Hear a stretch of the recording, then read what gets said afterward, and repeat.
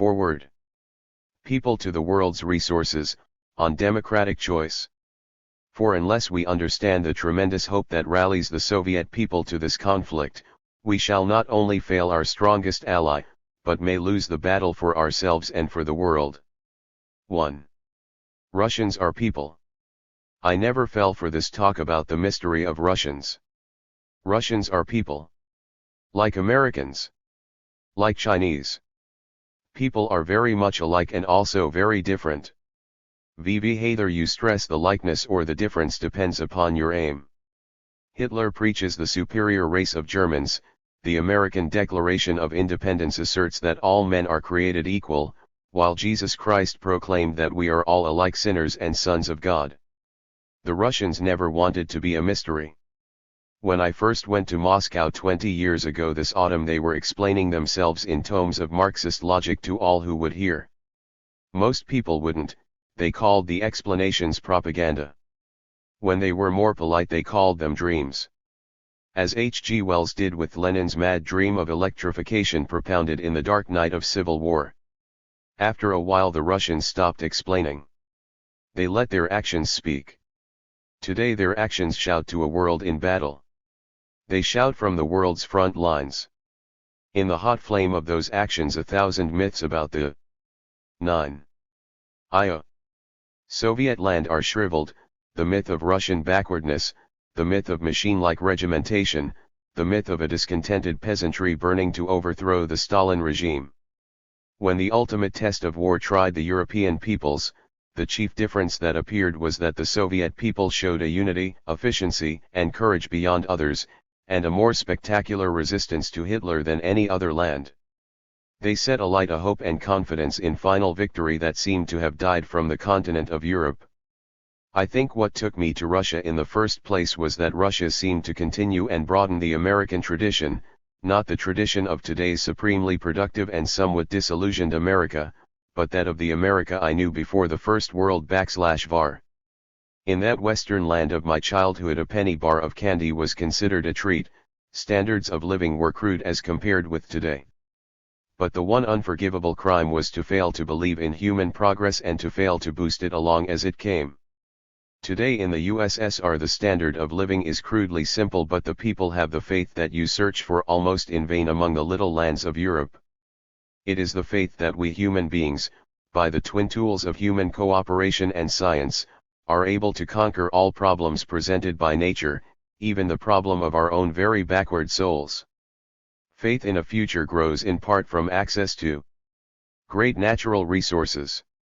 Thus it came to us Americans in the days when my forebears settled the Connecticut Valley and drove on westward, seeking always the untamed land and the far horizons.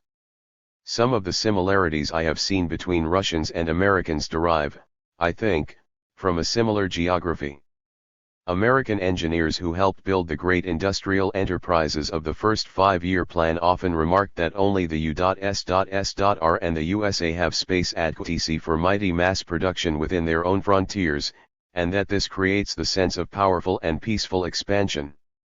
When I come to Leningrad district and the woods of Soviet Karelia, it is always like a return to my homeland of Puget Sound. The same endless forests, pierced by a thin line of lonely railway, the same lavish use of timber in long rail fences across a rain-soaked wilderness. The people taming this wilderness wear shabby but durable clothes of the logger and miner and know how to make camp under any conditions like the men I knew in my youth. In the Crimea, I am reminded of the blue skies and sunny hills of California, close to blue water. The Crimean tea-atters build against their climate homes of brightly painted clay, not very different from the adobe huts our Mexican farm laborers build. Kazakhstan recalls the great arid plains of Arizona, where, here and there, the touch of irrigation brings bountiful crops. Finally, the 12 Great Siberian Plains, which lead to perpetual snow on the mountains at Lake Baikal, always recall the North Dakota plains and Montana uplands through which I have traveled so often to the snow/V peaks of our northwest. Russians and Americans farm, the little nations of Europe garden, said Harold Ware, who brought the first American tractor unit to Russia in the Great Volga Famine of 1921-22. This gives to Russians and Americans a similar expansive mentality. He added that the North Dakota boys who came with him to teach the Russians to run tractors noticed that Russian peasants had a brand of humor similar to their own, a kind of rough, but non-malicious practical joking. He said further, Russian farm boys have never seen tractors, but as soon as they see what a tractor will do, they have the same itch to get their hands on one and the same joyous recklessness in driving them that American boys have with the family car. I like to think that today some of the Russian humor produced by the war resembles our American brand.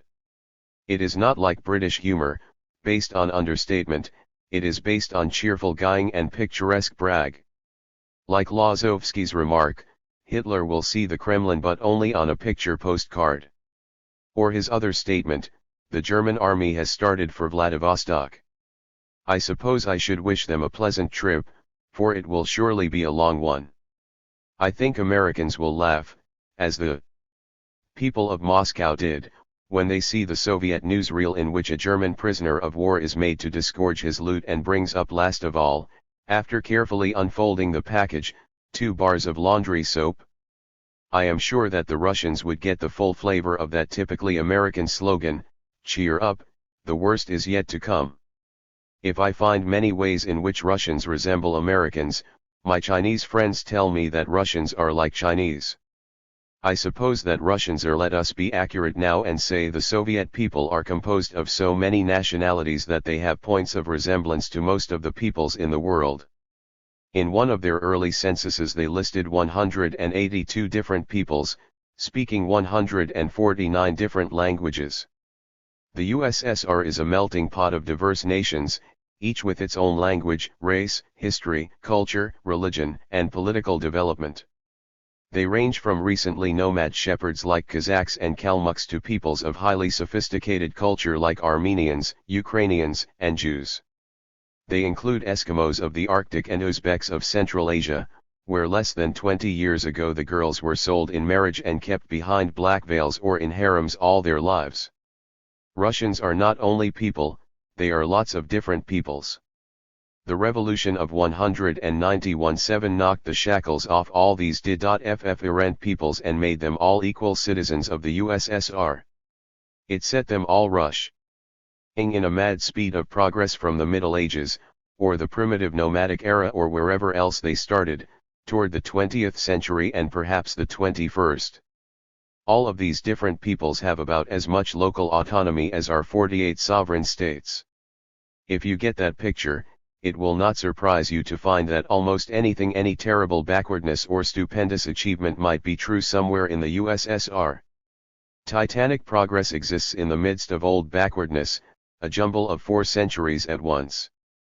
I met farm women from northern Siberia who had never seen a railway train until they went to Moscow as deputies to the Soviet Congress senators from their districts, no less.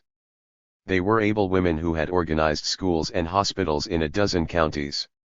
They could tell you sharply how badly the men used to run things in the old days when it was manly to get drunk and beat your wife. I have sat in a managerial conference on a big state farm of a couple of 100,000 acres in the Ukraine. It had a 3-shift division of labor and more tractors and harvesters than any farm in America has. But their problem that evening was the difficulty of fixing the change in the night shift in the complete absence of clocks. Americans in Moscow hotels often grumble over atrocious plumbing. Yet Moscow has also the most scientific garbage disposal in the world. All the waste of this great city of more than 4,000,000 people is first used in biothermal processes which heat large greenhouse farms from underground.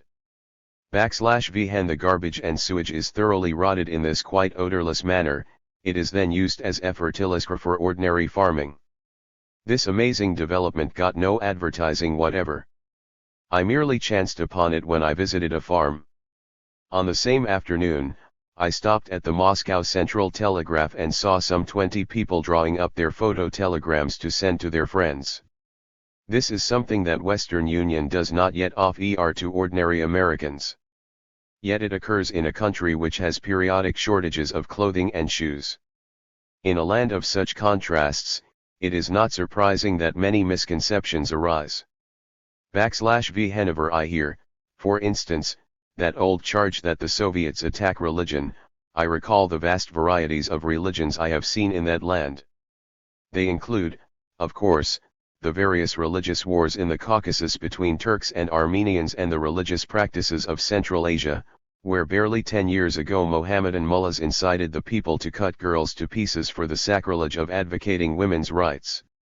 I shall leave it to my friend, the Dean of Canterbury, as a specialist in religion, to convince you if he can that the Soviet system is more Christian than our capitalist world.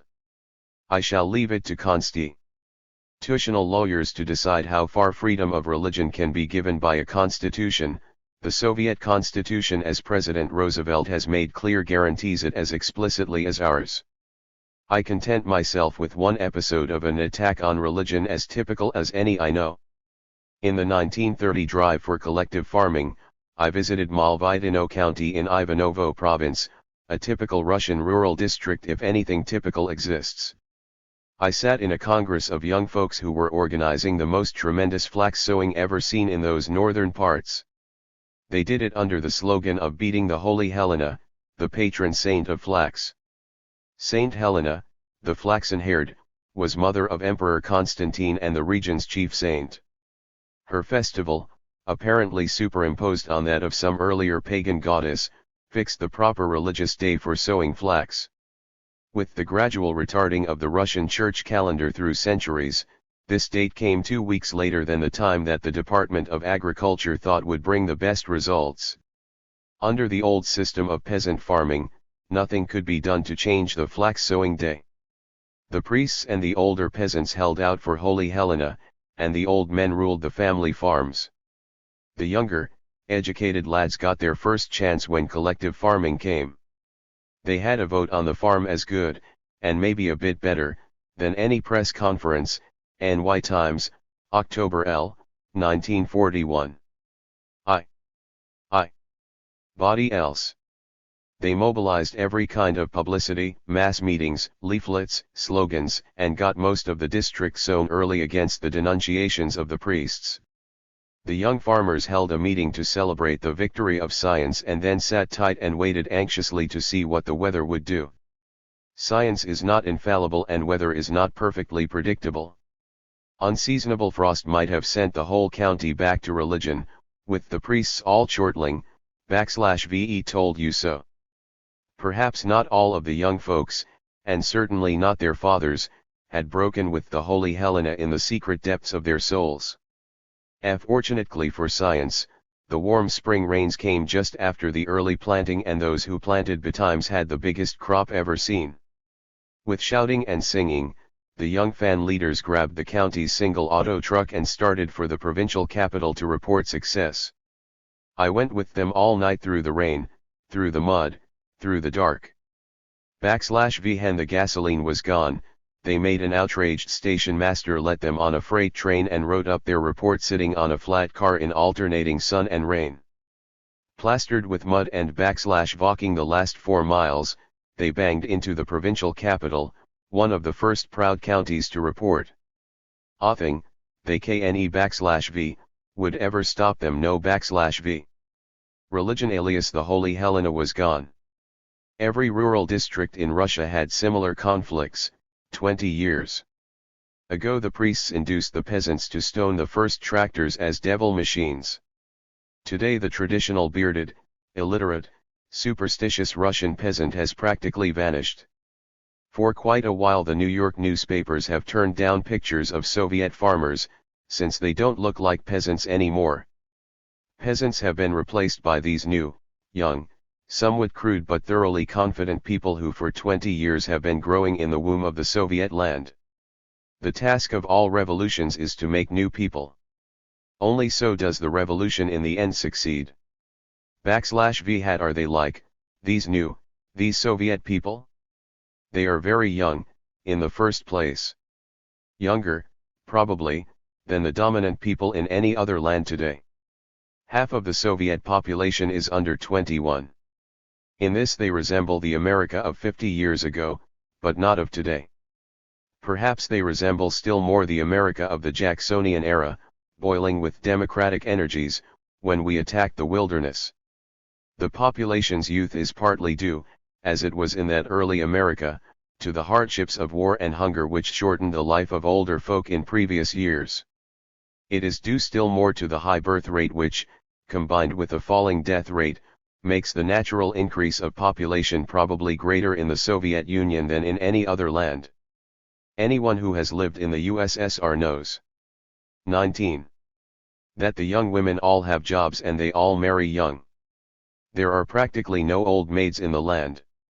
Family life is simple and wholesome, and babies are taken as a pleasure and a matter of course. The babies themselves are far less nervous and high-strung than ours are. We had 3 at one time staying in my Moscow flat: my visiting stepdaughters, my secretaries, and my housemaids. All of them together seemed to cause less commotion than one would in a New York apartment. The custom of the country takes babies easily, as pioneer and vital people do. This young population is very active physically, mentally, and in government tasks. They are self-reliant. It is a quality that starts young. Soviet schools encourage pupils to express their special tastes in both school and vacation activities. They are encouraged to develop special talents. Their universities have nearly twice as many hours of classroom work as our American colleges would stand. A youth I know was attending classes and laboratory work 7 hours a day 6 days a week. The people travel far more than Europeans and possibly more than Americans. They namely travel in far more uncomfortable ways. Their railways handle twice the passenger miles that American railways do, yet with only half as many locomotives. That makes them 4 times as crowded. Soviet people of all ages will take 10-day trips to new jobs or to vacation resorts without a thought. 20. Sleeping on hard boards all the way. They are hardy. It is a quality that has survival value in war. I once met 20 young Arctic explorers about 15 years of age. They were going to the polar regions for a summer outing on a Murmansk train. Their energetic study of maps, northern peoples, and Arctic cruises, carried on in different schools, had won from their teachers a recommendation to this organized cruise. A real Arctic explorer led their expedition, and they expected to meet other Arctic explorers in the north who would take the kids seriously and tell them what polar exploring was all about. The highest authorities in the country are often called upon to explain things to children. 10 of the best pupils in botany, aged 14 to 15, made a similar expedition that summer to the Altai Mountains at government expense. They hiked well over 1,000 miles and discovered 27 new varieties of black currants, which they sent with great pride to the aged Michurin, the famous plant creator, the Burbank of Russia. Soviet children begin to learn in the kindergarten to cooperate with others. Many of their building blocks are the size that can only be put in place by 2 children working at once. Later games are organized around some collective form of activity. Thus the children of railway workers in Tiflis built a regular children's railroad, half a mile long. It was a serious enterprise, run by children on their holidays. IR carried passengers, collected fares and spent RHM to expand the road in the regular style of the Soviet 5-year plan. There are many such children's railroads in the USSR. /V are the ideals of these young people? If it is not sufficiently clear from their education, an article in IRLDA, chief organ of the Communist Party of the USSR, makes it very plain.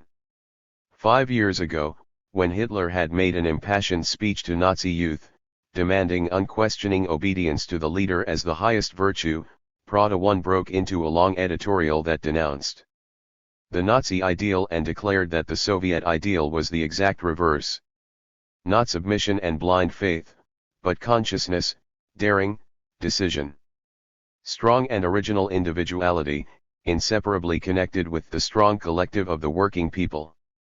This was set up as the Soviet ideal.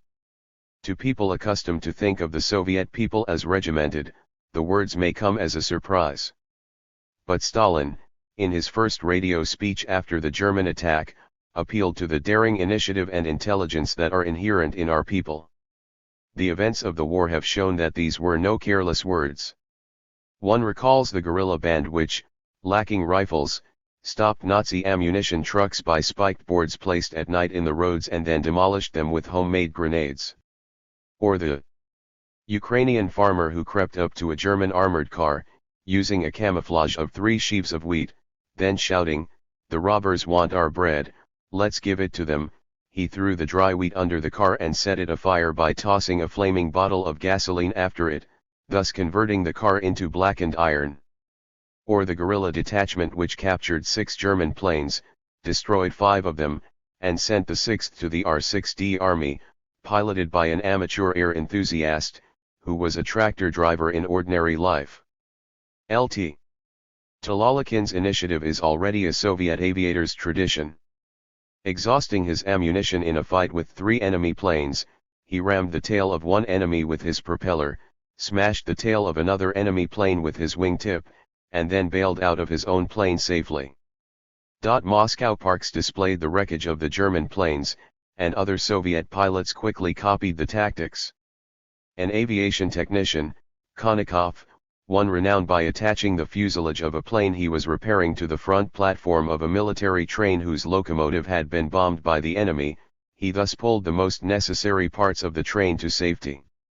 Railway repairman Sagashev poured water on his clothes and walked on a board into the furnace of a locomotive, raked the burning coals aside, and replaced in 40 minutes some fire bars whose displacement would normally have halted the military train 5 hours. 23. These are a few of the pictures that flicker rapidly across the screen in the motion picture of the Soviet people's endless initiative. "The most valuable capital of our land is people," is a famous Stalin slogan. I remembered those words when I heard that the Red Army had blown up the great Dnieper Dam and surrounding industries won a quarter of $1 billion all told. I know how the Soviet people loved that lamb.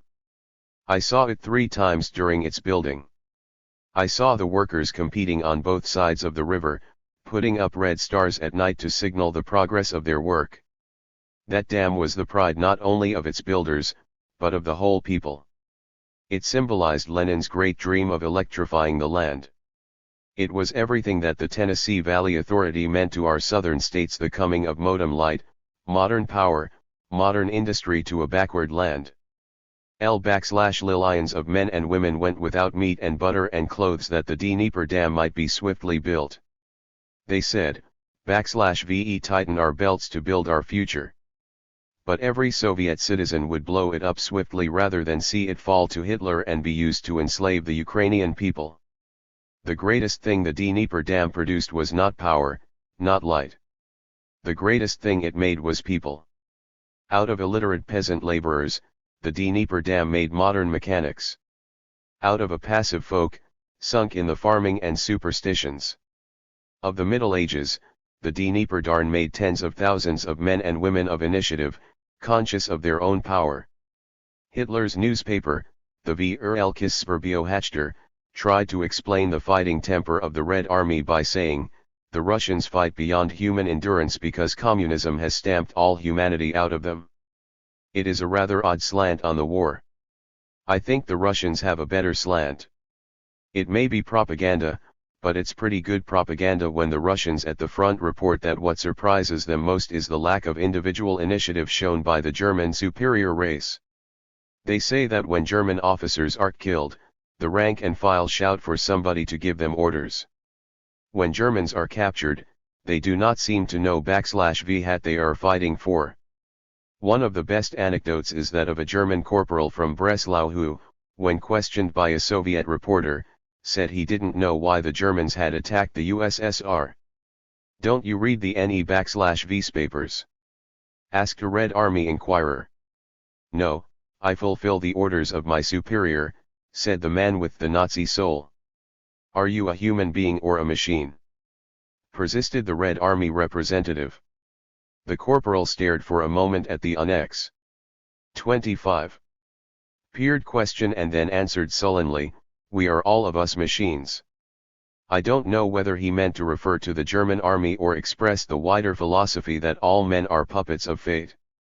But I know those words would shock all Soviet people as the ultimate sacrilege, as the symbol of the slavery against which they war. Russians know they are not machines. Russians know they are people. People who can make and break machines. 2. Something to fight for. The first thing that surprised and impressed Americans as the Soviets entered the war was what Ben Hecht of PM called the legend-making courage of the Red Army and even of the civilian population. He added, in their great battles, one felt not only the resistance of a strong-souled people to a conqueror, but their love for the thing they are defending. Other correspondents made similar comments. It had been fairly widely believed in America that Soviet peasants would not die for Stalin but would seize the chance to overthrow a hated regime. At the very least, they would remain passive under the change of masters in the traditional peasant way. The world was therefore amazed when all over the invaded districts Soviet farmers destroyed their own homes to prevent the Germans from using them, and then formed guerrilla bands. They seemed almost like suicide squads to harry the invader. Almost every news commentator immediately made the comparison with France. The French army was held as the best in the world, said the Washington merry-go-round. Yet it collapsed. 26. 27. In 11 short days. More important than Hitler's panzer divisions, more important than Stuka dive bombers, was the fact that the French troops did not want to fight. Men in the trenches had no idea why they were fighting. If they knew anything, it was that they were fighting for the Missy de Forges or the 200 Efamilics that ruled the Bank of Efrani. So France fell. 1 year later an entirely different story comes from Russia. Obviously, Russian troops are defending something which they cherish. They have had what the French lacked: morale. An ingenious explanation of why Soviet farmers willingly put the torch of destruction to their homes was proposed by a New York radio commentator. He said it was due to communism, that the peasants did not so much mind destroying things that belonged to the government. He contrasted certain French villages whose mayors actually asked the French soldiers defending them to surrender to the Germans, lest battle come into the streets of the village and destroy their homes. Their little houses meant so much to the French peasants' sense of private property, and they felt that one small village would not matter so much to France. This explanation is a rather startling commentary on what the sense of private property does to the chances of a nation's survival in modern war. But at Van der Kook, August 23, 1941, on NBC 28. Hardly explains how the Soviet farmer, after destroying his house, should battle so bravely for the empty government-owned fields. The commentator, moreover, knows very little about the Soviet Union's property laws. The house the peasant destroys is really his own. He built it, he paid for it, and his ownership and right to leave it to his family are guaranteed by the Soviet Constitution, which protects as personal property all goods of consumption, including small houses, and all personally used tools. The peasant destroys his house, which he built with much labor, in order to protect a property that is much more valuable to him: his share in the publicly owned wealth. The first mighty stimulus to the Soviet people's courageous fighting is the public ownership of all the vast resources of 1/6 of the world. The Soviet people are defending their property, and it is by far the most valuable chunk of property under one ownership anywhere in the world. The rural resources, the mines, power plants, factories of the whole USSR are the joint property around which the joint owners rally as one united fist. Joint ownership of the nation's resources is no romantic slogan. In very concrete ways each Soviet citizen knows that he shares the national wealth. That peasant putting his torch to his cottage knows that his home is covered by state fire insurance and that, if he burns it down in obedience to a national policy, the rebuilding of his home will be a first charge on the whole national resources at the end of the war. Those collective farmers who destroy their precious machinery for which perhaps they paid by going half-fed and half-clad for years know very well that as soon as they win the war the Soviet farm implement plants will all work overtime to send the very newest machinery to their farms. This is a very simple and practical reason why hard-headed peasants will first destroy their own villages and then fight like demons to drive the German armies out of all the Soviet fields. Division of property leads to division of interest. Since the dawn of history this division has injured morale in every war. Never, probably, has there been a fully united nation. The American War of Independence and the Civil War were notorious for disloyal ties of Tories and Copperheads caused by divergent property rights. The present world/var shows far more spectacular examples, the most striking of which is the betrayal of Ephrani by her men of property and their supporters. But even in Britain, the fact that the government leased the privately owned railways at a sum which gave the stockholders greater dividends than in time of peace, that land for air raid shelters had to be secured from private owners, that tenants on long-term leases continued to pay rent on houses that had been destroyed by bombs, all these things are sources of frictions and difficult adjustments that are bad for national morale. Even though such questions are eventually regulated in a sound country under the war pressure, the sacrifices of different classes remain unequal.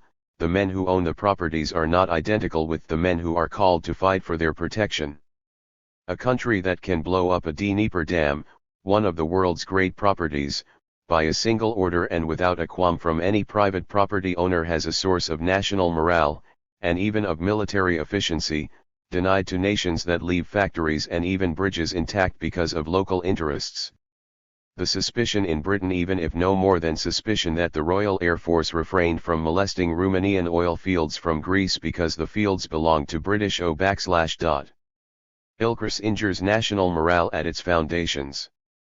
Aside from morale, public ownership of the basic large properties unquestionably makes possible a more efficient handling of the country's resources in an all-out war. When war began in London, the air raid wardens had first to be appointed and then get acquainted with their districts and begin to iron out the countless problems of mutual adjustment. In Moscow, all the large buildings in the center of the city, though not all small houses in the suburbs, belong to the municipality. Every big apartment house has long had its house committee, elected by the inhabitants and directly responsible to the city. These committees years ago listed the capacities and interests of every inhabitant in order to furnish them with playground facilities, classes for housemaids, and possibly a common laundry or reading room. When war begins, the whole organization for civil defense is already there in the house committees, which almost automatically appoint night watchers, young men to guard the roofs from incendiary bombs, and gangs of able-bodied inhabitants to dig shelters in the courtyard or to fortify the basement according to whatever plan the city engineers approve. It took many years for the sense of joint ownership of the public properties to come to the full development that exists today. The earlier attitude towards public property was sometimes, as it too often is in America and Britain, that what belongs to the public may be wasted, since it doesn't belong to me. Efforts both of Soviet educators and of Soviet criminal counts during that early period were devoted to creating a sense of responsibility toward the public wealth. Some of the penalties imposed rather startled the world. A man who committed a private murder might get only a few years' jail sentence, while a high official who grafted seriously on the public wealth or wrecked public properties might be sentenced to death. In the Soviet view, the latter offense was really more serious to the interests of society. As a new generation grew up under Soviet conditions, the sense of joint ownership of vast resources began to infect them with a tremendous sense of power. It was often extravagantly expressed. We, young owners of our country, called upon to conquer space and time, said Anna Mlink, valedictorian some years ago of her class in a Moscow school. I can fly to the moon, go to the Arctic, make a new discovery, exulted the writer Avdyenko, for my creative energy is not trod on by anyone. Some latitude of romantic expression must be allowed to writers and valedictorians, but their comments hardly took this form in other lands of Europe during those years. This enthusiasm indicates the second great source of the Soviet fighting morale. It is that they are fighting for their freedom. Not a formal, negative freedom, based upon absence of interference, but a dynamic and collectively reinforced freedom, based upon equal access to all the great resources of their land. It is almost pathetic today to note how often the Soviet press repeats the words "all freedom-loving peoples." They are trying, across the barriers of long misrepresentation, of which they are very conscious, to assure the people of the Western democracies that the Soviet people are freedom-loving too. The most dangerous propaganda lie of our decade has been the constant and deliberate coupling of the USSR with the Nazis under the word communazi, or even the word totalitarian, a phrase which most Soviet people have never heard. It has been repeated so often that possibly most Americans think that the Soviet people, or at least their theoreticians, consciously denounce democracy as the Nazis do. On the contrary, they have always consciously claimed it. Lenin's phrase was, "Soviet power is a million times more democratic than the most democratic bourgeois republic." Their criticism of America and Britain has never been the Nazi sneer at effete democracy. The Soviet people have criticized us for not being democratic enough, since we cannot control through our government, as they do, the productive mechanism which dominates our lives. This Soviet claim to democracy, whatever our view of its validity, is important to us today for at least two reasons. If the Soviet people think that they are democratic, they will continue to fight against Hitlerism. Moreover, in winning the war, it is highly important to know whether the Soviet system has kept alive the individual initiative of its citizens, combined with a capacity for joint nationwide action, which is the ultimate fighting test of democracy. To misunderstand the Soviet people on this point may have been merely ignorance in peacetime. It amounts almost to treason in the present war. No one doubts that the Soviet people suffered and gave their lives for many years for what they called freedom from the Tsar, from capitalists, from foreign overlords. The constitution they adopted in 1936 has been described not only by themselves, but by eminent foreign democrats as the most democratic in the world. The veteran author, Romain Rolland, hailed it from Lake Geneva. This is giving life to the great slogans which till now /veer but dreams of mankind: liberty, equality, fraternity. The British writer, Sir Norman Angell, said that it might be the fate of Russia actually to save political democracy for mankind. There were many other such comments. However much Soviet elections may violate our Anglo-Saxon ideas, no one denies that Soviet citizens come out to them with a good deal of fuss and flurry and with the idea that they are really getting something done. Nor can anyone who talks to the people during the election seriously believe that they come to vote because they are afraid to stay 35 away. They pester their deputies with fully as many letters and demands for attention as Americans or Britons do. In fact, they use the elections to give rather more specific instructions to government than we do. Through the nakaz or instruction, which is part of the election technique, anybody who likes may demand more schools, more hospitals, more streetcar lines, or any public policy he desires. When, for instance, the Soviet people showed in the election a widespread demand for more sound films than the existing Soviet industry could produce in 15 years, the State Planning Commission at once took cognizance of this fact and enlarged the film-producing industry. One tale from a village election that I attended will show the relationship between the people and the ruling party far better than any theoretical discussion. A small group of peasants, entitled to one deputy in the village government, rejected the candidate proposed by the local party organization and nominated a different one in open meeting. They explained that the party candidate was a decent enough fellow but seemed too busy with his party work to attend to all the villagers' requests. They thought that the energetic girl whom they nominated, who was not a communist, would give them more time. The new candidate was unanimously elected, all the communists present, including the rejected candidate, immediately voting for her. I told the incident to Andrei Zdanov, Leningrad party chief and one of Stalin's closest friends. I added that it would be hard to explain to Americans an election in which the local party leaders congratulated the people on throwing out the party candidate. He hardly got my point, but said, /V had we build cannot be built by passive people. Soviet citizens prize the right to instruct their government about their desires, to criticize its performance, to recall its officials. On some occasions, they have exercised these rights to excess. The people of the Crimea, some years ago, recalled such a large percentage of their local officials in 1 year, I think it was about half of them, that it created a scandal in the Soviet press. Inhabitants of other republics said that the Crimeans were either very changeable or didn't know how to pick good people. In general, however, the Soviet citizen is far more interested in directly taking part in government than in criticizing the part that others take. It is assumed to be a citizen's privilege and duty to become a volunteer in government activities by serving on housing commissions, taxing commissions, investigating commissions, according to what interests him most. His test of freedom is dynamic. He demands not so much the right to talk and complain as the right to act. A person who complained about anything in the government without taking the appropriate steps to remedy it would be considered irresponsible. Can you become anything you like, a doctor, an engineer, an explorer? Can you gain access to the public resources and use your productive skill to its utmost, securing additional education to perfect your skill?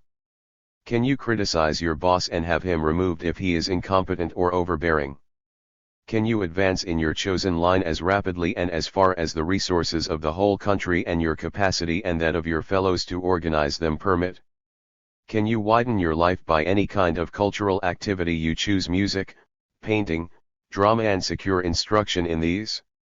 Can you take part in any branch of government that interests you and for which you show some capacity? Such are the Soviet citizens' tests of freedom. They are dynamic tests. They have produced the type of initiative that we are seeing in the present war. The brutal and gripping account of the women pitchfork guerrillas is a case in point. When the Germans came to a certain village, they found only women, children, and the aged farm president. They killed the president and the girl bookkeeper, believing that by destroying the leaders they could dominate the rest. Immediately, one of the older women, a member of the collective farm administration, called a secret meeting in the woods, where the women elected a widow named Mironova as the new farm chairman and decided on a certain attitude toward Genin demands. A few days later, a German officer began to molest a 15-year-old girl. Her mother defended her and struck the officer in the breast with a chunk of wood. The mother was arrested, tied to a post in the middle of a street for 2 days as an example, and finally hanged. That night the women met and decided on a course of action. They secretly removed the children to the woods and sent them on ahead under the care of the older women. The more able-bodied, 18 in number, remained in the village all the next day and screened the departure of the others. On the following night they fell with pitchforks and axes upon the headquarters of the Nazi subdivision located in their village, caught the sentries by surprise, killed them and also the officer who was inside, and then abandoned the village after setting it on fire. Hiding by day in the forest, and traveling at night, the women moved east, living on berries and raw mushrooms as they went. Once a German motorcyclist detained them and ordered them to follow him. They killed him as they passed through a ravine. Another time they captured a German truck that had halted to make repairs and killed the 3 soldiers in it. After 11 days' march, they reached the Red Army. This was an action not only of a brave people but of a people schooled in democracy, who know how to choose leaders and then to obey them, to combine initiative with discipline under life and cat conditions. The fact that when leaders are killed the people know how to produce new leaders without delay is the practical answer to the question of Soviet democracy, an answer hammered out on the blazing forge of war. The third great source of Soviet morale lies in the fact that they are fighting for human dignity, for the equality of all races, against the Nazi concept of the superior race. Soviet citizens are tremendously proud of the fact that all their 182 nationalities of different color and culture are equal citizens and equal owners of the public wealth. Stalin himself, in conscious defiance of the Nazi doctrine, gave what is perhaps the most sweeping definition of political equality ever given: neither language, nor color of skin, nor cultural backwardness, nor the stage of political development can justify national and race inequality. The country that fell to the Soviet power to organize more than 20 years ago was seething with national hates, incited and nourished by the oppression of centuries. Like all imperialisms, Tsarist imperialism not only oppressed directly but also set one nation against another. Turks massacred Armenians, Armenians massacred Turks, Ukrainian peasants, stirred up by Russian gendarmes, murdered Jews. The Soviet government faced in all its intensity that national problem which made Austria and the Balkans for generations the tinder box of Europe and has added bitterness to the great conflicts of the modern world. The Soviet leaders not only established equality through the constitution, they created modem industries in the most backward parts of the country in order to give all the various nations an equal chance to develop. Larger proportionate sums for education and health were sent to the most backward regions in order to equalize them with the rest. Every national group was encouraged to develop its historic culture.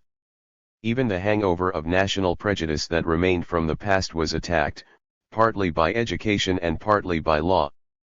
The Soviet Union is the only country in the world in which it is a crime for any person to give or receive any direct or indirect privileges, on account of race or nationality, and where any preaching race or national exceptionalism or hatred or contempt is punishable by law. This was a fighting point enshrined in the Soviet Constitution, which was adopted after the rise of Hitler Germany across the border. Acts of race prejudice are severely dealt with in the Soviet Union. Ordinary drunken brawls between Russians may be lightly handled as misdemeanors, but let a brawl occur between a Russian and a Jew in which national names are used in a way insulting to national dignity, and this becomes a serious political offense. Usually, the remnants of national antagonisms require no such drastic methods, they yield to education. But the American workers who helped build the Stalingrad tractor plant will long remember the clash that Lewis and Brown had with the Soviet courts after their fight with the Negro Robinson, in the course of which they called him "damn low-down nigger." The two white men were deported to America, disgraced in Soviet eyes by a serious political offense. The Negro remained and is now a member of the Moscow city government. The devotion of long-suppressed peoples and their willingness to die for their new equality is the prize that the Soviet national policy won for the present war. The Jews in the Soviet Union especially know that they have something to fight for as they see beyond the border Hitler's destruction of the Jews and the anti-Semitism that spreads from country to country. When I last visited Minsk, which under the Tsar was a ghetto city, and under the Soviets was the capital of the Byelorussian Republic, with more than one-third of the population Jews, I asked the young tourist guide, "Don't you yourself, as a Jewish woman, ever encounter a shy feeling in your daily contacts?" "I haven't for years," she answered. I wonder what she encountered when the Nazis entered Minsk. Every Soviet citizen knows that he is also fighting not only for Soviet property, freedom, and race equality, but for the future of mankind throughout the world. Soviet school children are taught from the early grades that something which they call fascism is the ultimate enslavement of human life. Whatever the defects of their own country, the abuses of their government, the cruelties of their land, they believe that they can change these with time, education, and popular pressure. They know they cannot change Hitler except by war. One of the most eloquent statements of the cause for which the Soviet people fight comes from the Soviet Jewish writer, Ilya Ehrenberg. "Our Red Army men know what they are defending. They are defending the youngest country in the world, the land of youth. We are the first in the world to construct a society based not on greed, but on the cult of labor, on creative activity, on human solidarity. We defend the land of real culture against barbarism." Dr. Goebbels once said, "The printed word nauseates me." Our reply was to publish Goethe's works in 700,000 copies in 8 languages. I saw Genin fascists humiliating Frenchmen in Paris. In Warsaw they destroyed the monument of the great Polish poet J1-Ika. In our country his poems are published in hundreds of thousands of copies. In our country Kyrgyz actors come to Moscow. It would never occur even to a hooligan in our country to offend anyone because of his nationality. Our youth is fighting for our land, for our liberty. They are fighting also for the liberty of the world. They are fighting for human dignity. They are fighting for the rights of Paris, desecrated by the executioners, for the University of Prague, for proud Norway, for the huts of the Serbs, for the Acropolis. By a bit of irony, the first Red Army men to be praised by their German enemies for fanatical courage in the very first days of the war were Kalmucks, those yellow-skinned former nomads of Astrakhan. The Russians missed the irony, to them all races are equal. but the Nazi superior race praising Kalmucks. What a piercing jest. Do you know Kalmucks? They were not a warrior race of Asia, they were sheep herders pushed about by everybody for 1,000 years. The Mongols, Tatars, and conquering cohorts of Mohammed pushed them westward, the Russians pushed them east. So the Kalmucks crawled at 1st to lands that nobody wanted, arid lands near the Volga Delta, a sort of no man's land between Europe and Asia. There they stayed, despised, and spat upon. It took 10 years for even the October Revolution to make much of a dent in their primitive tribal ways. I first met Kalmucks in the days of collectivization, the winter of 1930. The old man of the tribe, the patriarch who told all the girls when and whom to marry and all the young men where and at what to work, was saying, "The big government advocates collectives. It's a good idea. I herewith stand one and order you all to join and work under my direction so that I can get tractors from Moscow." The younger Kalmucks yelled. 44. Nothing doing. \v going to run the collective ourselves and squeeze the old dictator out. These hot-headed boys were listing everybody's cows and chickens and dishes and declaring them all common property. It was a frightful mess. Across it all there came that message of Stalin. Collective farms are voluntary. Nobody may be forced to join. In any case, only the large-scale farm production should be collectivized, and not the family cow and chickens. Kalmucks rode for days to the nearest town and paid 100 times the normal price for a newspaper bearing those words. It was their charter of freedom. The first time in centuries any government leader told a Kalmuk he didn't have to take the government's advice. They had rights, free choice, initiative. They were invited, but not compelled, to cooperate with Moscow and get tractors. They, Kalmucks. I have seen them since. Untrained herdsmen becoming managers of farms, heads of government. And I know that the qualities they have developed in the last 20 years of growth and struggle will eventually beat the Nazis in the long war of endurance that lies ahead. For the Soviet people who were Kalmucks, Uzbeks, Ukrainians, Russians, but who now are Soviet people are no longer backward people, as they humbly admitted for many years. They are more experienced human beings than the attacking members of the superior race. Those Kalmuk lads who die fanatically fighting have seen more, both of life and of victory, than the Nazi legions who trampled Europe under their iron heel. For they have known not one life, but a dozen, not 1 century, but 5. In a brief 20 years, they have been tribal herdsmen, settled farmers, skilled mechanics, and now machine gunners for the THIRD-WORLD's future at Armageddon. Certainly they would die rather than let the whole world tum bachvard when they have already conquered 5 centuries. 3. Stalin. Years ago, when I first lunched with President Roosevelt just after he had seen H.G.\VLs, I found that of all the subjects in the Soviet Union the one that interested him the most was the personality of Stalin and especially the technique of Stalin's rule. It is a natural interest, I think it interests most Americans. The unbroken rise of Stalin's prestige for 20 years both within the Soviet Union and beyond its borders is really worth attention by students of politics. Yet most of the American press brags of its ignorance of Stalin by frequently alluding to the enigmatic ruler in the Kremlin cartoons, and innuendo have been used to create the legend of a crafty, bloodthirsty dictator who even strives to involve the world in war and chaos so that something called Bolshevism may gain. This preposterous legend will shortly die. It was based on the fact that most American editors couldn't really afford to understand the Soviet Union, and that Stalin himself was usually inaccessible to foreign journalists. Men who had hit the high spots around the world and chatted cozily with \Winston Churchill, Adolf Hitler, Benito Mussolini, Frank Lin D. Roosevelt and even Chiang Kai-shek were irritated when Joseph Stalin wouldn't give them time. The fact of the matter was that Stalin was busy with a job to which foreign contacts and publicity did not contribute. His job, like that of a Democratic national chairman, was organizing the ruling party and through it the country. Since the German-Soviet War began, Stalin has become chief of the army and government. He will see more foreigners now. He made a good beginning with Harry Hopkins and W. Averell Harriman. They seem to have been impressed. I know how they were impressed, for I also met Stalin. In the light of the impressions that leading Americans and Britons are now going to have of him, the legend of the inscrutable dictator will die. We may even come to hear Stalin spoken of, as a Soviet writer once described him, as the world's great democrat.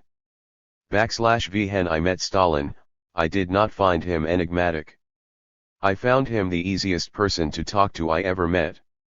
He is far and away the best committee chairman of my experience. He can bring everybody's views out and combine them in the minimum of time.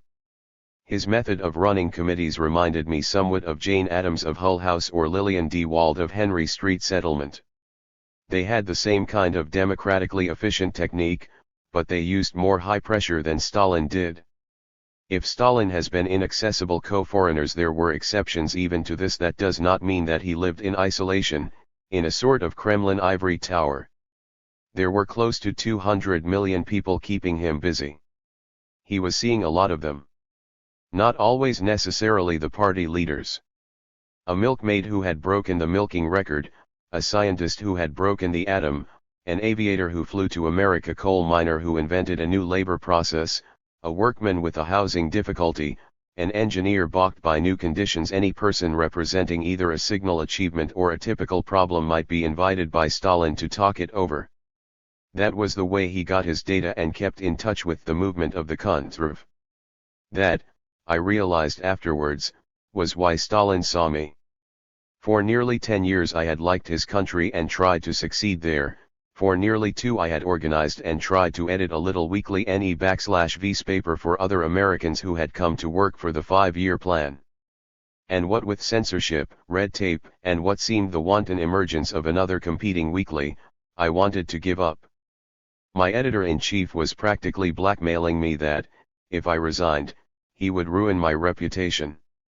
Exhausted and angry, I was feeling trapped. A Russian friend suggested that I complain to Stalin. I did. 3 days later his office called me up and suggested that I come down and talk it over with some responsible comrades. It was done so casually that I almost refused, for the editor-in-chief had finally agreed to my resignation and I was through with it all. But I felt that after sending that letter it was only polite to go. I expected to see some fairly high official at the party headquarters, and was rather stunned when the auto drove straight to the Kremlin, and especially when I entered a large conference room and saw not only Stalin rising to greet me, but Kaganovich and Voroshilov too. It seemed overwhelmingly disproportionate. Later I realized that it was not my little problem that chiefly concerned them. I was one of several thousand Americans who had begun to worry them. /VE had come to the Soviet Union to work in its industries. We were reasonably honest and efficient, but we couldn't make good. Stalin wanted to know what was the matter with us in our adjustment to Soviet industry. By investigating my troubles he would learn what made us Americans click, or more often not click, in the Soviet land. But if he learned about Americans from me, I learned from him something equally important: how the Soviet Union is put together and how Stalin works. My first impression of him was vaguely disappointing. A stocky figure in a simple suit of khaki color, direct, unassuming, whose first concern was to know whether I understood Russian sufficiently to take part in discussion. Not very imposing for so great a man, I thought. Then we sat down. Rather casually, and Stalin was not even at the head of the table, Voroshilov was. Stalin took a place where he could see all our faces and started the talk by a pointed question to the man against whom I had complained. After that Stalin seemed to become a son of background, against which other people's comments went on. The brilliant wit of Kaganovich, the cheerful chuckle of Voroshilov, the characteristics of the lesser people called to consult, all suddenly stood out. I began to understand them all and like them. I even began to understand the editor against whom I had complained. Suddenly I myself was talking and getting my facts out faster and more clearly than I ever did in my life. People seemed to agree with me. Everything got to the point very fast and smoothly, with Stalin saying less than anyone. Afterward, in thinking it over, I realized how Stalin's genius for listening helped each of us express ourselves and understand the others. I recalled his trick of repeating a word of mine either with questioning intonation or a slight emphasis, which suddenly made me feel I had either not quite seen the point or perhaps had overstated it, and so drove me to make it plainer. I recalled how he had done this to others also. Then I understood that his listening has been a dynamic force. This listening habit dates back to the early days of his revolutionary career. I remember him very well from the early days of our party, said Yvette Aron, Bolshevik, to me. A quiet youth who sat at the edge of the committee, saying almost nothing, but listening very much. Toward the end he would make a few comments, sometimes merely as questions. Gradually we came to see that he always summed up best our joint thinking.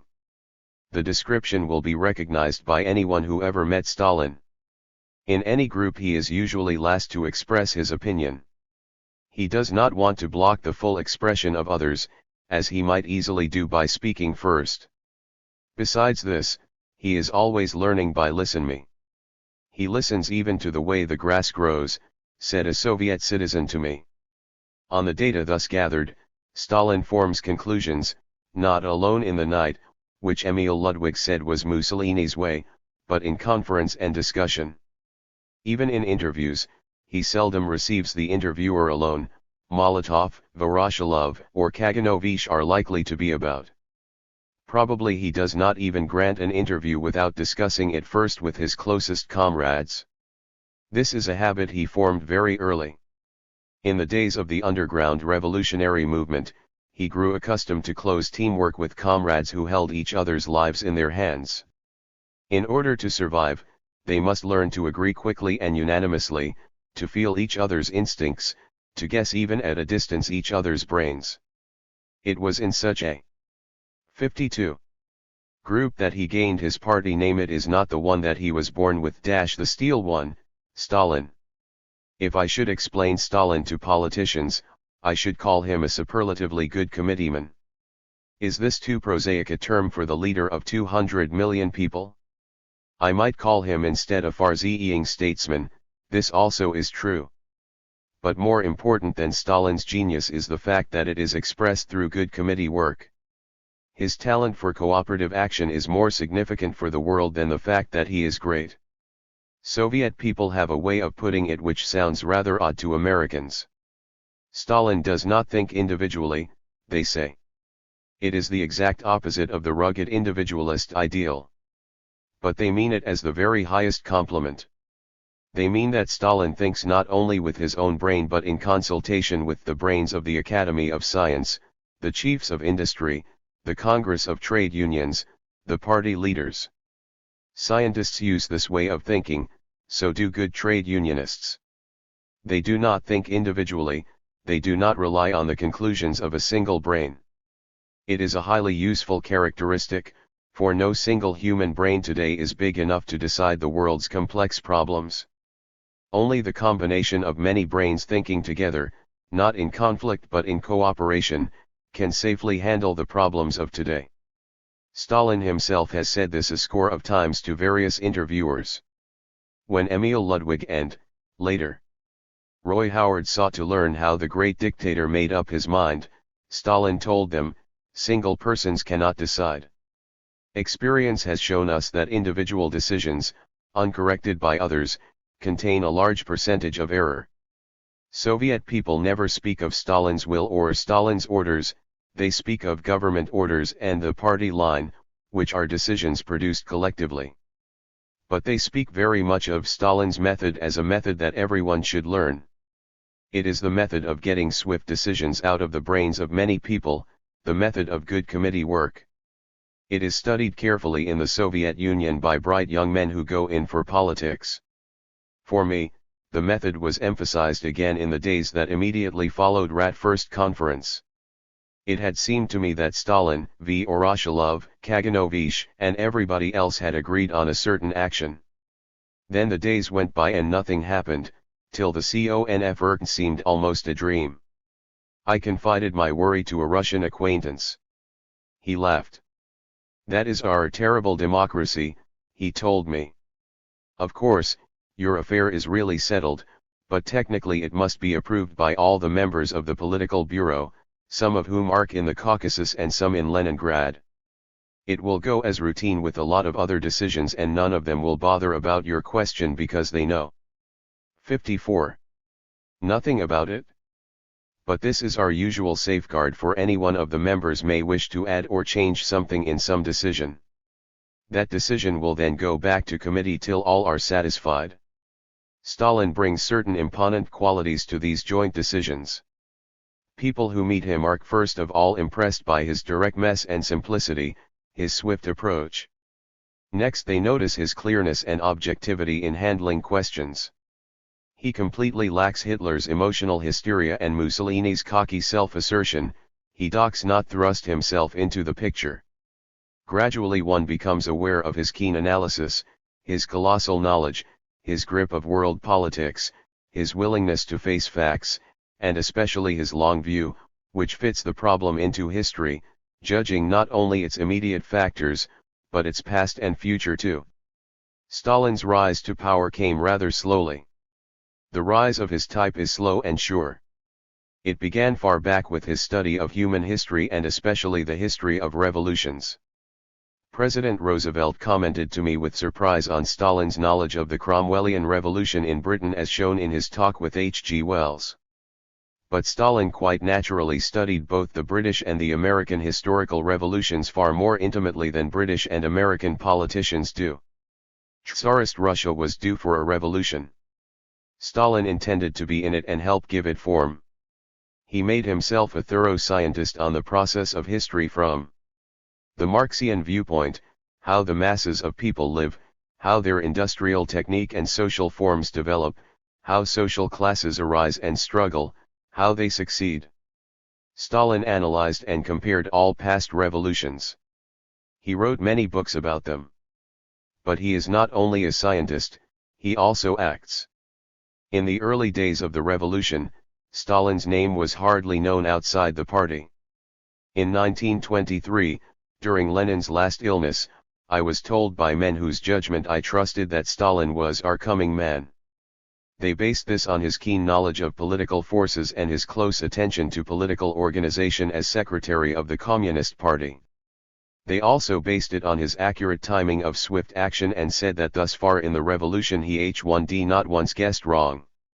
They said that he was the man to whom responsible party men turned for the clearest statement of what they all thought. In those days Trotsky sneered at Stalin as the most average man in the party. In a sense it was true. Stalin keeps close to the average man is the material of politics. But Stalin does it with a genius that is very far from average. The end of leadership, said Stalin once, is a serious matter. One must not lag behind the movement, because to do so is to become isolated from the masses. But one must not rush ahead, for this is to lose contact with the masses. He was telling his comrades how to become leaders, he was also expressing his own ideal, which he has very effectively practiced. 20 years ago in the Russian Civil War, Stalin's instinct for the feeling of the common people more than once helped the Soviet armies to victory. The best known of these moments was the dispute between Stalin and Trotsky about an advance through the North Caucasus. Trotsky wanted to take the shortest military route. Stalin pointed out that this shortcut lay across the unfriendly lands of the Cossacks and would in the end prove longer and bloodier. He chose a somewhat roundabout way through working-class cities and friendly farming regions, where the common people rose to help the Red armies instead of opposing them. The contrast was typical, it has been illustrated since then by 20 years of history. Stalin is completely at home in the handling of social forces, as is shown by his call today for a people's war in the rear of the German armies. He knows how to arouse the terrible force of an angry people, how to organize it and release it to gain the people's desires. The outside world began to hear of Stalin in the discussions that preceded the first 5-year plan. Russian Udbrakers outside the Communist Party began to think of Stalin as their leader during the first spectacular expansion of Soviet industry. He first became a leader among the peasants in March 1930, through his famous article, Dizziness from Success, in which he checked the abuses that were taking place in farm collectivization. I have described its effect on the rural districts in the preceding chapter. I remember V. Volker Durante waving that article at me and saying, "At last there is a leader in this land." Stalin's great moment when he first appeared as leader of the whole Soviet people was when, as chairman of the Constitutional Commission, he presented the new constitution of the socialist state. A commission of 31 of the country's ablest historians, economists, and political scientists had been instructed to create the world's most democratic constitution with the most accurate machinery yet devised for obtaining the will of the people. They spent a year and a half in detailed study of every past constitution in the world, not only of governments but of trade unions and voluntary societies. The draft that they prepared was then discussed by the Soviet people for several months in more than 500,000 meetings attended by 365,000,000 people. The number of suggested amendments that reached the Constitutional Commission from the popular discussions was 154,000. Stalin himself is known to have read tens of thousands of the people's letters. 2,000 people sat in the Great White Hall of the Kremlin Palace when Stalin made his report. 58. To the Congress of Soviets.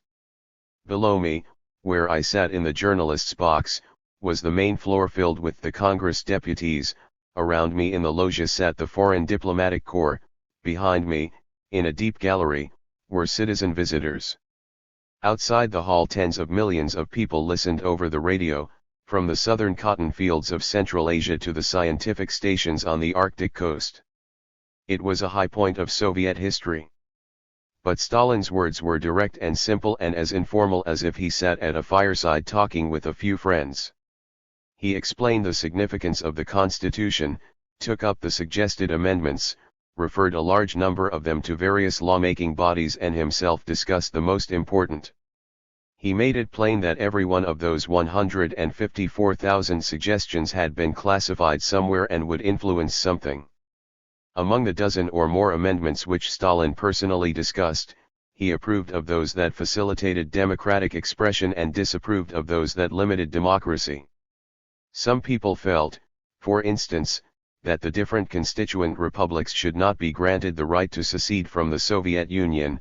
Stalin said that, while they probably /old not want to secede, their right to do so should be constitutionally guaranteed as an assertion of democracy. A fairly large number of people /vant to refuse political rights to the priests lest they influence politics unduly. The time has, Stalin 59, come to introduce universal suffrage without limitations, said Stalin, arguing that the Soviet people were now mature enough to know their own minds. More important for us today than constitutional forms, or even the question of how they work, was one very significant note in Stalin's speech. He ended by a direct challenge to the growing Nazi threat in Europe. Speaking on November 25, 1936, before Hitlerism was seriously opposed by any European government, Stalin called the new Soviet constitution an indictment against fascism, an indictment which says that socialism and democracy are invincible. In the years since the Constitutional Congress, Stalin's own personality began to be more widely known. His picture and slogans became so prominent in the Soviet Union that foreigners found this idolatry forced and insincere. Most Soviet folk of my acquaintance really do feel tremendous devotion to Stalin as the man who has built their country and led it to success. I have even known people to make a temporary change of residence just before election day in order to have the chance to vote for Stalin directly in the district where he was running, instead of for the less exciting candidate from their own district. No information about Stalin's home life is ever printed in Soviet newspapers. By Russian tradition, everybody, even a political leader, is entitled to the privacy of his personal life. A very delicate line. 60. Divides private life from public work. /V. When Stalin's wife died, The black-bordered death notices in the paper mentioned her by her own name, which was not Stalin's, listed her work and connection with various public organizations, and the fact that she was the friend and comrade of Stalin. They did not mention that she was his wife. The fact that she worked with him and might influence his decisions as a comrade was a public matter, the fact that she was married to him was their own affair. Some time later, he was known to have married again, but the press never mentioned it. Glimpses of Stalin's personal relations come chiefly through his contacts with picturesque figures who have helped make Soviet history. Valery Chkalov, the brilliant aviator who made the first flight across the non-pole from 1/1 Moscow to America, told of an afternoon that he spent at Stalin's summer home from 4 o'clock till after midnight. Stalin sang many Volga songs, put on gramophone records for the younger people to dance, and generally behaved like a normal human being relaxing in the heart of his family. He said he had learned the songs in his Siberian exile when there wasn't much to do but sing. The three women aviators who broke all world records for women by their spectacular flight from Moscow to the Far East were later named at an evening party at the Kremlin in their honor. One of them, Raskova, related afterwards how Sta. Lin had joked with them about the prehistoric days of the matriarchate when women ruled human society. He said that in the early days of human development women had created agriculture as a basis for society and progress, while men only hunted and went to war. After a reference to the long subsequent centuries of woman slavery, Stalin added, "Now these three women come to avenge the heavy centuries of woman suppression." The best talk, I think, is that about Marie Demchenko, because it shows Stalin's idea of leaders and of how they are produced. Marie was a peasant woman who came to a farm congress in Moscow and made a personal pledge to Stalin, then sitting on the platform, that her brigade of women would produce 20 tons of beets per acre that year. It was a spectacular promise, since the average yield in the Ukraine was about 5 tons. Marie's challenge started a competition among the Ukrainian sugar beet growers. It was featured by the Soviet press. The whole country followed with considerable excitement Marie's fight against a pest of moths. The nation watched the local fire department bring 20,000 pails of water to the field to beat the drought. They saw that gang of women weed the fields 9 times and clear them 8 times of insects. 1/Fari finally got 21 tons per acre, while the best of her competitors got 23. That harvest was a national event. So Marie's whole gang went to Moscow to visit Stalin at the autumn celebration. The newspapers treated them like movie stars and featured their conversation. Stalin asked Marie what she most wanted as a reward for her own good record and for stirring up all the other sugar beet growers. Marie replied that she had wanted most of all to come to Moscow and see the leaders, but now you yourselves are leaders, said Stalin to Marie. Well, yes, said Marie, but we wanted to see you anyway. Her final request, which was granted, was to study in an agricultural university. When the German war was launched against the Soviet Union, many foreigners were surprised that Stalin did not make a speech to arouse the people at once. Some of our more sensational papers assumed that Stalin had fled. Soviet people knew that Stalin trusted them to do their jobs and that he would sum the situation up for them as soon as it crystallized. He did it at dawn on July 3 in a radio talk. The words with which he began were very significant. "Comrades, citizens," he said, as he has said often. Then he added, "brothers and sisters." It was the first time Stalin ever used in public those close family words. To everyone who heard them, those words meant that the situation was very serious, that they must now face the ultimate test together and that they must all be closer and dearer to each other than they had ever been before. It meant that Stalin wanted to put a supporting arm across their shoulders, giving them strength for the task they had to do. This task was nothing less than to accept in their own bodies the shock of the most hellish assault of history, to withstand it, to break it, and by breaking it save the world. They knew they had to do it, and Stalin knew they would. Stalin made perfectly plain that the danger was grave, that the German armies had taken most of the Baltic states, that the struggle would be very costly, and that the issues were between freedom or slavery, life or death to the Soviet state. He told them, "The enemy is cruel and implacable. He is out to seize our lands, watered with our sweat. To convert our peoples into the slaves of German princes and barons." He called upon the daring initiative and intelligence that are inherent in our people, which he himself for more than 20 years had helped to create. He outlined in some detail the bitter path they should follow, each in his own region, and said that they would find allies among the freedom-loving peoples of the world. Then he summoned them forward to victory. Erskine Caldwell, reporting that Don from Moscow, said that tremendous crowds stood in the city squares listening to the loudspeakers, holding their breath in such profound silence that one could hear every inflection of Stalin's voice. Twice during the speech, even the sound of water 64 being poured into a glass could be heard as Stalin stopped to drink. For several minutes after Stalin had finished, the silence continued. Then a motherly-looking woman said, "He works so hard, I wonder when he finds time to sleep. I am worried about his health." That was the way that Stalin took the Soviet people into the test of war. 4. Building for total defense. How the Soviet people, who admittedly couldn't run a tractor if you gave them one but just left it rusting in the field, suddenly appear with thousands of tanks efficiently handled?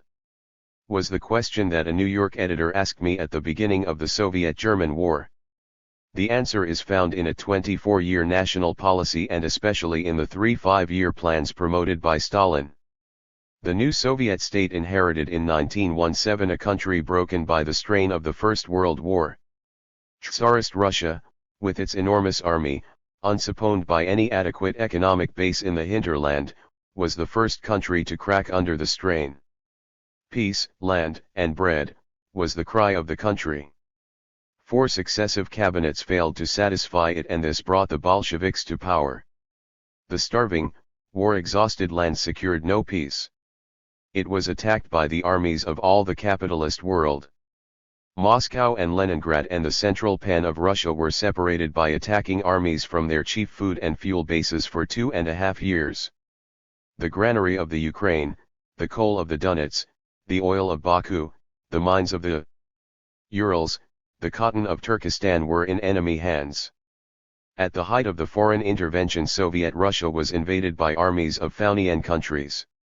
It may be one while today to note how much this determined country can suffer and still survive.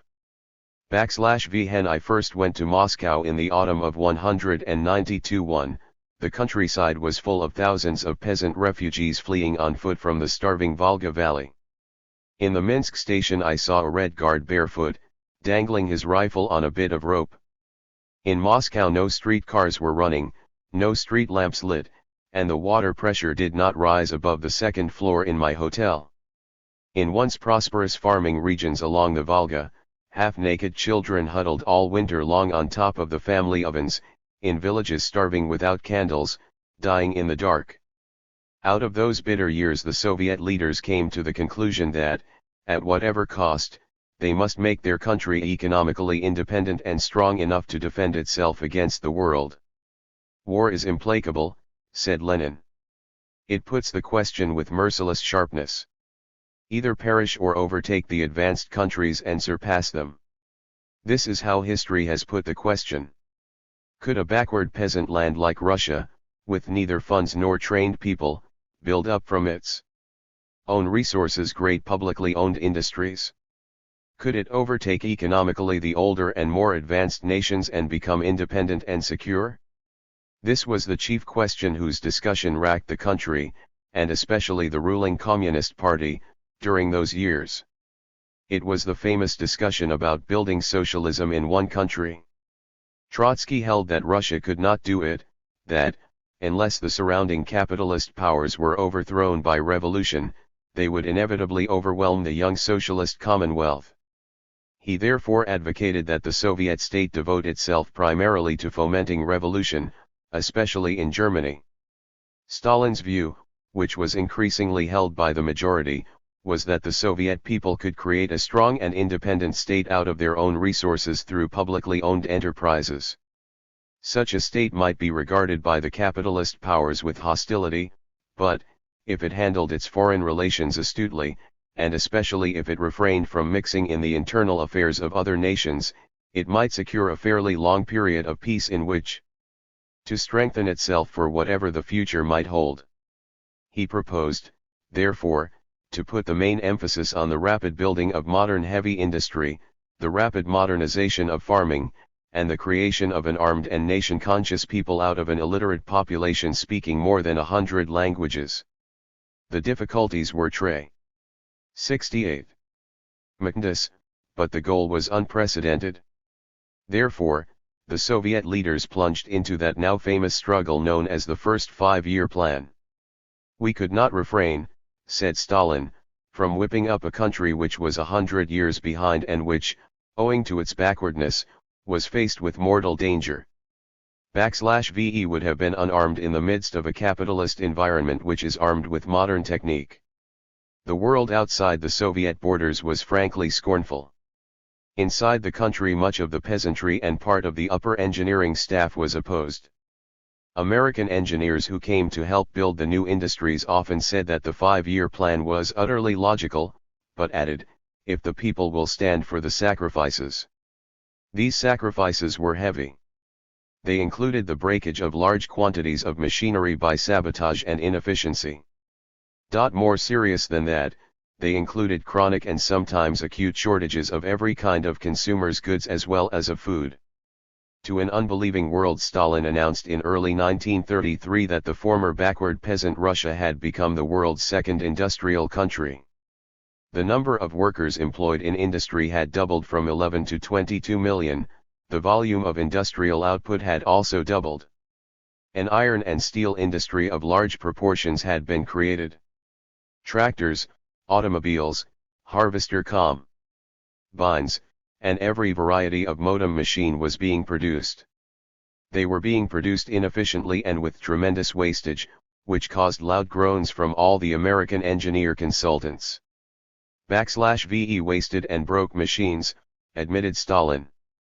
But we gained what is more important: time. In the same brief period some 20 million tiny, uneconomic subsistence farms were combined into 200,000 large farms based on machine power, division of labor and scientific methods. At first they were even less efficiently run than the industries, for they operated under locally elected management, chosen by the farmers who had pooled their lands.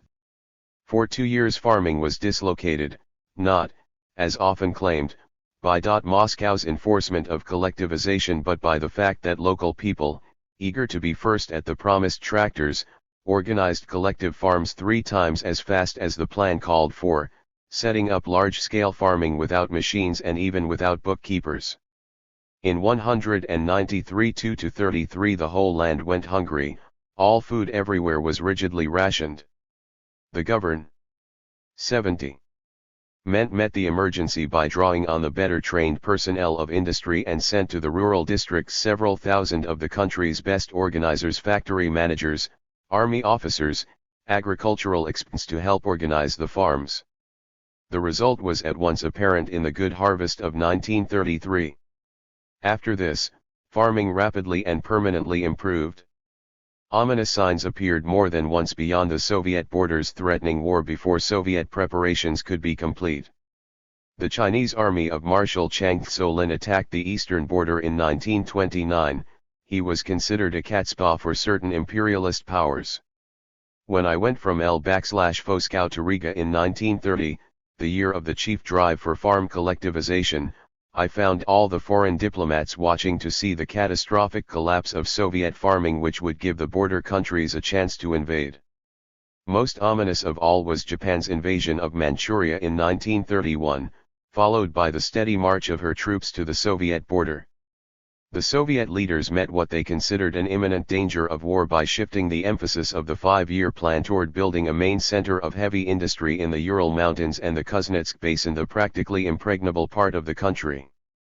With the conclusion of the first 5-year plan, the Soviet Union plunged into the second, which did 3 times as much new construction as the first 5-year plan had done and did it with much less strain.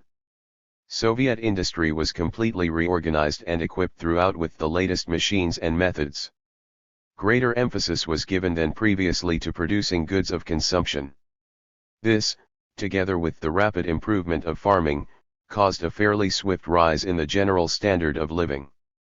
Those were the years when the Soviet people grew lyrical over victories in production. Arriving foreigners spoke of the Russians' romantic passion for machines. Poems and dramas were devoted to the ever-rising curve of production, the opening of new industries and the successful mastery of new technical processes. Scores of new cities arose on formerly barren land. Thousands of geological expeditions penetrated the wilderness to discover and chart nationally owned wealth. The conquering march reached northward to settle the Arctic and eastward to the wild coast opposite Alaska. Guided by radio, airplane, and icebreaker, trading ships began to sail from the Atlantic to the Pacific through the polar seas. In the latter half of 1935, Soviet workers began to storm the world frontiers of productivity. The Stakhanov movement arrived, named for a coal miner in the Donets Basin who broke production records by devising a relatively simple division of labor.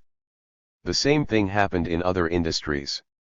The general level of efficiency was still far below that of Western Europe, but individual workers, amid the applause of their fellows, began to equal or even beat world records. Some coal miners in the Donbass doubled Ruhr production. Some Fordmen in the Gorky Auto /Forks broke standards set by Ford. Some shoemakers in Leningrad made records 50% higher than the world record held by the Baka factories of Czechoslovakia. The Soviet people glimpsed and felt victory. For the first time they began to feel that they were no longer backward Russians. They were beginning to challenge the world. With this went a proud sense of their unity as a nation. Cotton growers in Turkestan exulted, "We have conquered the Arctic, they themselves would never see the snow." Bearded peasants, who had never sat in an airplane, began to talk about our conquest of the air. Young Nina Kameneva expressed the mood of the country's young people when she broke a world's altitude record in parachute jumping and remarked on landing, "The sky of our country is the highest sky in the world." Some people even glimpsed utopia. Stakhanovite workers told me, 10 years hence we shall make easily all the goods we need. Fanning and industry may cease to be our main problems. Art, science, exploration, and human development will become the chief interests. There are no limits to these. Even while they said it, an event had occurred, the assassination of Kirov, which was to plunge the Soviet people from this mood of triumph into years of watchfulness and suspicion, the shadow of approaching war. When the Second World War broke at last across Europe, 2 5-year plans had changed the USSR to a modern industrial nation, second only to the United States.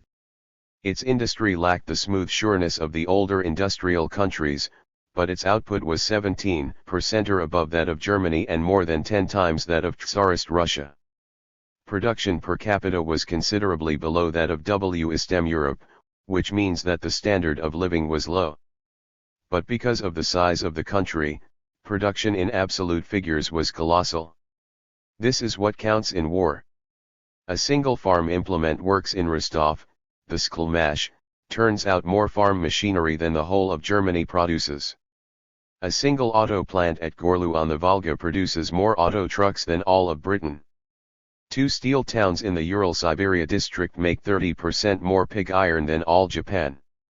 2 new oil refineries in Baku refine more oil than all the 42 refineries of Romania. More important even than size is the fact that 80% of all production comes from new or thoroughly reconstructed modem plants.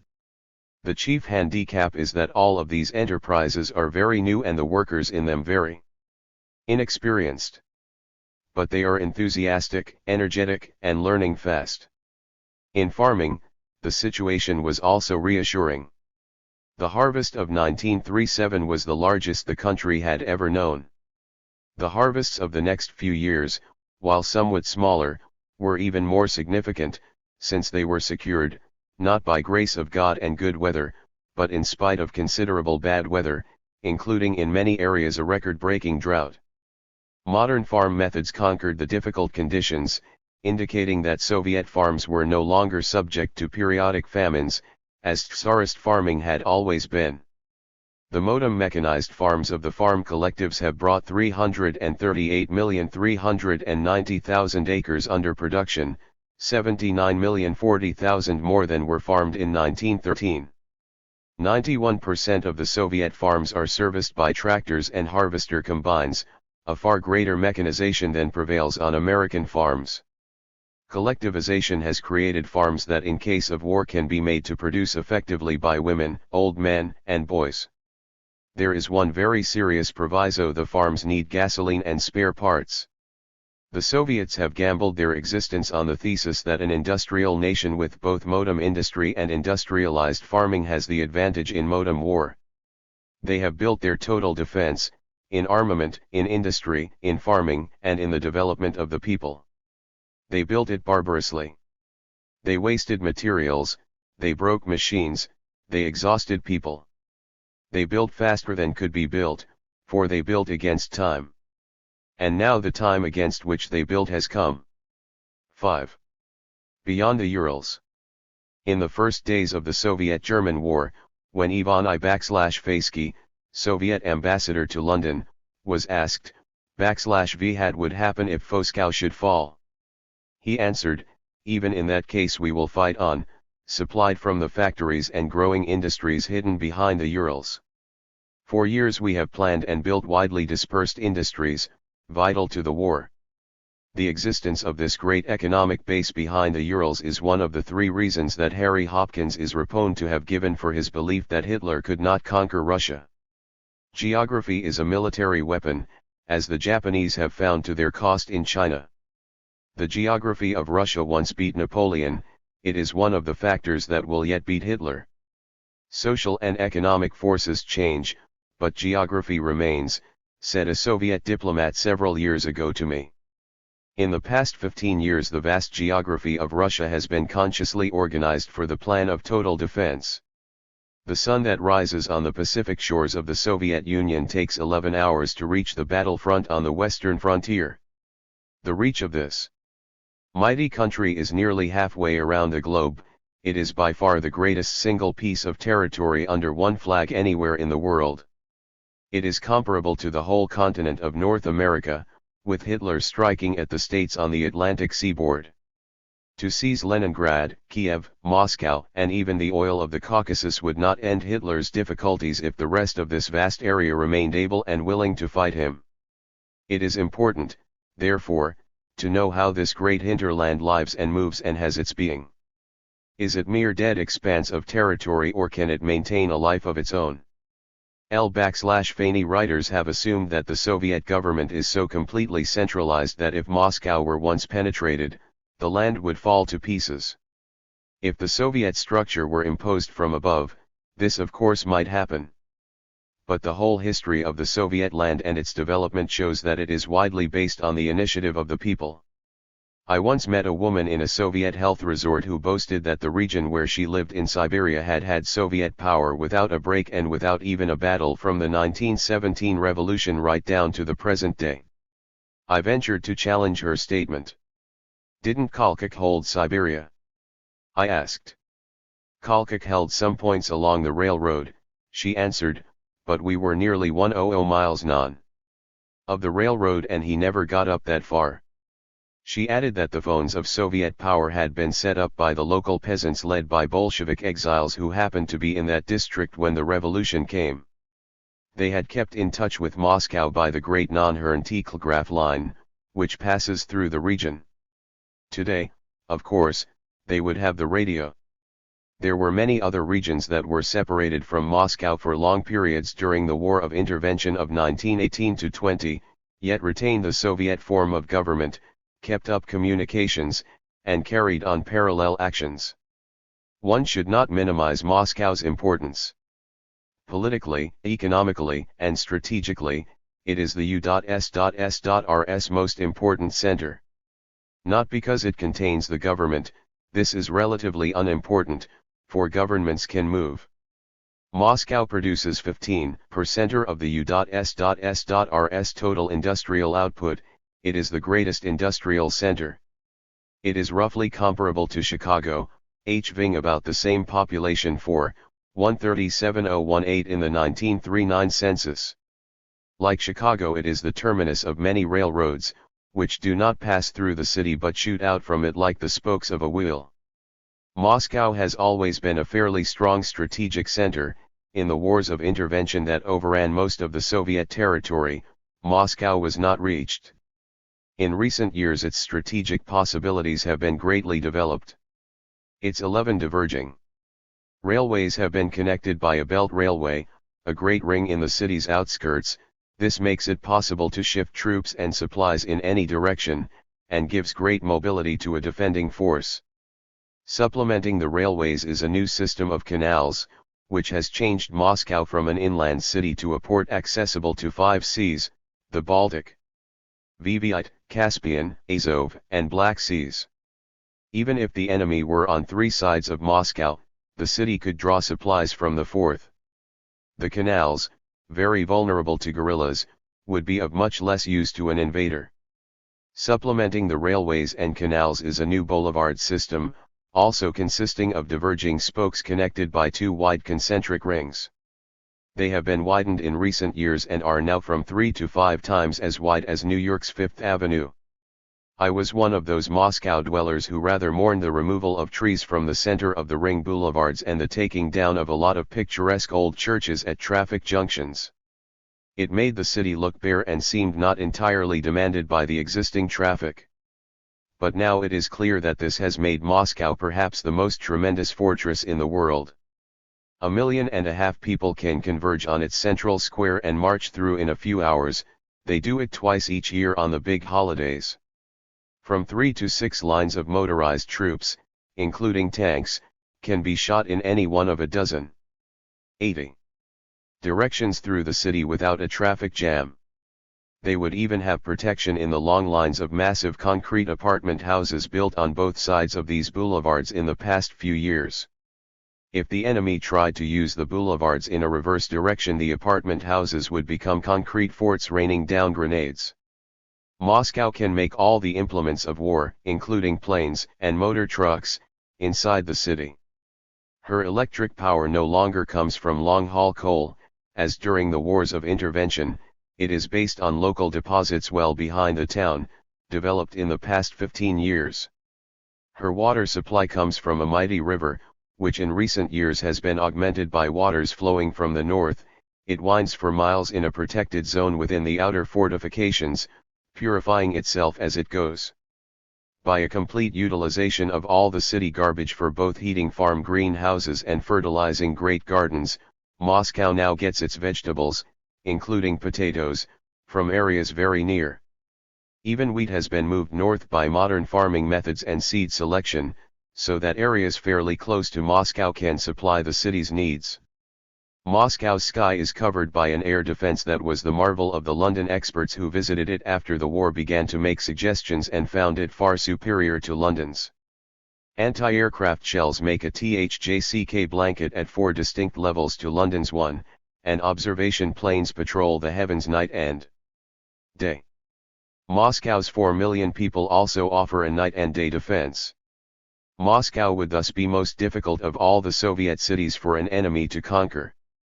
It could put on the most epoch-making siege in history. The cost in men would probably break the German armies. If it should fall, it would be the heaviest single loss the Soviet forces could sustain. The war would pass at once to a different phase, to a last-ditch battle. But even if Moscow fell, the Red Army and the Soviet people could still fight on. Ever since Lenin's death, the Ural Mountains have been regarded as the LT ditch of Soviet defense. Every Soviet child learns in his history lessons that Lenin was ready in 1919-20 to retreat to the Urals if this were the only shelter remaining for the hard-pressed Soviet power. Even then the Urals had some metallurgical industry based on its great mineral resources. This, together with the geography of the Urals, made it a suitable last-line defense. To reach the Urals, an invader must first cross the Volga River, one of the world's great waterways, and then fight uphill through fields and forests for close to 1,000 miles toward the mountains. It would be almost like fighting the way across the Mississippi and all the way to the Rockies to conquer an army drawing supplies from the mountain states and the Pacific coast. In the past 15 years, the areas beyond the Urals have been greatly developed as part of a nationwide plan. As early as 1918, Lenin stressed the need of a more rational distribution of Russian industry to meet the strain of any future war. In those days the discussion was largely theoretical. It was based on the knowledge that a barbarously irrational distribution of Tsarist industry was one of the factors in Russia's collapse. Most of Tsarist industry was located close to the German borders and was seized at once by the invader. In the rest of the country there was little correlation between the location of industry and raw materials. This added to the difficulties and unreliability of Ulansport and caused industry to break down. A first aim of the Soviet government was therefore not only rapid increase of industry but its rational distribution. Increasingly, great industrial plants were built close to their raw materials, thus lessening transport. Industry was developed throughout the country and a whole series of relatively self-sufficient regions was created, each having the materials and industries necessary to feed, clothe, shelter, and arm its population in case of war. The greatest relative development of Soviet industry in the past 15 years, especially of the war industries, has taken place behind the Urals. After Japan's invasion of Manchuria, this development was especially speeded. This area is still far behind European Russia in total output, the three greatest centers of industry in the USSR are still Moscow, Leningrad, and eastern Ukraine.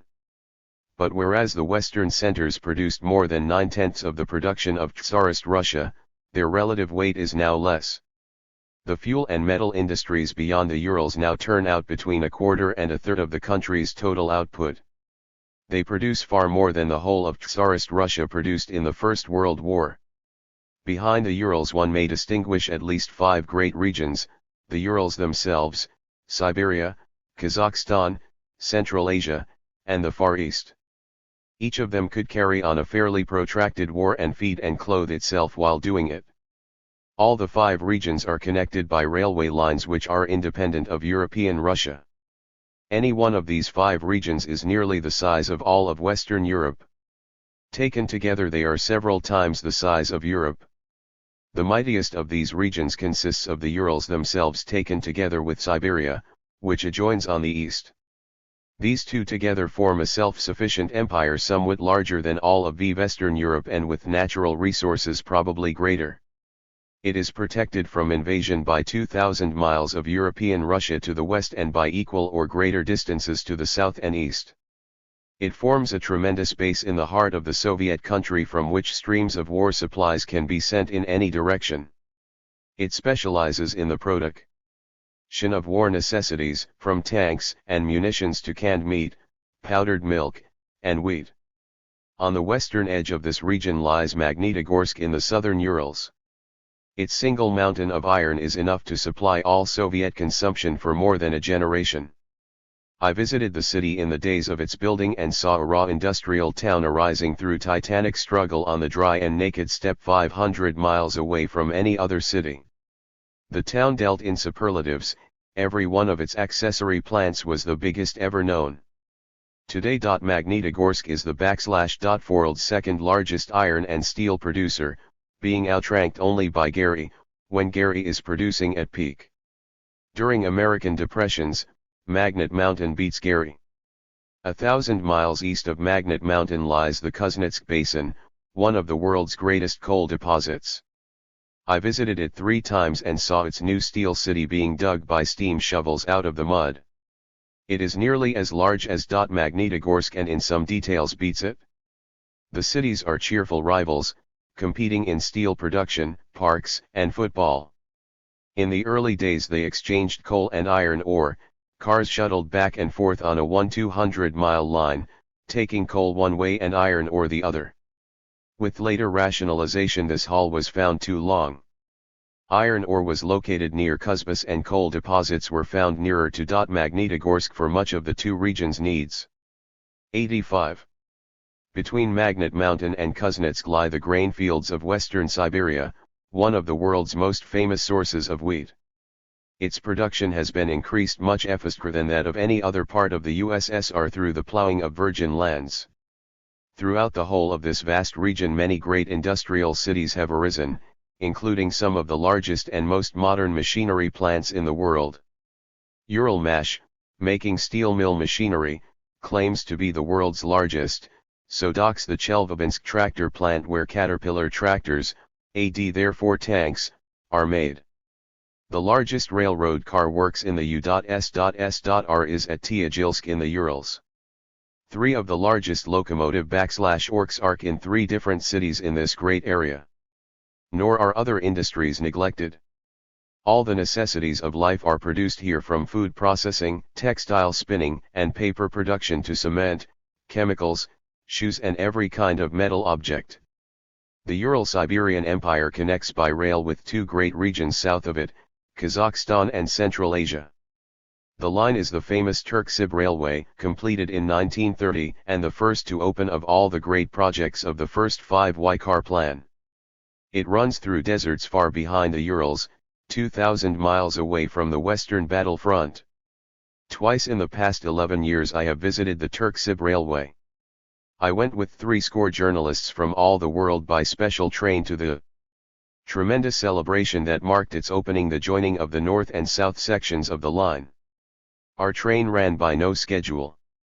There was no schedule on the line, for this was its first train. Ahead of us on new laid rails swayed our festival locomotive, painted green and flaming with inscriptions. Strengthen the might of the USSR. May Day 1930. Gift of Alyata workers to Turk-Sib. It was a gift by volunteer workers, who had overhauled it in spare time without wages. In reward, a volunteer crew from the Alyata repair shops had the honor of taking the first Turk-Sib tram. All afternoon at the rail joining a Russian-Kazakh festival went on. One of the chief stunts was to put a Russian and a Kazakh together in a great iron bucket and swing them 60 feet in air by the crane that normally handled the bucket filled with sand. A great crowd screamed and thrilled. On the football field the teams of Siberia and Turkestan contended till dusk. I was caught and all but killed in one of the wild celebrations of Kazakh horsemen who had journeyed weeks on horseback to see the great iron horse traverse their desolate land. I was walking with a friend across a valley and looked up to see 1,000 horsemen riding down upon us in a mad cavalry charge, swaying drunken with speed in their saddles, looking neither ahead nor right nor left. We saved our lives by facing the oncoming horses and with authoritative gestures. Beyond the Urals. Commanding the animals, not their ecstatically oblivious riders, to diverge. They split and went by on both sides of us, sometimes only a few inches away. When it was over, I had a shock of terror from the reckless power of this untamed land. 10 years later, in December 1940, I came back to Kazakhstan on the Turk-Sib Railway to take the new airplane route from Alma-Ata to China. I was the first American to travel by this route. It took 5 days on a fast-through train to go from Moscow to the capital of Kazakhstan. On the second day out we crossed the Volga Valley and saw wheat fields by the tens of thousands of acres, the largest grain farms in the world. Fields of fresh sprouts swept green to the horizon, followed by equal fields of black fallow land. On the second night, as the land grew steadily drier, we skirted the southern Urals and came to the old Tsarist fortress town, Orenburg, gateway to Soviet Asia and Kazakhstan. Over the noisy crowds blared a noisier station radio, shouting out music and news. The bookstall offered thick tomes on road building, courses for tractor DRH1 ERS, technical minimum for railway mechanics, tales of the Arctic, the young naturalist, changes in the constitution of the Communist Party, and La Littérature Internationale, a monthly journal in French.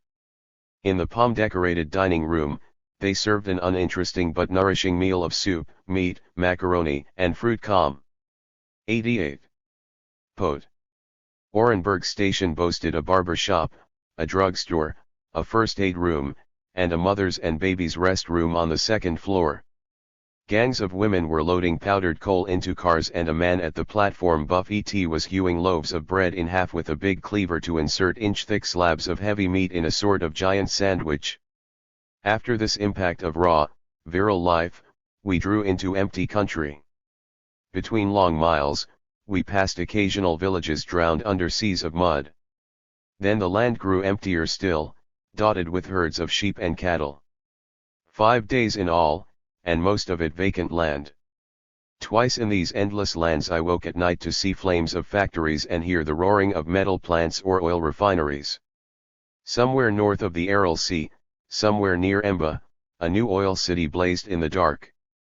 I recalled that Emba is probably the greatest oil deposit in the world, largely undeveloped, but the latest figures given before the Second World War put a censorship on figures indicate that these oil regions southeast of the Urals now produce 21% of the Soviet Union's total.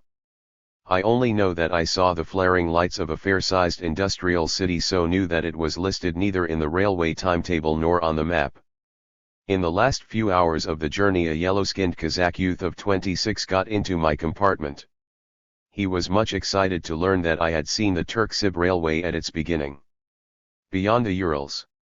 He said, I was a boy of 13 when they started to build the railway, a starving shepherd boy who had never been to school.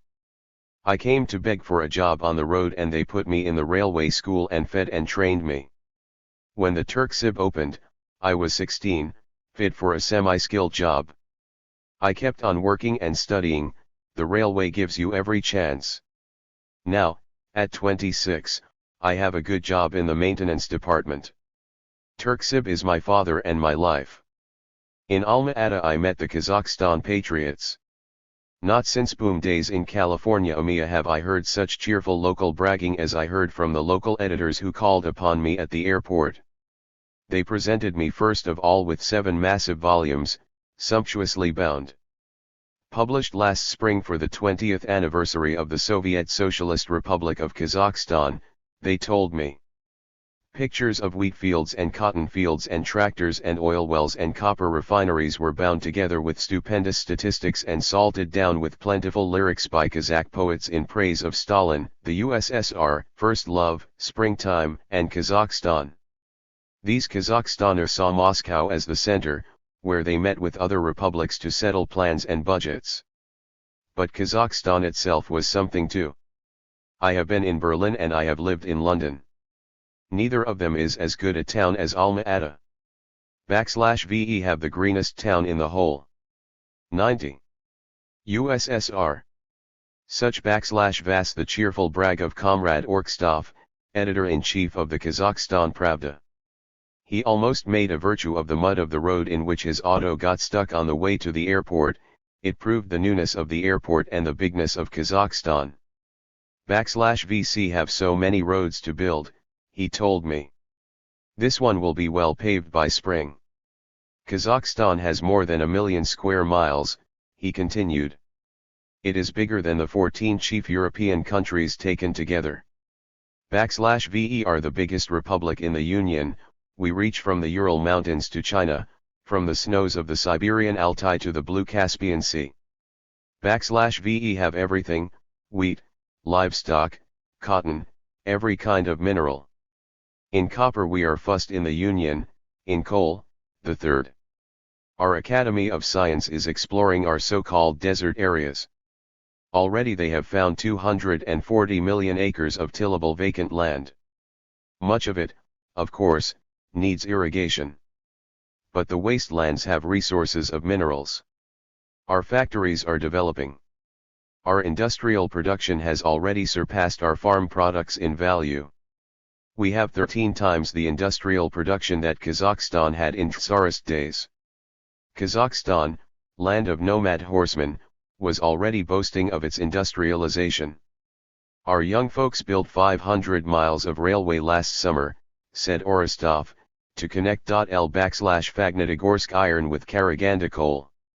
This cuts in half the beyond the Urals long haul of coal that they used to get from Kuznetsk. It was built by our young Communist League, 500 miles in one summer. We consider it quite a record here. We are building another now to the oil fields near Emba. Alma-Ata, the capital of this area, has grown from a town of 60,000 to a proud young city of 260,000 in the 10 years since the railroad reached it. Its life has leaped at once from the nomad epoch to the airplane. The railroad is too slow to tame the vasques of Kazakhstan. From Alma-Ata airport the planes shoot forth, east, west, south, north, on new discoveries. They survey the copper, coal, oil of a vast empire where herdsmen roamed 10 years ago. After they find new riches, they build the roads to get them. The Alma-Ata press featured especially the building of railroads and irrigation ditches and the industrial achievements of the Chimkent lead workers, the Kazakhstan sugar workers, the Karaganda coal miners. Kazakhstan is only one of the energetic regions behind the Urals. South of it lie the lands of the Uzbeks and Tajiks, where some of the largest textile mills of the U.S.R work up the locally grown cotton and where automobile and airplane parts are produced by mass production in the historic city of Samarkand. North of Kazakhstan is the far greater Ural-Siberia region that I have already described. Each of these three great regions could live and defend itself for a long period on 92. Its own resources. All of them taken together are a mighty supply base, 2,000 miles north and south, which can send war supplies by any one of several channels to any part of the Soviet land. 10 days east of Moscow by fast express lies Vladivostok. It is the longest rail journey in the world. It takes twice as long as the fast steamers once took from New York to Europe.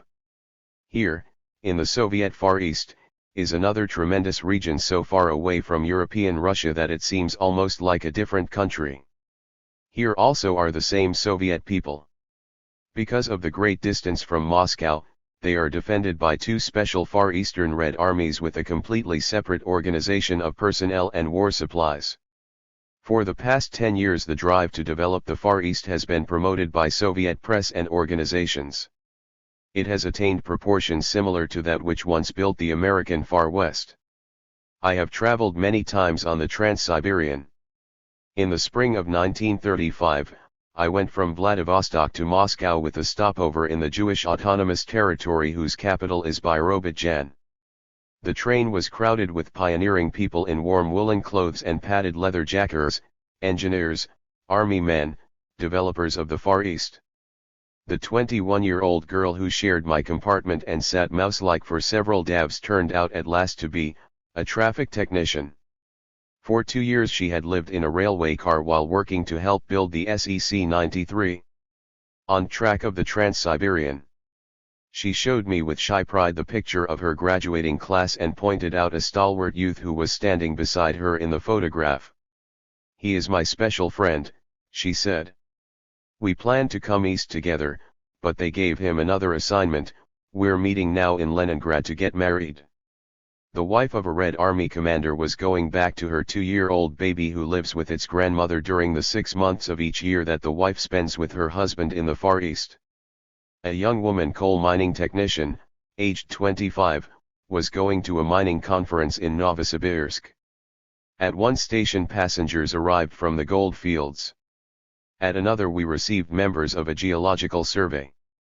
An army engineer who shared my table at dinner was celebrating his return by airplane from the northern wilderness by consuming a whole bottle of port and bragging about the Far Eastern pioneers. For thousands of miles of sparsely settled wilderness, the Soviet borders march with those of Manchukuo. The wide Amur River serves as boundary line to separate the Soviet settlers from the territory where, even as I passed through, Japanese troops were burning villages whose Chinese inhabitants had dared to resist. On the Smiat side of the border, the Red Army maintained very close relations with the new settlers. 94. The army transport often helped take them to their farming homes, while army horses and men came in organized groups to help the farmers get in the harvest. At the railway station bookstands, quantities of military books were on sale. There were no emotional books about the Yellow Peril or the Japanese menace. There were solid tomes on field tactics of the Japanese army, tanks, proposed systems of artillery, all with copious diagrams and illustrations. A textbook of 1,000 pages entitled Foreign Armies described with hundreds of diagrams the organization and tactics of every important military force in the world. A popular journal, War Tactics Abroad, consisted of articles culled from foreign military publications. All of it was as cool as a problem in engineering. It was a library for a military academy. "I suppose you sell these books to Red Army commanders," I said to the young woman in charge of the stand. "The general population buys a lot of them," she answered. "The farmers study them in study courses. Our defense is not merely a matter of the regular army, but of all citizens." Small industries were already starting in the Jewish Autonomous Territory. They have grown very greatly since that day. Contrary to most belief abroad, Birobidzhan was not planned primarily for agricultural development, though farming also. 95. Flourishes with the help of an agricultural experiment station and several tractor stations. The region's chief destiny is to become an industrial district producing consumers' goods for the whole Soviet Far East, a task which especially fits the capacities of the great belt of Jews that live on the Soviet Union's western borders.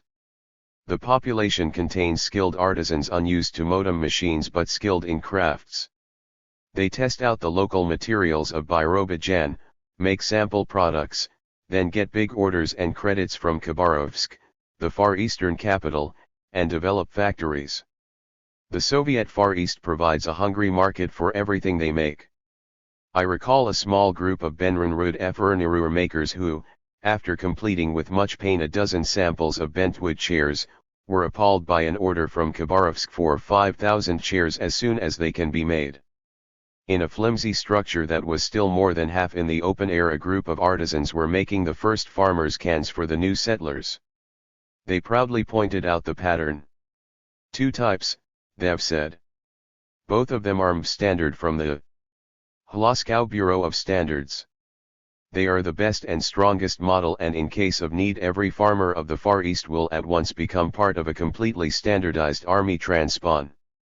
I recall across the years one of the Birobidzhan 96 leaders who went on the same train with me to Moscow. His energy and teasing laughter made him the life of the train. He frequently sat in the compartment with two Red Army commanders, joshing them about the quantities of edibles they consumed and declaring that he would have them arrested for upsetting the food balance of the country. Later he told me that these two commanders gave him more delight than anything on the train. He told me of his own early life in the Ukraine amid constant pogroms. He repeated the discussions with the two Red Army commanders. They had been asking whether the Red Army gave adequate help to the Jewish settlers. "We hear they made you a road. Was it a good one? Do they help you properly with your harvest? How are relations developing between the Red Army and the new immigrants?" Can you imagine what those questions mean to me, a Jew of Birobidzhan? He asked. "No, you can never imagine it, for you cannot live my life. Those Red commanders are the sons of the Cossacks who used to commit the pogroms. And now it is all gone like a dream. They want to know if they help us adequately. They are too young even to remember pogroms. But I remember, I am old enough."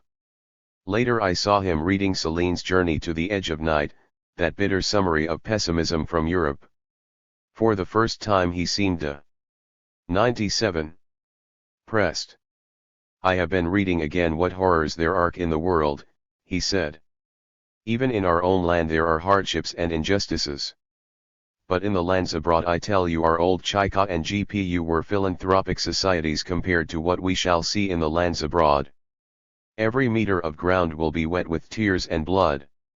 Our country was once the most oppressed in the world," he added, "and now it is the happiest. And the luckiest, oh, incredibly the luckiest.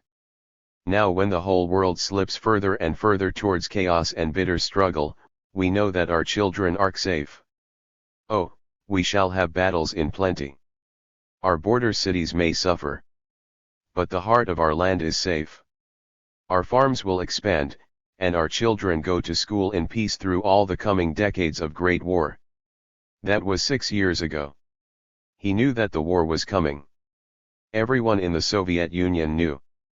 They built not only a total defense for the country as a whole, but a defense, region by region, flexible but firmly knit together for the shocks that were coming to the world. 6. The modernized Red Army. The growth of the Red Army in size, equipment, and efficiency fully kept pace with the rapid development of Soviet industry. The best of everything produced in the country went into the building of the Soviet military machine. Every Soviet citizen knew quite well that he was paying for the increasing strength of the Red Army by a lower standard in his own food, clothing, and shelter. But not once in the 20 years that I have commuted between New York and Moscow have I heard a Soviet citizen begrudge the cost. Bordered in all directions by actively or potentially hostile countries, they felt the first of their needs to be defense. An additional reason for the popularity of the Red Army is that it was never a separate institution divorced from civil life. It was always the central, specialized core of an armed people. This tradition began in the days of the revolution. In dozens of factories in the Ukraine, which I first visited in the early 1992s, the shop committee proudly showed me collections of old rifles and shotguns kept in their museum near the director's office. These were the rifles with which we workers 98, 99 defended Oler factory from its second story, they said. The Red Army had the advantage that it was born of revolution and unhampered by traditions of the past. If this carried with it the disadvantage of inexperience, that fault was quickly corrected in the wars of intervention in which Soviet Russia was invaded by armies of phony and foreign powers. The new Red Army generals were young and quick to learn from the military experience of the whole world. They were among the first in Europe to envisage the future forms of modern war. At a time when British and French military writers were still thinking in terms of the trench warfare of 1914-17 and German war effort was confined to theory by the Treaty of Versailles, military writers in the Red Army journals were predicting the form of /World/War II. Beginning in 1926 and thereafter, Soviet /writers prophesied that future war would have the following three characteristics. 1. Great mobility at the beginning of the war, based on a powerful air force coordinated with highly mechanized ground troops. 2. A surprise attack that will rapidly overwhelm weak enemies with very small losses to the victor. 3. If two countries of comparatively equal strength are involved, and if the first surprise attack does not at once gain victory. 100. The early stage of extreme mobility will pass into a relatively static war of position, though never so static as the War of 1914-17, and the war will be decided by relative economic resources, war reserves, and the morale of the people. Thus, the form of the second /World/War did not catch the Red Army unawares. Knowledge is not enough to build an army. In those days, the Soviet Union did not possess the modern industry on which alone an army of mechanized, motorized troops can be based. From its earliest days, however, the Red Army was organized with ultimate mechanization in mind. It always had at its disposal whatever extent of modern equipment the development of the Soviet industries made possible. The foundations of the modern Red Army were laid in 1924-25 by Mikhail Frunze and elaborated after his death by Clemente V. Voroshilov, who is leading the northern armies of the Soviet Union today. A system of draft was introduced, by which every young man reported for military service during his T/NT first year. From among the 1.5 million who thus annually reported, the army selected in those days only 260,000 for the regular standing army and organized another 500,000 in territorial units who got part-time military training while continuing their civilian tasks. New military academies and special schools polished the fighting leaders of the Civil War and gave the Red Army for the first time a full staff of officers who were both loyal and trained. As a result of the work in 1924-28, reported V. Voroshilov later, the Red Army got a modern structure, incorporating in its organization and training all the lessons of the /World War.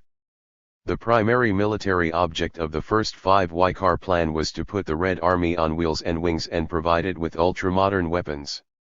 The size of the army was not at first increased. Those were the prehistoric days before Hitler's rise changed the power politics of the European continent. The armament race of Europe had not really begun. The Red Army, while not especially large, set mechanization as its goal. Even in 1928, when the plan began, the USSR had a fairly powerful air force, the nucleus of a future tank force, and had begun to construct a submarine fleet. Before the end of the plan, a few shrewd foreign observers noted the Red Army's rapid advance in modern weapons. A Polish military organ wrote in 1931 of the thorough way in which the Bolsheviks are carrying through the mechanization and motorization of the Red Army. The Japanese naval attaché Mack wrote in 1932 about the great number of tanks and the fact that in Polska Zbrojna, August 4, 1931, 102. Enormous number of them are of the most modern type. The mechanization of the Red Army astonishes all the foreign attachés who are present at its parades. According to Pierre Cot, the French air minister, who visited Moscow in 1933, the Soviet air arm was at least equal to the best in Europe in numbers, technical equipment, and, above all, in the productive capacity of the aviation industry. Thus, by the end of 1932, which ended the first 5Y plan, the Soviet Union had reached the level of Western Europe in armaments, a fairly modest level judged by standards of later years. The really spectacular increase in the Red Army and in its equipment began after Hitler's rise to power. The threat to the USSR that Nazi Germany implied was made plain enough by Hitler himself in his earliest books and in later statements in which he rattled the sword over the Soviet Ukraine. To meet the Hitler challenge, the Soviet military budget more than tripled in a single year, rising from 1.5 billion rubles in 1933 to 5.7 billion in 1934. The size of the army was increased at the same time from 562,000 to 900,000 men. The motorization of the army increased even more. The number of tanks and planes and military equipment generally has always been a military secret, the chief knowledge of which comes from YESM, the organ of the Japanese Admiralty. TVU, July 10, 1935. 103. Guesses of foreign powers.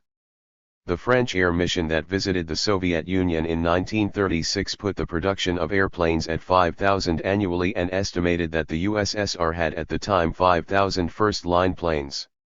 The figure was supported by similar estimates of Swedish and German experts and by the fact that in the May Day parades of 1935 no less than 3,000 military airplanes were seen in the air above 6 big Soviet cities.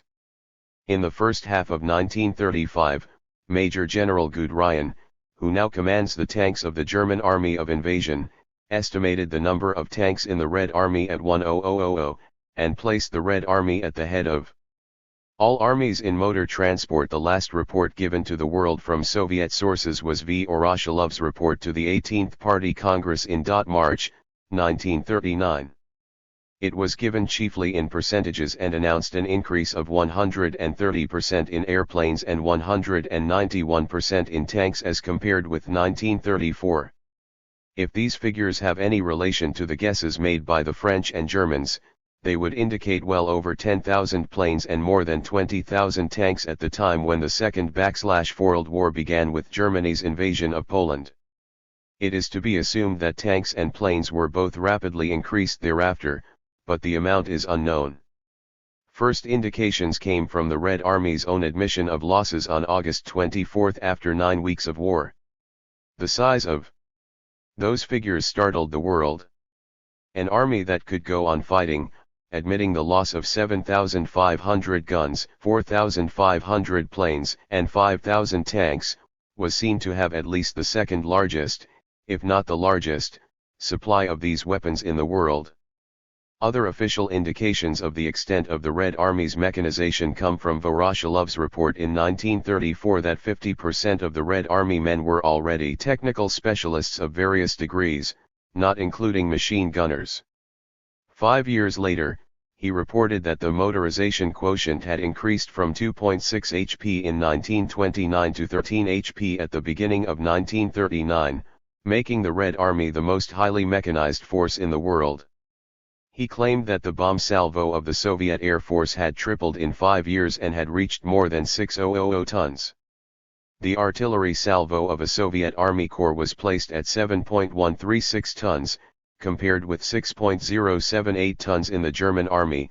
The dot firing rate was placed at 66.6 tons of shells per minute, compared with 48.7 in the German Army. Thus the Red Army claimed not only more guns per Army Corps, but a more rapid rate of dot fire. Probably the best indication to the layman of the Red Army's growth since the rise of Hitler is the fact that the money allotted to it in the Soviet budget grew nearly 40-fold. From 1.5 billion, 105 rubles in 1933 it grew to 57 billion in 1940. Since this growth is much larger than any estimate of increased planes, tanks, or other equipment, it indicates reserves of two kinds: reserves of supplies that have not yet appeared in battle, and basic investments in new war industry, which will begin production at some date not yet known. This throws some light on the Soviet estimate of the possible length of the war, in which they must keep in mind not only the strength of the German forces, but also Hitler's allies in many lands. The present war has already shown that the Red Army has not only large quantities of tanks, but several new kinds of tanks. Some of the Soviet tanks have shown themselves sturdy enough to overturn German tanks of equal size in head-on collision. The Soviet-invented amphibian tanks have driven through a tidal sea for 7 hours at a time. These feats are due not only to the quality of the machine, but to the fact that Red Army tank drivers have the skill born of many years' experience, beginning as tractor drivers on farms. Soviet airplane pilots also hold many world records, both in altitude and long-distance flights. Their conquest of the Arctic and its difficult weather has accustomed them to the severest conditions. Americans well remember the Soviet pilots who twice made world records by flying from Moscow to America. These were individual exploits. The development of Arctic aviation on 106. Which they were based was the work of large numbers of pilots and implies a whole air tradition. A final factor in the efficiency of the Red Army is the quality of its officers. They have always been drawn from the entire population on the basis, not of birth or social distinction, but of proficiency in the art of war. British General Wavell, who saw the Red Army maneuvers in 1936, commented on the youth of the higher officers as a favorable factor. Pierre Cot mentioned their thorough training. They are young. They work hard. Their intellectual activity is remarkable. Everywhere in the Red Army we found laboratories, workshops, and technical equipment for independent work that aroused our admiration. There is nothing similar in our officers' training schools in Paris, Lyons, or Marseilles. The four chief commanders of the Soviet Army in its present war all rose from the common people. Marshal Timoshenko, defender of the Central Front, is the son of poor Bessarabian peasants and himself a one-time farmhand. Marshal Voroshilov, defender of Leningrad and the North, is a former locomotive mechanic, son of a railway watchman and a charwoman. Marshal Budikny, defender of the Southern Front, was born of poor parents in the Cossack region of the Don and rose to fame through the exploits of his first Red Cavalry Army. The commander of the Soviet Military Air Force, Louise, February 19, 1935. 107. Lieutenant General Shmushkevich, a former longshoreman, is the son of a Lithuanian Jewish tailor. The process by which these men rise was illustrated very simply by the way in which the young son of my housemaid became a first lieutenant. A gawky, half-educated boy of a poor family, he entered the Moscow ball-bearing /forks as an apprentice at the age of 16. He was swiftly drawn into the factory night school and soon chose as his social work to become a sort of amateur policeman, which meant that he took evening courses in law enforcement and helped police the big parades. He had no uniform, but he had a policeman's whistle of which he was very proud. Once, when he came upon a drunken fight, I saw him blow his whistle to summon a regular uniformed policeman whom he then assisted in taking the drunk to jail. Minor incidents of this type showed that young T-Oli was developing a bent in two directions, mechanics and the handling of crowds. I was not surprised when, on entering the Red Army, he chose the Tanks Corps, or when, after a year's service, he decided on a permanent military career. This decision, together with his abilities, enabled him to enter an army school which trained him at army expense to be a non-commissioned officer. After serving for a time in this capacity, he was sent to a higher school, from which he emerged as junior lieutenant. This alternation of periods of I-08 service with periods of education is the path by which all would-be officers rise. Even the higher officers return to the military academy at intervals to keep up on the latest developments of military science. Before the present war, the Red Army had had practical experience in 3 conflicts. In 193-8, the Japanese attacked at Changkyufeng in the Far East and were beaten. In 1939, they tried again at Nomonan near the border of Outer Mongolia and were badly routed after a conflict of several months. In 1939-40, there occurred the war in Finland, carried on by the Leningrad Military District. Immediately after all these conflicts, leading officers engaged in them went to the Soviet military academies as teachers to share their experience. The same thing is occurring during the present Soviet-Genin War. Officers from the front who have learned the latest tactics of the enemy spend their periods of rest giving instruction to other officers who have not yet taken the field. For the first time, said Major George Fielding Elliott, the Germans have been met by an army trained not for the War of 191-8 but for the War of 1941. 7. The Army and the People. The tremendous manpower of the Red Army is conceded by everyone. In the First World War, Imperial Russia mobilized 15 million men. On the same basis, with its increased population, the USSR could put 20 million in the field. The 1939 census showed 22 million men between the ages of 20 and 39, a larger proportion of these can be used for the army than in other countries because so many Soviet women have been trained to take men's places in field and factory. In the 15 years since the reorganization of the Red Army, some 11 million have received military training either in the regular army or the territorial units. 5 or 6 million have had very recent and thorough training and may be called the actual spearhead of the war. The quality of this manpower, both in body, brain, and spirit, has markedly changed since Tsarist days. Socialized medicine and hygiene and the care given to mothers at childbirth, physical education and sport among young people, and the steady increase in the national standard of living are all factors that have improved the national health. Army statistics have shown a steady increase in the 109, 110 weight, height, and chest measurements of the average recruit. In 6 years, average weight increased 4 pounds, height nearly half an inch, and chest measurement more than an inch.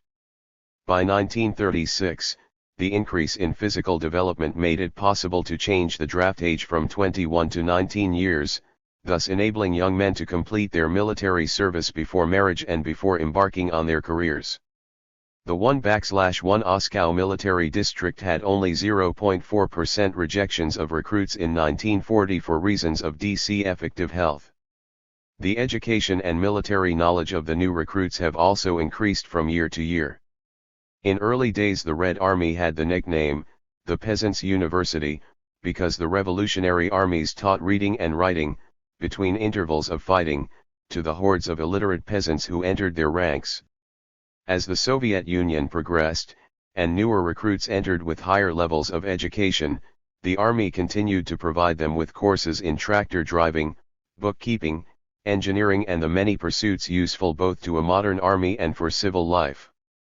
A high degree of proficiency in many army activities is attained by the new recruits even before they enter the army. This is largely due to the tremendous development of athletics and especially to the activities of the voluntary civil defense society known as Osovyakim. This tongue twister is a condensation of Society for Assistance in defense and in Aviation Chemical Construction. Organized in 1927 by the combining of two previous societies, it had some 10 million members when the Soviet-German War began. To all of these, the society gives practical first steps in modern methods of defense. In its earlier days, the chief emphasis of Osovyakim was on the development of all-round physical fitness. Its symbol, the GTO badge ready for labor and defense, was awarded to persons who passed certain standards in walking, running, swimming, rowing, skiing, jumping, and every kind of summer and winter sport.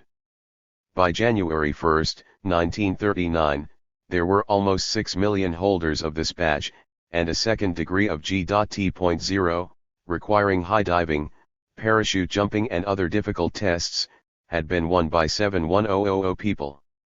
In all of Tsarist Russia there were only 30,000 members of all sport and athletic clubs combined. All over the country young people and large numbers of older people go in for every variety of sport.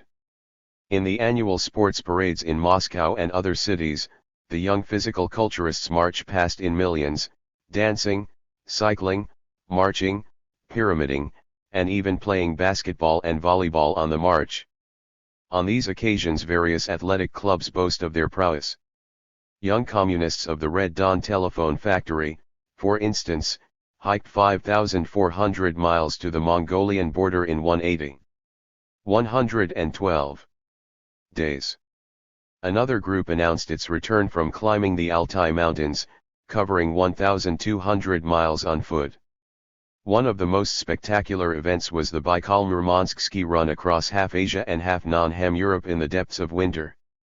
Another was a mass climb of Mt. Elbrus, an 18,465-foot mountain, some 4,000 feet higher than Mt. Blanc or Mt. Rainier, made by several hundred Caucasian peasants under the personal leadership of Kalmykov, the president of the Kabardino-Balkarian Republic. Parachute jumping has become a national spawn in the Soviet Union. Soviet people are probably the most air-minded people in the world. Training for air-fiendedness begins in the kindergarten. Small tots play the butterfly game and jump around with large butterflies pinned on their hair, gaining the idea that flying is fun and a natural activity. Children in their teens make jumps from parachute towers which are far rougher and more realistic than the parachute tower in the New York World's Fair, which was copied from them. The sport is popular not only in the cities but on the farms. Several years ago a Ukrainian farmer told me of his trip to the nearby city with a group of farm children, all of whom immediately formed 113 in line in the recreation park to go up in a tall tower and jump off under a parachute. I thought it very terrifying, he said, and wondered why the park authorities allowed it. Then I saw that my own 13-year-old daughter was at the head of the line. These children of today aren't afraid of anything.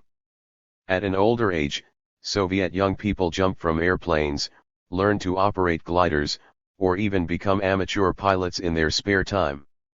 Every large factory, government department, and many of the larger collective farms have aviation clubs, which are given free instruction by the government. Probably 1 million people in the Soviet Union have made actual jumps from parachutes. It is not surprising that the Red Army was the first to use parachute troops in active service several years before the Germans adopted them. In 193 a small detachment of parachutists surrounded and cleaned up a bandit gang in Central Asia. The making of airplane models by young people is taken seriously in the USSR. In 1937 over 1 million school children were spending after-school hours in aviation model stations. At a later stage, young people of talent create real airplanes and demonstrate them at Tushino aviation exhibitions. Owing to the wide interest in aviation and the public ownership of factories, a bright Soviet youth who invents a new type of airplane may get it. I-14. Constructed by his factory spawns club and show it off. At one of the aviation festivals I attended, I saw a score of different amateur planes, including every possible shape of flying object: stubby ones, long thin ones, others shaped like different kinds of insects. They added greatly to the gaiety of the occasion. Whether or not they produced any really valuable new invention, they at least encouraged the inventiveness of their makers.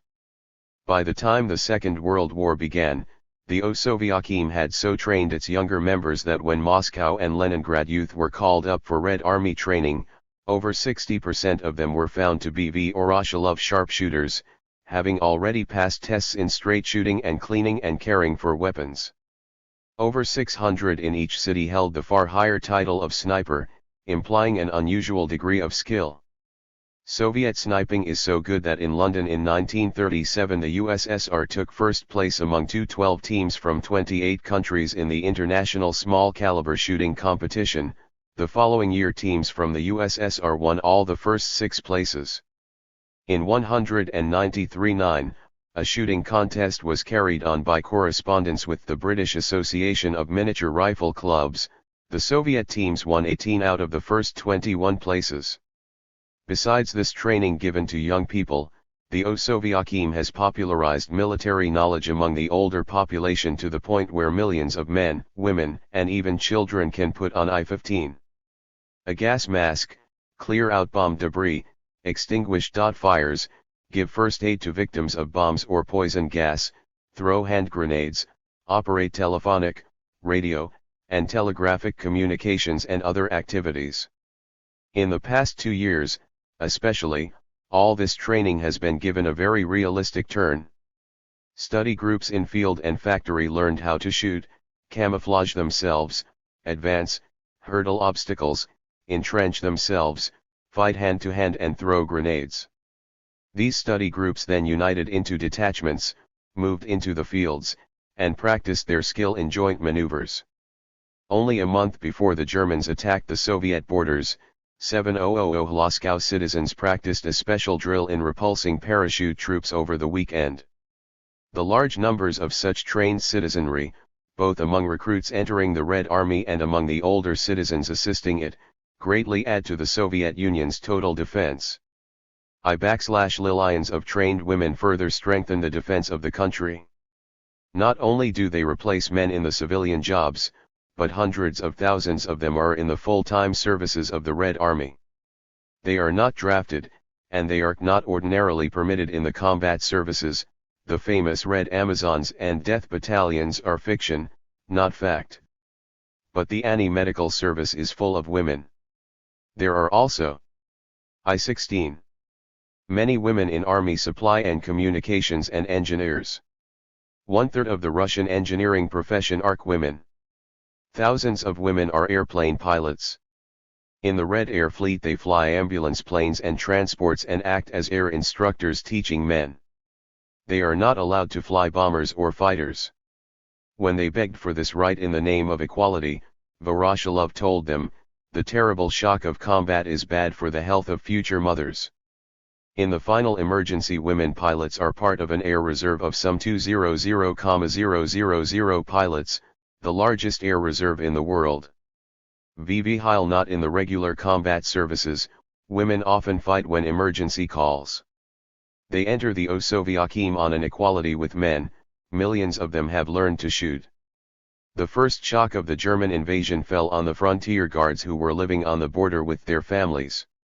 Their women at once shared in the fighting, not so much by shooting as by handling telegraph and telephone and transporting supplies to the men. Valentina Plunch, a young woman who had just graduated from the Medical University when the war began, went to the front as battalion surgeon. When her battalion was encircled and its commander wounded, she took command and led the battalion out of the encirclement to safety, after which she resumed her normal task of caring for the wounded. I-17. The years that Soviet young men spend in the Army do not separate them from normal civil life. Not only do they receive considerable general education, but they are frequently called upon for special civilian tasks. They continue to exercise the right to vote and to be elected, which with Soviet citizens starts at the age of 18. Every army unit is affiliated directly with some large civilian organization, usually a big factory, known as its sponsor. The sponsoring factory gives the army unit equipment for its leisure time activities while the army unit supplies the factory with instructors in military training. Frequently the army's regular work is correlated with some task of civilian construction.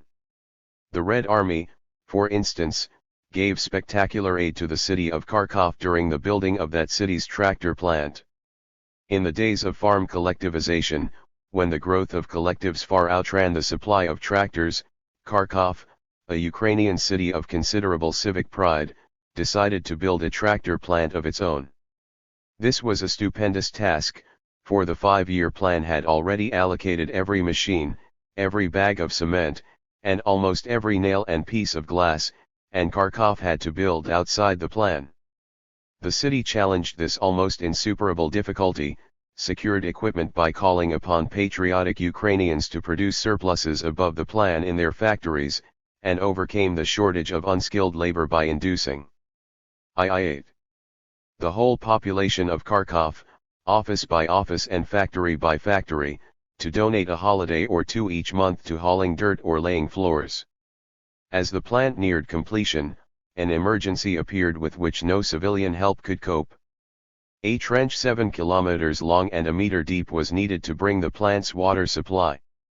Kharkov asked for the help of the Red Army, which sent on the appointed day a detachment of 7,000 men equipped with trenching tools. They took up their positions along the whole 7-kilometer line, 1 man to each meter. Each dug 1 cubic meter, his share of the trench, thus completing the entire 7,000-meter ditch by the end of the day. It was normal military trench work correlated with a civil emergency. The famous Grasshopper War of 192-7 in Soviet Central Asia was a far bigger achievement than the Kharkov Trench. It was a fight of the peasants, led by the Red Army, to save the cotton fields. Great clouds of locusts, a mile deep and tens of miles long, came flying over the Afghan border into Soviet Turkestan. The regional government mobilized the whole population to fight the pests and called upon the army to help. Army airplanes scouted the skies to note where the invaders landed. The army supplied chemicals to poison the newly hatched larvae. When the grasshoppers began to move, the people, under army leadership, dug trenches scores of miles long and reinforced at the I-19. Far side by sheets of steel sloping toward the invaders.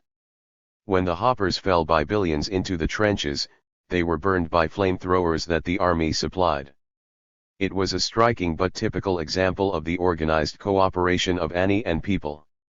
The same pattern is followed today as the Soviet Union organizes its war of the whole people against the invading Nazi hordes. Groups of the population, long since accustomed to organized cooperation with the army, form themselves into labor battalions or guerrilla bands to assist in the common defense. The whole form of the collective farm fits in admirably with military needs. Every farm has its Osoviakim group, which has learned sharpshooting and has its own weapons. It is a guerrilla band practically formed. Every farm has its working brigades of 100 or more adult men and women. They can at once become labor battalions, even bringing their own cooking equipment and cooks. Every farm has its summertime nursery, served by trained nurses and the older mothers. This is an organization that can handle the children in groups and perhaps evacuate them to the interior on the same boxcars that brought up troops. I was terrified when I saw from the air those great masses of working people, said a German aviator in Moscow after his capture. He had been 120. Accustomed to sowing terror among fleeing, demoralized peasant populations. He himself felt terror at the sight of a confident working people organized around their ANI and digging fortifications for their land. Fight, smashing the fifth column. How Hitler slip up on that famous fifth column that won half his battles in Europe? Asked a New York friend, discussing the Soviet-German war. The question cuts very deeply into the whole political and social structure of our world today. What is the fifth column? It does not consist of criminals or ordinary spies, and not always of conscious traitors. It commonly consists of a fairly large group of the so-called best people who object to their country's government and are ready to overthrow it even, if necessary, with the aid of foreign powers. Country after country in Europe collapsed at the first touch of the Nazi army, sometimes before the arrival of the army because the upper officialdom had rotted from within. Our world today is torn by divided loyalties. Class lines cut across national lines. Under the pressure of conflict, people take sides in accordance with many complex motives. Prime Minister Chamberlain weakened the British Empire in order to smash democracy in Spain. American industrialists for 4 years have sent oil and scrap iron to strengthen Japan for war against the United States. None of these people are conscious of committing treason. 121. 122. Core probably were Laval and Pétain, Quisling, or Vang Qingwei, who for one reason or other were ready to head a puppet government serving an invader. By standards of 19th century nationalism, whose twilight we are probably seeing, the acts are treason to the nation. / V hat the 21st century will call them will depend on who are the victors. The victors always write the history books. The Soviet Union faced this same problem in a particular form. The usual basis for a fifth column was lacking since there were no large and conflicting private property interests. The Russian Revolution, however, had produced, like all revolutions, numbers of bitter, discontented people who hated the government in power. The first 2 years of the 5Y plan, for instance, were marked by an epidemic of sabotage in the higher engineering staff, many of whom had formerly worked for the foreign capitalist owners of the large properties now nationalized by the revolution. Any American who worked in Soviet industry in the years of the first 5-year plan can give you dozens of examples of sabotage by engineers. In its simplest form, this sabotage was hardly more than the making of a little graft on the side. A representative of a Cincinnati firm that sold machinery to certain Soviet industries was informed that his machines were no good. He had to fight a good deal of red tape to make the arrangements. 123. Even to go from Moscow to Samara to visit the factory where the machines had supposedly failed to work. Finally he got there, forced his way in with the aid of local police, and came to grips with a terror-stricken superintendent who admitted that the American machines had never been taken out of their boxes. This superintendent had been bribed by a German firm to send a bad report about the American machines. He had had an arrangement with a Moscow official to prevent the Americans' visit to Samara. The incident did not especially shock my American acquaintance, he took it as a natural business trick. To the Russians, building their publicly owned enterprises at great sacrifice, the action was a serious crime. My own first contact with the intrigues of foreign agents occurred in 1930 in the farming regions, when I visited the first tractor station near Odessa. Twice on the trip I was questioned on the train by GPU investigators.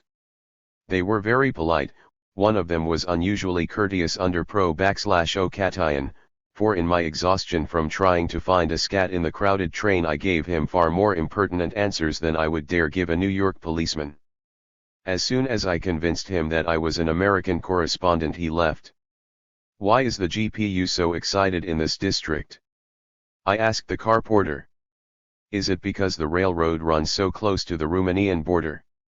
It is your Berlin leather coat, he answered. I-24.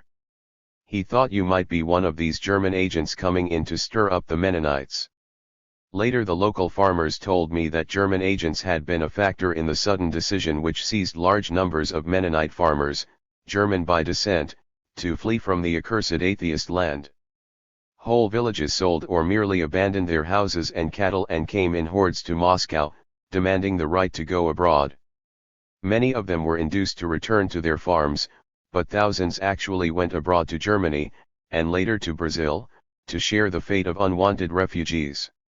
An American who had a supervisory job in a big auto factory told me that on one occasion he was summoned by a GPU investigator who, looking at him rather suspiciously, showed him certain pieces of metal and asked if he recognized their nature.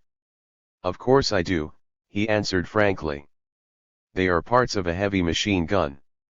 Apparently reassured by his frankness, the investigator then astounded him by telling him that these parts were being made in his own shop on the night shift.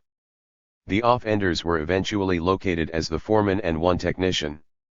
The rest of the workers had been unaware that they were giving part of their time to equipping the secret arsenal of a traitorous gang. At a health resort where I stayed 1 month in the North Caucasus during this period, several deaths occurred from poisoned canned food. Men.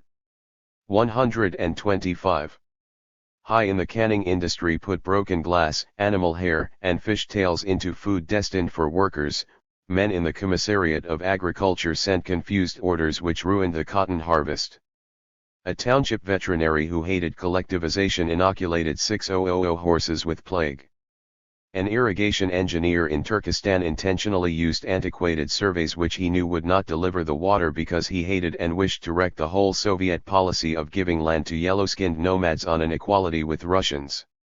All these cases, and thousands more like them, can be found in confessions of men who later repented, or in the tales of American engineers experienced in Soviet industry. The Russian inexperience in technical matters often made it difficult to judge whether inefficiency, carelessness, or malice caused certain acts. It must be admitted that Soviet investigators did not greatly bother about motive. If a man made the same mistake more than once, and had enough engineering knowledge to know better, they called him a wrecker and put him where he could do no harm. This does not mean that they shot him, they usually sent him to work on a construction job in his own profession, but under the direct control of the GPU. As more Russians learned the technical side of industry, sabotage became more difficult, for it was more easily detected. This fact and the rapid advance of 126. Soviet industry won many of the early saboteurs to loyalty. In 193 Stalin announced that the engineers and technicians were turning toward the Soviet government and should be met by a policy of cooperation in place of the previous widespread suspicion between workers and engineers, while the general epidemic of engineering sabotage passed with the increase of technical knowledge among loyal circles. The more deep-seated sabotage inspired by foreign powers remained. These activities were naturally smaller in number, more discreetly conducted, and designed to flare up especially in the event of war. Even such sabotage, when it came to light in Soviet courts, was treated with increasing leniency in the years from 1931 to 1934. The condition of the country was improving, and the occasional saboteurs were not considered especially dangerous. In the famous Shukta case in 1928, for instance, 52 engineers and technicians were convicted of wrecking coal mines in the interests of foreign powers, chiefly Germany. 11 were sentenced to death, and 5 were actually executed. 2 years later, in the Industrial Party case, a group of engineers admitted conspiracy to wreck state industry in order to put a sort of technocratic party of engineers in control. They were sentenced to death as the law required, but were then immediately given a commutation of sentence in view of their Conference of Managers of Industry, June 23, 1931. 127. Repentance. Shortly after this they were holding good jobs again. Similarly, a group of Mensheviks convicted in 1931 of inspiring peasant uprisings in connivance with foreign powers were given prison sentences for the announced reason that they were no longer dangerous enough to be executed. In the Metrovikers case in 1933, a group of Russian engineers and 1 Englishman admitted several minor acts of sabotage in power plants which were intended to get their hand in for a widespread wrecking of power plants in case of war. I sat less than 10 feet away from the defendants and watched their faces. It was clear that most of the Russians expected the death sentence. Most of them got only nominal sentences, while the 3 principal offenders were given 10 years. The increasing leniency in all these cases was due to the lessened tension in the country. As the first 5-year plan passed into the second, as Soviet workers became more skilled, an era of good feeling seemed to dawn, especially after the harvest of 1933. The people felt confident in their growing strength. The fear that Japan would attack, which had been so strong in 1931–32, lessened when Japan reached the Siberian borders without invading them. Hitler had come to power in Germany, but the Red Army was considerably stronger than the German forces thus far developed, and few people expected Hitler to last as long as he actually did. See Chapter 4. 128. Litvinov was busily making non-aggression pacts with surrounding countries. It almost began to seem as though the Soviet Union might hope to escape that long-expected war. The assassination of Kirov in early December, 1934 fell like a bomb into the stream of security. Kirov was the secretary of the Communist Party of Leningrad, one of Stalin's close associates, and considered by many his probable successor. He was assassinated by a member of the party who had easy access to the headquarters of the Leningrad Committee by virtue of his membership card. A shock of dismay was felt throughout the country. It appeared that not only bourgeois-minded engineers, but supposedly loyal communists might hate the party leadership enough to commit murder. The shock intensified when the first investigations indicated connections with foreign powers, i.e. Germany, via one of the Baltic states. The Soviet secret police had long guarded against routine foreign espionage. In 10 years they caught no less than 10,000 agents of foreign powers creeping illegally across their borders. But the investigation of the Kirov murder led into higher and higher ranks of the Communist Party, and seemed to indicate connection with the enemy even in these ranks. It was the first time that any nation in Europe began to glimpse the tactics that the world today knows as the Nazi fifth column, the penetration by the enemy into the citadel of power. It 129. Self. The technique was not at that time understood. Soviet investigators seem to have had difficulty in grasping it. More than a year and a half passed in investigations and arrests before the chief prosecutor of the U.S.S. are brought to trial before the Supreme Court of the country, the so-called Leningrad Center, the first of several groups of self-confessed conspirators. The trials that began on August 16, 1936 with the Leningrad Center Zinoviev, Kamina and Othkars continued through other trials, both national and local in scope, until they culminated on June 11, 1937 with the court-martial and execution of 8 of the most prominent Red Army generals on charges of high treason. It was probably the most spectacular series of treason trials in human history. I well remember how they shook Moscow, and the storm of skepticism they aroused throughout the world. As if anticipating some such reaction, the Soviet government held the trials of the chief leaders in a fairly large hall and opened them to a constantly changing stream of delegates from L/Lasco/ factories and government departments, as well as to the foreign diplomatic corps and to the Soviet and foreign press. None of the onlookers was unshaken by the spectacle of what an American author was later to call, after it had destroyed many nations, the corroding, paralyzing perfection of the Nazis' technique of conquest from within. I-30. It is an appalling event. One feels the naked play of those dark forces which shatter and rot human souls, said a sophisticated foreign observer to me. A Russian worker answered more simply, I don't want to talk about it. I feel the need of a bath. My own deepest impression at the trials I attended was that of the moral disintegration of the défendants and the process by which it had been reached. It had begun far back in honest differences of opinion. It had degenerated into naked lust for power and a hatred that enveloped everything, even the fellow conspirators. Let him not pretend to be such an innocent, cried Reingold in court of his co-defendant Kamina. He would have made his way to power over a mountain of corpses. The story that emerged was that of a plot to seize power by assassinating several government leaders through agents, who, if caught, would not even know the identity of their chiefs, but would appear to be ordinary agents of the German Gestapo. The chief conspirators, their reputations still intact, would call for party unity and the burying of all past hatchets to meet the emergency, and in the confusion would gain leading posts. One of them, Bakayev, was slated to be chief of the GPU and would use the post to liquidate the agents who had done the actual murders, thus burying all evidence of the higher UPS crime. Some of the lesser agents apparently first learned in court the fate that their chiefs had reserved for them, and 131. This greatly added to the venom with which they denounced those chiefs. The reason for the conspiracy was given by Kamina, brother-in-law of Trotsky, and himself a prominent leader in earlier years, who had been sidetracked by his long opposition to Stalin's policies, especially to the 5Y plan. Kamina said that by 1932 it became clear that Stalin's policies had been accepted by the people and that all hopes of overthrowing him by political means had failed. There remained 2 roads. Either honestly to end the struggle against the government, or to continue it. by means of individual terror. We chose the second road. We were guided in this by boundless bitterness against the leadership, and by a thirst for power to which we had once been near. Zinoviev, former chief of the Communist International and later dropped because of unwillingness to follow the Stalin policy of non-interference by the Soviet government in other nations' internal affairs, said that he had grown so accustomed to giving orders to large groups of people that he could not endure life without it.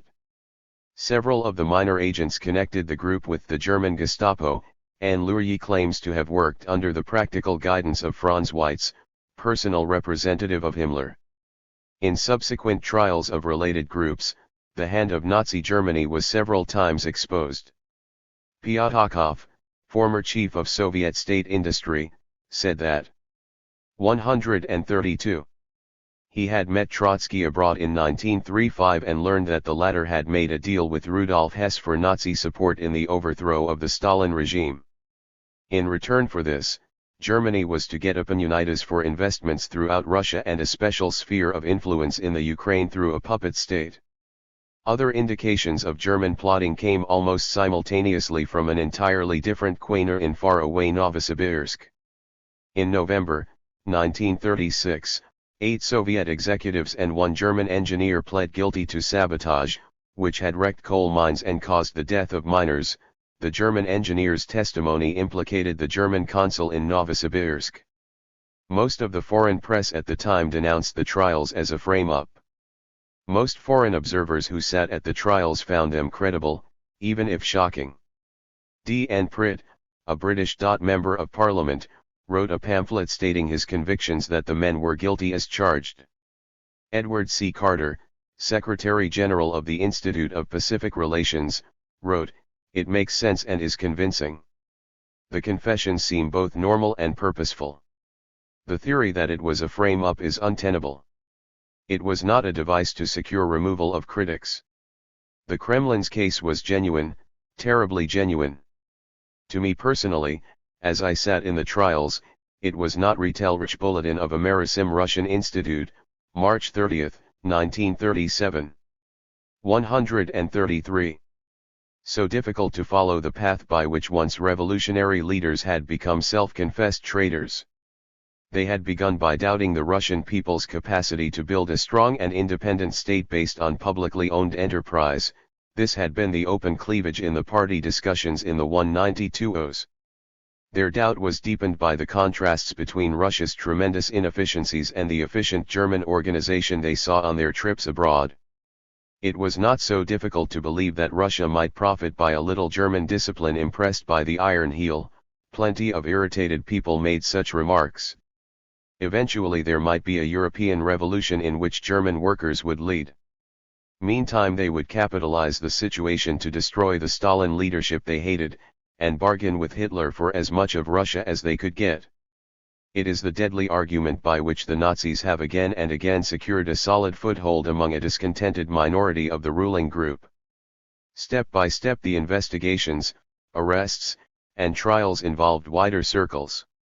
3 days after the first trial opened, Tornsky, former chairman of the Central Council of Trade Unions, who had been mentioned in court by one of the defendants, confessed his guilt and committed suicide rather than face arrest. A former president of the Ukraine, Lyubchenko, committed suicide in the same manner. I-34. Regional trials began in Central Asia, the Caucasus, and the Far East. In the Tajik Republic, on the borders of India, several of the highest officials were removed as enemies of the people. In the Far East, the chief of the GPU fled to Japan, and many of his subordinates were arrested as Japanese spies and wreckers. The first indication that the trail had led to the Red Army was the suicide on June 1, 1937, of Marshal Gamamik, chief of the Red Army's political commissars. 8 days later Voroshilov announced that 4 important commanders, including Marshal Takayevsky, who had only recently been Vice Commissar of Defense, had been removed from their posts. These 4 and an additional 4 were tried by court-martial on July 11, before the military Kolkgium of the Supreme Court, the first of the big trials to be held in secret. They pleaded guilty to high treason and were sentenced to death. The Moscow press announced that they had been in the pay of Hitler and had agreed to help him get the Ukraine. This charge was fairly widely believed in foreign military circles, and was later substantiated by revelations made abroad. Czech military circles seemed to be especially well informed.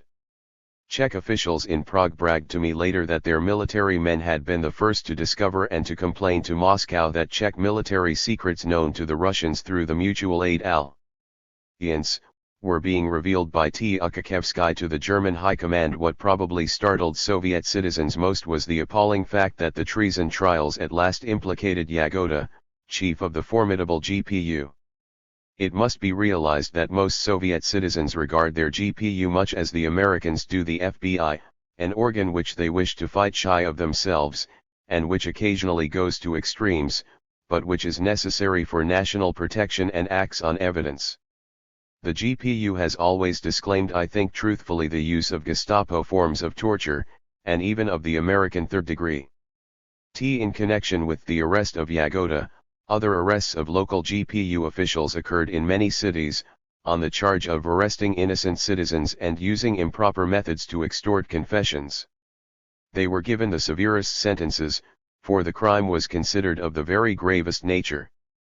But such arrests began to throw doubt on the whole investigating arm of the government. If that was rotten, what could be believed? The answer was plain: in the last resort you can trust the common people rather than any apparatus or official. The entire membership of the Communist Party was therefore subjected to what is called a cleansing or purge in the presence of large audiences of their non-communist fellow workers. Each communist had to relate his life history and daily activities in the presence of people who were in a position to check them. It was a brutal experience for an unpopular president of a Moscow university to explain to an examining board in the presence of his students why he merited the nation's trust. Or for a superintendent of a large plant to expose his life history and daily activities, even to his wife's use of one of the factory automobiles for shopping in the presence of the plant's workers, any one of whom had the right to make remarks. This was done with every communist throughout the country. It resulted in the expulsion of large numbers from the party, and in the arrest and trial of a few. In 1/1 Arch, 1939, the 18th Party Congress finally abolished these general purges as too severe. They had, however, firmly established the tradition that every communist must be judged by the court of his fellow workers, who have other, less spectacular ways of making their pressure known. Appeals to the watchfulness of the people against spies and saboteurs filled the press and became the theme of motion pictures. Pamphlets told how the spy acts. "Don't talk in the streetcars about your factory," said these pamphlets. "You may be giving information that will help the enemy locate our war industries." The Soviet people understood.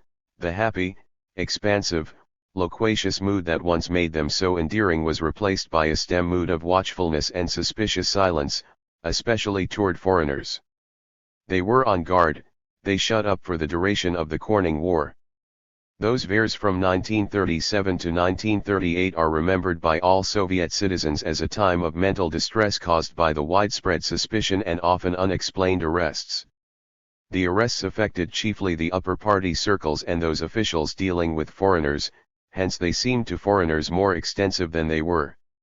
None of the arrests was as wanton as the foreign press portrayed them. Evidence of some son was indicated. The common sentence was not execution, but swift removal to another job in another part of the country.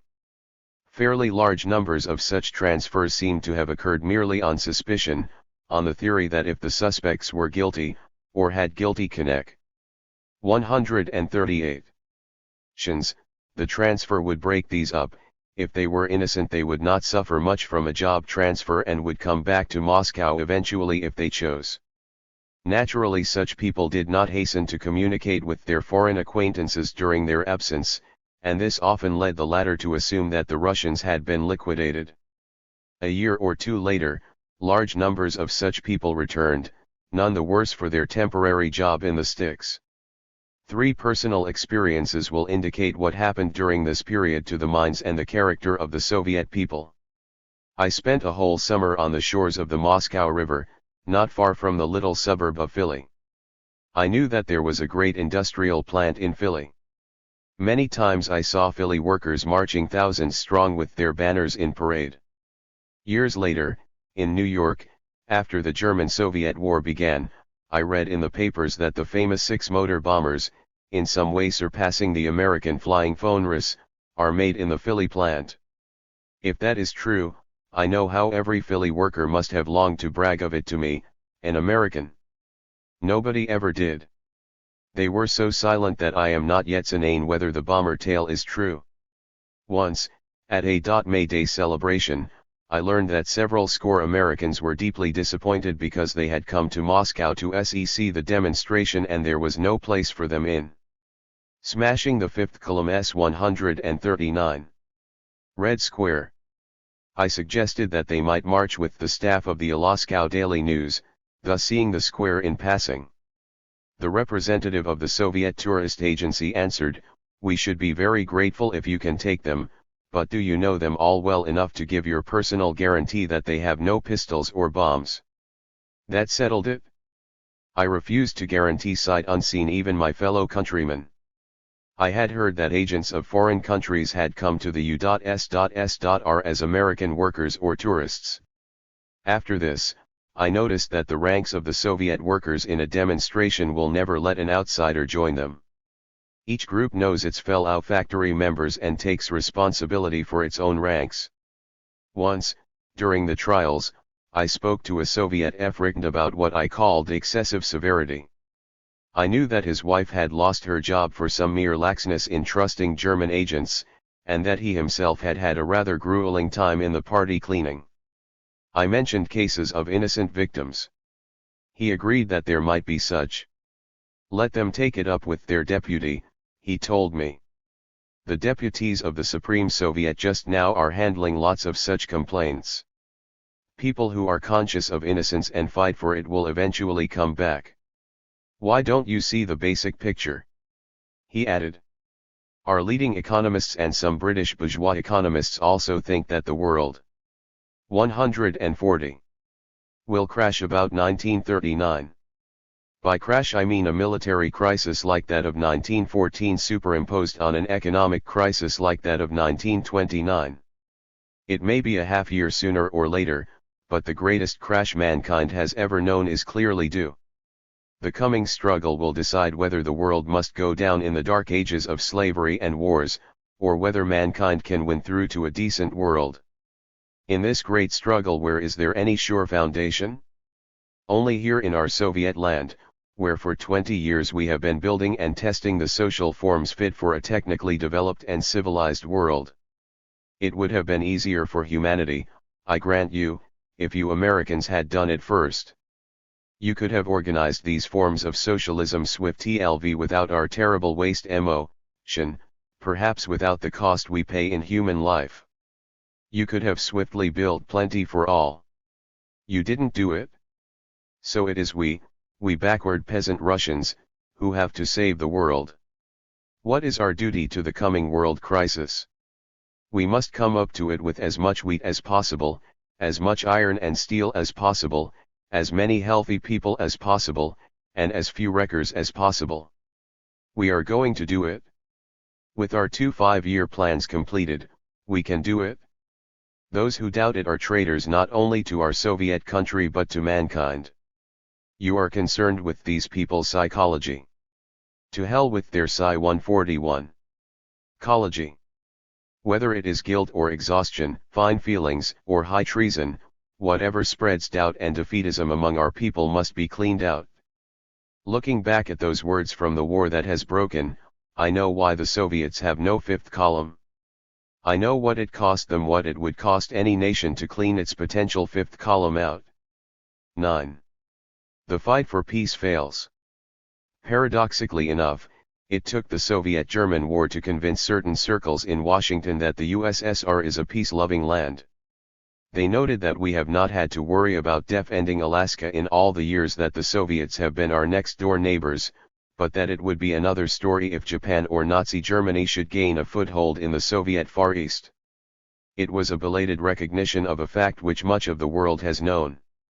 For the first 22 years of its existence, the Soviet Union gained a wide and deserved reputation both as a non-aggressive neighbor and as a champion of worldwide peace. This Soviet policy began long before Litvinov dinned it into the cars of the League of Nations, a sounding board from which he reached the world. The first official act of the new Bolshevik government on November 8, 1917, the day after they had taken power, was to propose to all warring peoples and their governments to begin immediate negotiations for a just and democratic peace. Such a peace they described as a peace without annexations and without indemnities, a phrase later made famous by President Woodrow Wilson, who borrowed it from the Bolsheviks. 142. 143. A standard of international justice without precedent was shown by the first actions of the young Soviet power. Its statesmen denounced and exposed the secret treaties by which Imperial Russia had agreed with Britain and France to divide the world. They annulled the unequal treaties old Russia had imposed on Turkey, Iran, and China, which divided these countries into spheres of influence of the imperialist powers. By withdrawing their armies from Iran, denouncing Tsarist claims to Constantinople, renouncing extraterritoriality in China, they laid foundations for friendly relations with all these states. But they were unable to win their Anglo-French allies to the idea of peace without annexations and were forced to sign a separate peace in which they submitted to Germany's robber demands. Even after Germany was defeated by Russia's former allies, the Allied powers themselves invaded Russia for 2.5 years. In the lowest depths of exhaustion, Lenin was even willing to agree to the splitting up of Russian territory in return for peace. The proposal made by William Christian Bullitt when he went to Moscow in March, 1919, as President Wilson's semi-official representative, was that the territory of Russia should be divided among all the local puppet governments that might be in armed possession at the moment when peace should be signed. This implied a Japanese puppet state in the Soviet Far East, and British or French puppet states holding the Ukraine, the Caucasus, Central Asia, and 144. The Arctic ports. Lenin agreed to this incredible hold-up because the Russian people were dying by millions of starvation, pestilence, and war. /VE will retreat to the Urals if need be, was Lenin's decision. Even on these terms the powers at Versailles refused to grant peace to the Bolsheviks, choosing rather to destroy them utterly. Not by appeals for peace nor by offers of territory, but by the courage and sacrifice of the Russian people were peace and independence finally won. To the peace-hungry land of those days, real peace came very slowly, first the cessation of actual battle, then trade agreements, then after many years diplomatic recognition. At each stage the strength of the new Soviet state was tested by the great capitalist powers, who were unwilling to grant it the right to exist. The first admission of the young state to any international conference was at the Genoa Conference of 1922, called by the victorious Allies in the hope of dumping the burden of a bankrupt, post-war Europe on the backs of Soviet Russia and vanquished Germany. The prospective victims had to be present in order to accept the burden. At this first emergence in the Councils of Nations, the Soviets made a plea for limitation of armaments. The forces directed toward restoration of world economy, said Georges Chicherin, the leader of the Soviet delegation, will be strangled as long as above Europe and above the world hangs the threat of new wars. Failing to get response to this proposal, he startled the world by signing with Germany the famous Rapallo Agreement, in which the two orphan children of the conference renewed friendly relations on the basis of equality, each cancelling the other's debts. It was the first move of any nation to treat the vanquished Germany on such a basis. Had it been followed by other nations in those days when the Germans aspired towards democracy, Hitler Germany would never have answered. A new and daring diplomacy thus appeared in the world arena. It sought two aims, to strengthen world peace and to assist the national independence of the weaker powers. These aims were not only in consonance with Soviet ideology, they were based on the Soviet Union's own needs. Peace and a chance to rebuild was the need of the nation. Its own great territory was large enough for all possible expansion. Its peace was most likely to be cracked by the imperialist hungers of the major powers. Its natural allies were among the weaker and colonial peoples. Other allies existed among the common people of even the imperialist nations, for in no land do the common folk normally want war. Perfect peace the Soviets believed to be impossible under capitalism. But conflicts vary in x. 146. Tent and intensity. They especially sought peace on their own borders, and also what might be termed a maximum of world peace. Even the idea that world war might promote world revolution was discountenanced. The Soviet Union needs no foreign wars for transforming the world, said Manuilsky, Russian delegate to the Congress of the Third International in 1935. Peace is indivisible, said Soviet diplomacy, in the person now of the busy Litvinov, shuttling to world congresses to argue that an aggression tolerated anywhere was likely to spread and to threaten the peace of all.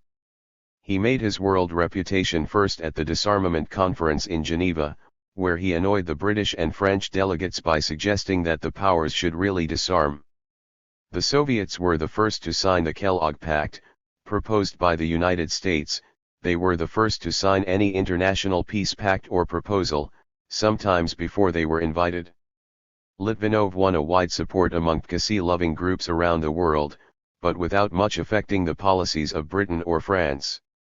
Some of the smaller or weaker governments, however, began rather grudgingly to rally around the USSR in return for benefits received. Turkey's existence as a modern independent state is due in part to the help given by the Soviet Union on various occasions, chiefly at the Lausanne Conference in 192-3. The modern government of China. 147. Owes its beginnings largely to the help given by the Soviets to Dr. Sun Yat-sen. Later the USSR took the initiative in urging the League of Nations to help Ethiopia by applying sanctions to Italy. She was the only power that fully carried out all sanctions on which agreement could be reached. Still later, when Britain and France connived with Hitler's Germany and Mussolini's Italy to overthrow Spanish democracy, the Soviet Union shared with Mexico the honor of being the only governments that aided the democratic government of Spain. The rise of Hitler changed all the power politics of Europe. Germany and Japan left the League of Nations, and the Soviet Union entered it, with the announced purpose of strengthening it against the warlike tendencies of the rising Nazi aggression. For years the Soviets had supported the German Republic's demand for peaceful revision of the Versailles Treaty, which they considered an evil treaty, provocative of war. Nazi aggressions, however, were even more provocative of war than the Versailles Treaty. Litvinov's new policy, therefore, became to seek alliances among the democratic forces in order to check aggressors. Tory Britain hastened to build up Hitler. British diplomacy granted to Hitler Germany everything that it had refused for more than a decade to the German Republic, the remilitarization of the Rhineland, the Nazi-terrorized plebiscite in the Saar. 148. German rearmament and naval expansion, the Hitler and Mussolini intervention in Spain. British finance, Vichy had strangled the struggling German democracy with demands for impossible war reparations, supported Hitler's regime with heavy investments and loans. It was no secret to any intelligent world citizen that the British Tories made these concessions to Hitler because they saw in him their strong-arm gangster who would eventually fight the Soviets, which important sections of British finance capital have always seen as their greatest foe.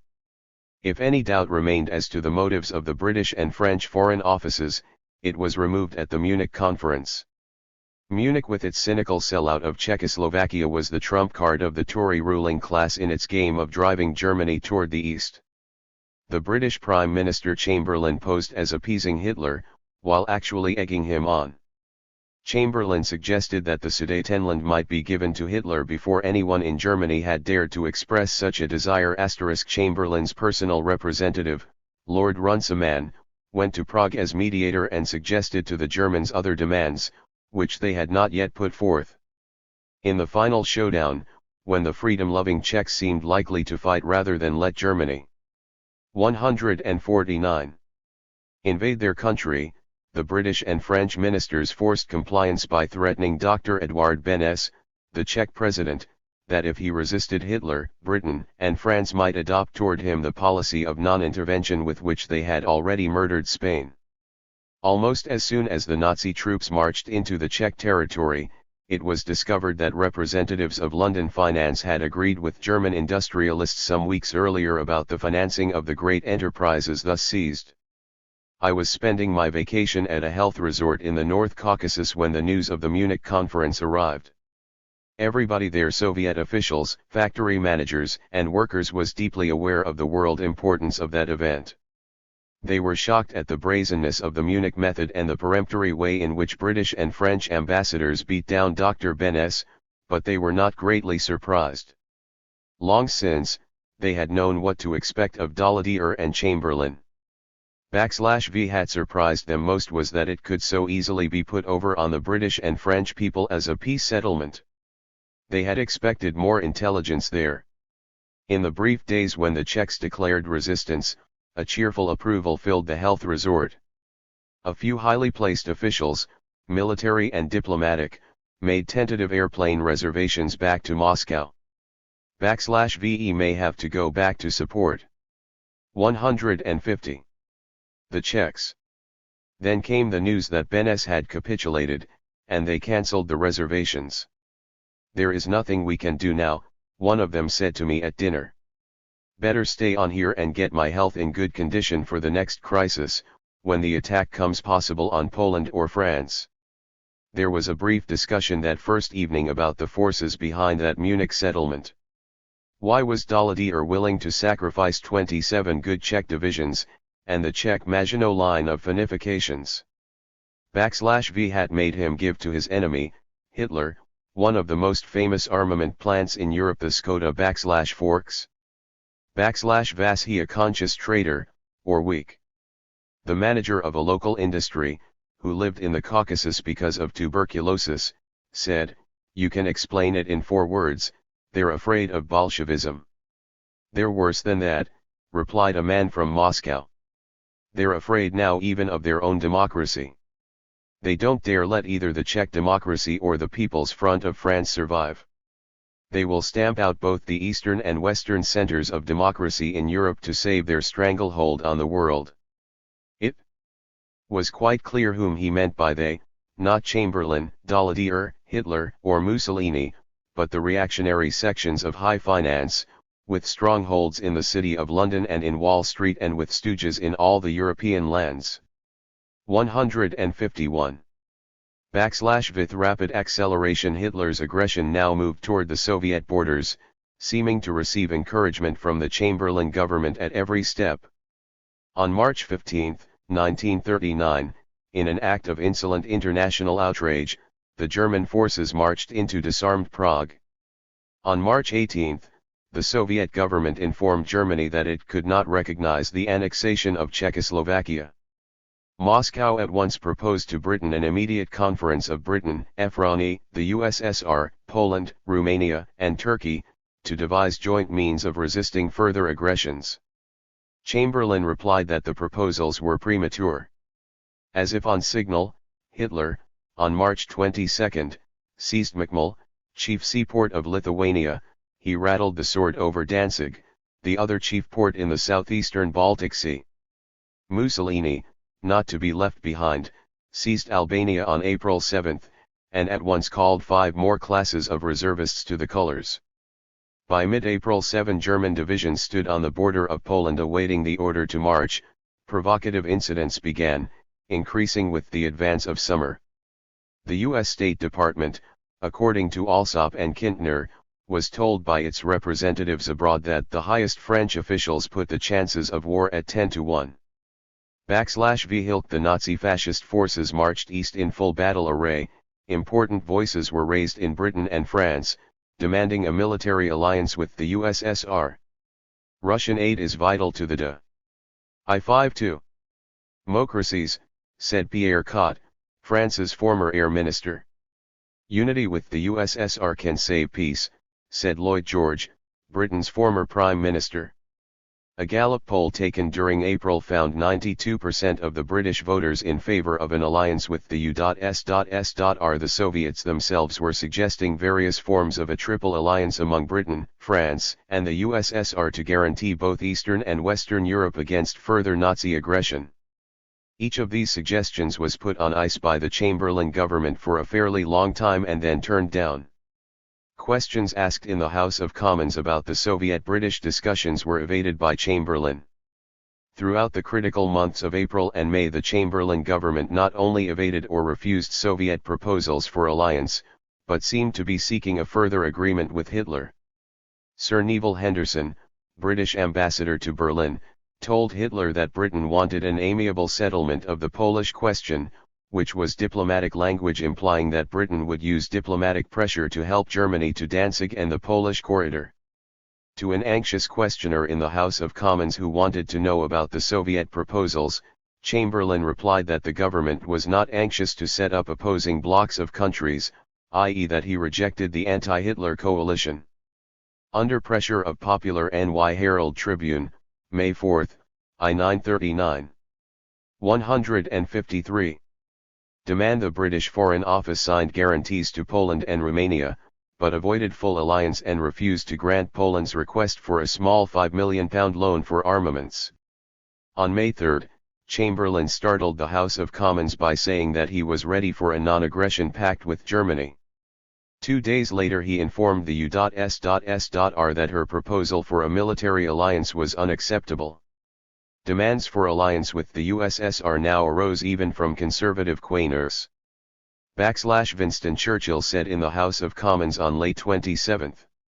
If His Majesty's government, having neglected our defenses, having thrown away Czechoslovakia with all that Czechoslovakia means in military power, having committed us to the defense of Poland and Romania, now rejects and casts away the indispensable aid of Russia, and so leads in the worst of ways into the worst of wars, they will have ill-deserved the generosity with which they have been treated by their fellow countrymen.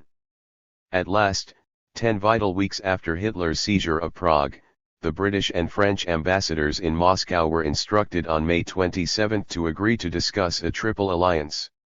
After another delay of 3 weeks, a special representative of the British Foreign Office, Mr. Strang, arrived in Moscow to handle the discussions but without authority to conclude them.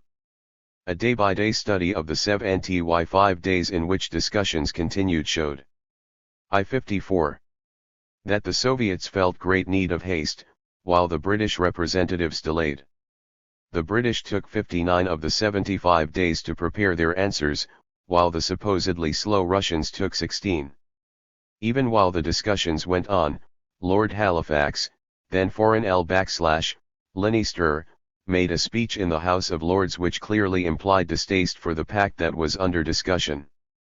The chief bombshell during this period, however, was the disclosure toward the end of July that the British Parliamentary Secretary of Overseas Trade, Mr. Hudson, had been discussing with a German official, Herr/Waldhat, the loan of £500 million, or even £1 billion, to Germany. The Moscow leaders saw war approaching ever closer. It seemed to them that the British spokesman trifled, or, worse, that they chose to send war east. FAR-secking Britons were also deeply disturbed by the situation. The world is trembling on the brink of a great precipice, said Mr. Lloyd George in a by-election campaign. Most British opinion, however, was lulled by the discussions going on in Moscow and the belief that the proposed alliance was getting somewhere. TWC Moscow attempted to break through to the British people and let them know that the hoped-for alliance was failing. On May 3 Maxim Litvinov, Soviet foreign minister, resigned. Anywhere in Europe the resignation of a foreign minister is a declaration to the world that his policies 155 have failed. For nearly 2 decades Litvinov had symbolized to the world a certain program, a program of peace, secured through alliance of the world's democratic forces. It was, of course, not Litvinov's personal policy, it was the policy of the whole government of the U.S.S.R. Yet Litvinov personally symbolized it, his long residence in Britain and his British wife gave him personal connections with the WSTEM democracies. Perhaps this led him to overestimate the strength of the democratic forces in France and Britain, and to believe that the British and French people might control the imperialist, semifascism of Chamberlain and Daladier. The forces of democracy had failed and Litvinov with them. They had failed in Manchuria, in Abyssinia, in Spain, in China, in Austria, in Czechoslovakia, in Albania, in Memelate years of failure. They were about to fail in Poland. A signal was needed. Litvinov's resignation was that signal. The British press, however, was so accustomed to treating the Soviets with triviality that after the first slight shock they implied that Litvinov had been liquidated by Stalin for some imagined fault. Meanwhile, Litvinov himself quietly began to work on his new task, the writing of the history of Soviet foreign affairs during a certain epoch. The epoch was over. The policies had failed. 6 weeks later Moscow gave a second signal. On June 29 Andrei Zdanov, Chanin of the 156 Foreign Affairs Commission of the Supreme Soviet and known to be one of Stalin's very closest co-workers, published an article in Pravda. He openly declared that the negotiations with France and Britain were making no progress and that he, for one, did not believe that the British and French really desired an alliance or had any intention of resisting Nazi aggression. He bitingly implied that the chief reason for the negotiations might be to keep Moscow quiet while Hitler prepared his attack. The article created a brief sensation abroad, but most of the comments intimated that Zdanov was, after all, a bit of a hothead. On the brink of the Great Precipice, as Lloyd George had called it, the Soviet leaders made one last attempt. Toward the end of July, when the European foreign offices all knew that Hitler intended to seize Danzig and the Polish corridor within a month, Moscow suggested that Britain and Efroni send a military mission to Moscow to discuss the mutual defense of Eastern Europe on the spot. The Soviets received what they considered another symbolic slap in the face. The British and French military missions waited 10 days before leaving, and traveled by the slowest vessel that could have been chartered, taking 6 days to get to Moscow, which they could have reached in 1 day by air. When they arrived, it was discovered that they had no authority to agree to anything, but had to report even minor details back to Lon. 157. Done. Meanwhile, Britain adjourned the political discussions, recalling L/Fr. Strang by air approach to Moscow, this seemed to say, was slow and difficult, but to break with Moscow was easy and quick. The Soviet Commissar of /Var, Clemente Voroshilov, with a whole galaxy of the highest Soviet military officials, sat in the conference and made serious proposals to an Anglo-French mission which had no authority to accept them. The Soviet Union proposed, if Hitler should invade Poland, to send 2 Soviet armies, one against East Prussia in the north, and the other through southern Poland against central Germany. The Anglo-French mission replied that they would take the proposal up with Warsaw. They later reported that the Polish government would not accept any Soviet aid and were prepared to meet a German attack without it. The refusal at first applied only to the passage of Soviet troops, but was later expanded into a refusal by Poland of any Soviet aid at all. On this the negotiations broke down. A frivolous make-believe at negotiations were the scathing words applied to the British, and the issue at the moment was the Soviet demand that the Baltic states be included in the guarantee against an attack or a Nazi-inspired internal seizure of their governments. Britain refused. 158. French attitude by V. M. Molotov, chairman of the Council of People's Commissars, in his report to the August session of the Supreme Soviet. Swiftly, and at what seemed the last moment, the Soviet Union made its decision.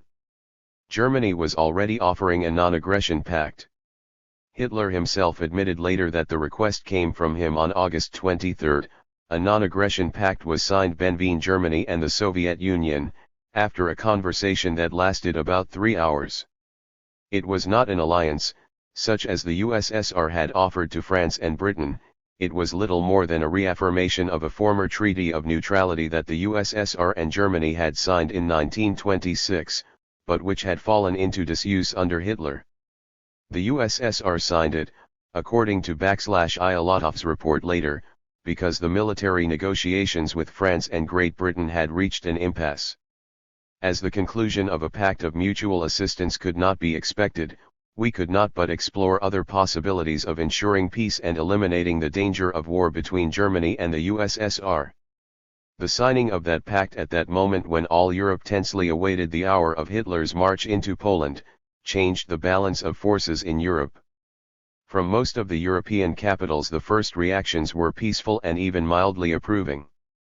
The tension in Berlin lessened, and Amer Icon Radio Dispatch apologized. It is hard to believe that the city is the center of a war threat. People aren't going on weekends to swim and sunbathe at the lakes. From Warsaw, Colonel Beck, the foreign minister, stated that the situation was fundamentally unchanged since Poland never expected any military aid from Russia and did not want any. A dispatch from Bulgaria read, "The tension has been lessened in Eastern Europe." Romania immediately offered a non-aggression pact to Hungary and Poland approved. Cables from Latvia and Estonia said, "Since our two great neighbors with both of whom we have non-aggression treaties have decided to maintain peaceful relations with each other, tension along the Baltic is relieved." The East European states evidently felt that the pact between Germany and the USSR, even if it did not stop what seemed almost inevitable war in the Polish corridor, would at least prevent the East-Rard spread of that war. Much less cheerful were Hitler's allies. Mussolini obviously disapproved. A disgusted Franco announced from Madrid that he no longer took orders from Berlin. Most terrible of all was the blow to Tokyo, which had started the war against the USSR in April at Komonan on the borders of Mongolia, and was reported to have told Hitler that the Japanese would be ready by the end of August to join the big push. Japan reacted to UP Dispatch, August 23, 1941. 160. The Soviet-German non-aggression pact by the fall of her cabinet, bitter denunciation of the Germans, and immediate cessation of her warlike provocations of Britain in Tientsin, Shanghai, and Hong Kong. Most wrathful of all were the voices that rose from London as the pact's implications smote Hitler's Tory supporters. For the first time they howled for Hitler's blood. This gangster whom they had for years fattened to fight the Bolsheviks had dared make peace with the Bolsheviks. He must be taught his lesson. YCT hope died hard in the Chamberlain government. 5 days after the Soviet-German non-aggression pact was signed, Sir Neville Henderson, British ambassador to Berlin, still intimated to the Germans on August 2 that they might hope for a full alliance with Britain if they cooperated with him, i.e., with Chamberlain *. Even after the German army had marched into Poland, Chamberlain still sought for nearly 2 days a conference of the four Lv powers, Britain, France, Germany and Italy, to settle Poland's fate and to isolate the U.S.S.R.T. It was too late. Against the warnings of Winston Churchill and many others, the Chamberlain government had rejected the ally they most needed, the Soviet Union, in alliance with whom they might, even at the last moment, have stopped or confined British Blue Book, Penguin Special S45. T stated in House of Commons in proposing alliance with Poland. 161. The war. Now Hitler also disdained Chamberlain's overtures. Britain therefore signed the long-delayed alliance with Poland and urged the Poles to resist Hitler's demands. Yet she sent Poland no assistance. Vas Chamberlain ready to sacrifice Poland in a new and bloodier Munich, hoping that in the wreck of eastern Poland, it might yet be possible to switch the war? Throughout the German-Polish War, voices in the British press expressed such hopes. During that tragic period, when Poland had been broken and the Warsaw Radio, not yet silenced, was pleading over the air for British aid, I said to a Soviet diplomat, "This was what you expected? You must be glad that Moscow is not waiting, like that tortured mayor of Warsaw, for the promised help from Britain." "It was worse than that," he answered. Chamberlain would not mind saving Poland if he could do it by prayer. But he would not have sent even a pious hope to Moscow. We would have been attacked from both Europe and Asia by Germany, Italy, and Japan, helped by Romania and Poland, while Great Britain and France would have held the Maginot Line and financed Hitler. America would have been Japan's arsenal against us, as she has been against China. By our non-aggression pact we drove wedges between Hitler, Japan, and Hitler's London backers. It was too late to stop the invasion of Poland. Chamberlain didn't even try to, he wanted war at 162. Last. But this is a lesser war than they planned, and even if it becomes in the end the Great War, we have split the opposition and shall not have to fight the whole world. Thus the long struggle for peace by the world's democratic forces, for whom Litvinov had been such a brilliant spokesman, ended in failure. The Second World War began. 10. The march into Poland. Warsaw as the capital of the Polish state no longer exists. No one knows the whereabouts of the Polish government. 1/11 population of Poland have been abandoned by their ill-starred leaders to their fate. Poland has become a fertile field for any accidental or unexpected contingency that may create a menace for the Soviet Union. The Soviet government deems it its sacred duty to extend the hand of assistance to its brother Ukrainians and brother Belarusians inhabiting Poland. In these words Vyacheslav Molotov, chairman of the Council of People's Commissars, announced on September 17, 1939, first by note to the Polish ambassador in Moscow and the embassies of all the other countries, and then by radio to the Soviet people and the world in general, that the Red Army was marching into Poland. Bernard Shaw was one of the first Englishmen to hail the strategy of that Soviet march. While the American press was querulously speaking of Stalin as Hitler's accomplice, Shaw noted in the London Times that the Soviet entrance into eastern Poland was Hitler's first setback. He added, 3 cheers for Stalin, who, when Polish Re 163.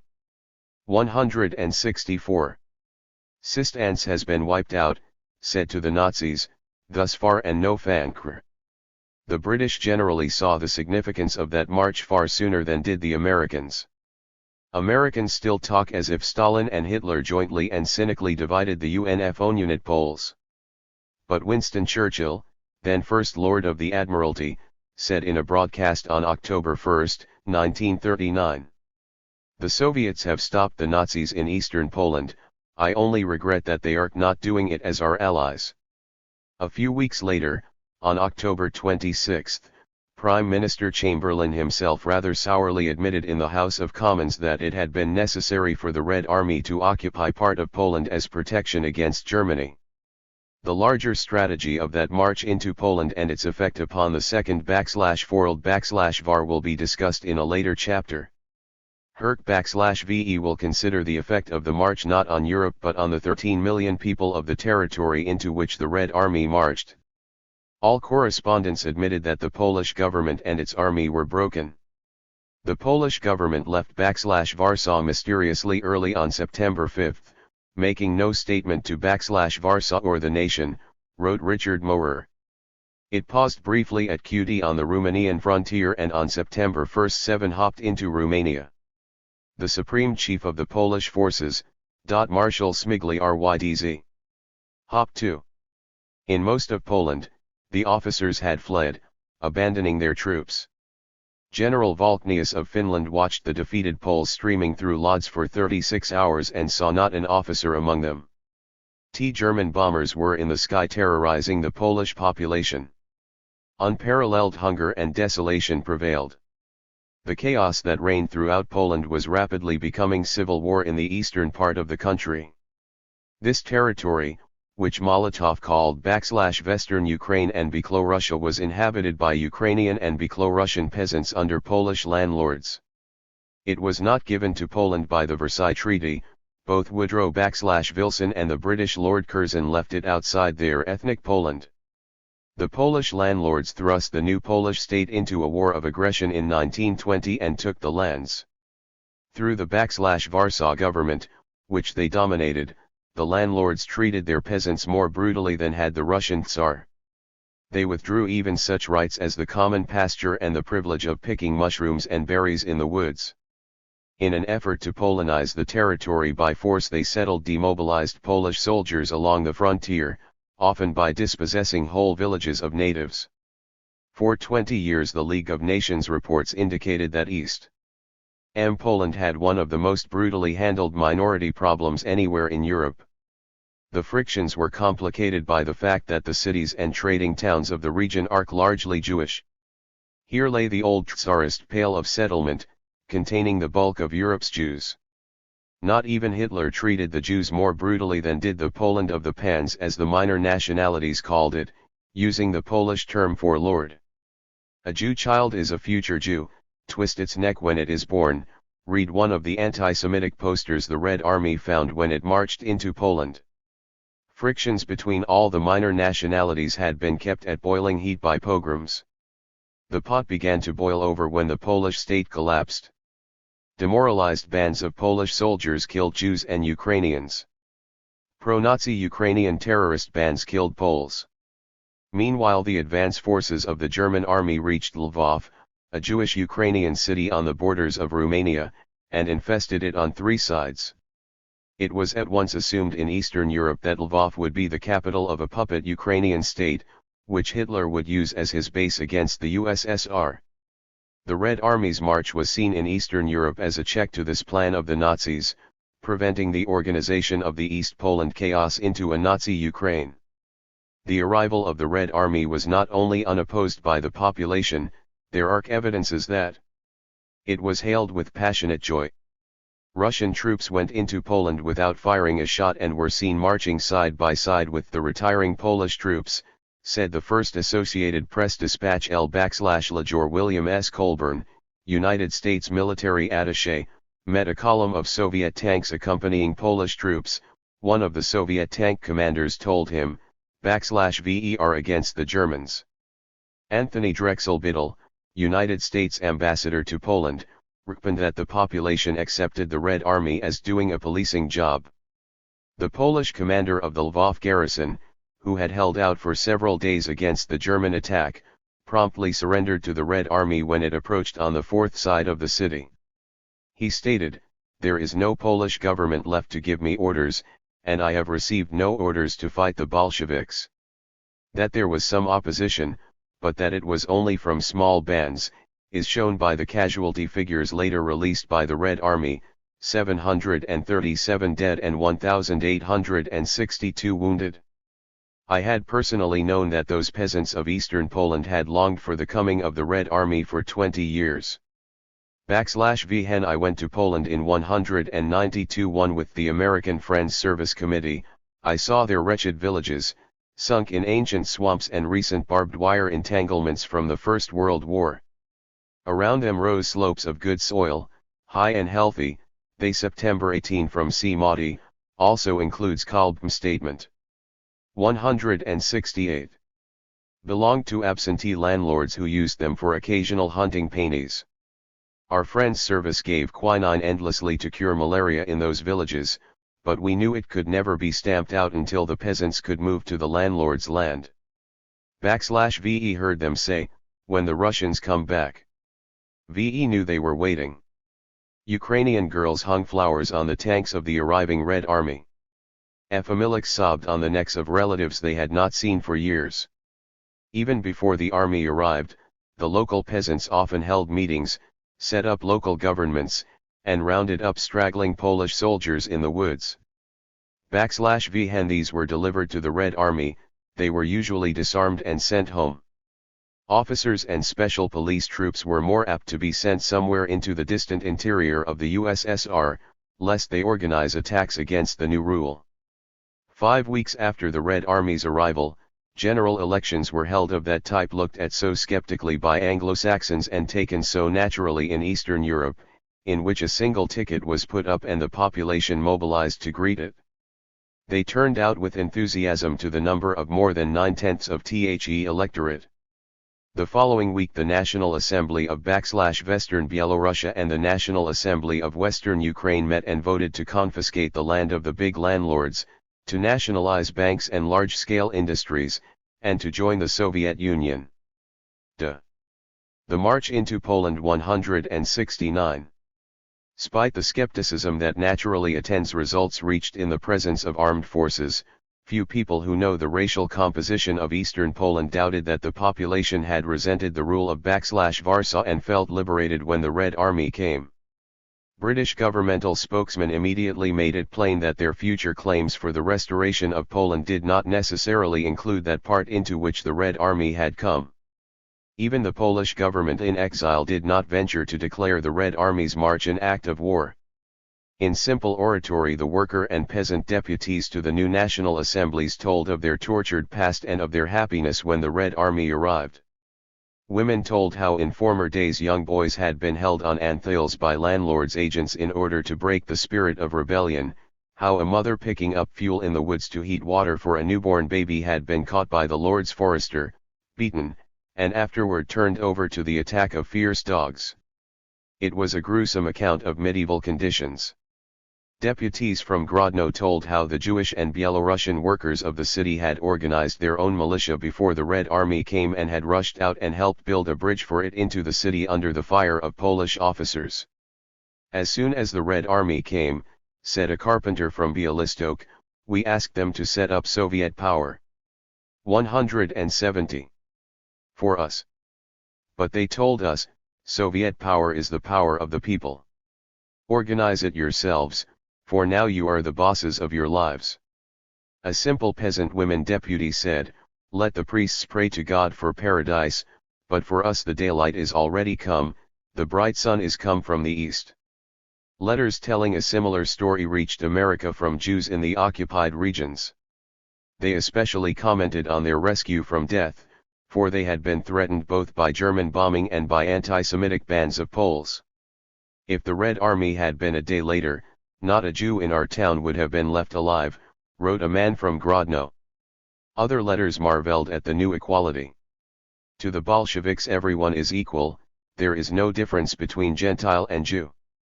There was a grimmer side to the story. Poles in fairly large numbers were deported to various places in the Soviet Union. Letters received by their relatives in Europe and America showed that they were scattered all over the USSR. The sending of the letters also indicated that they were not under surveillance but merely deported away from the border district.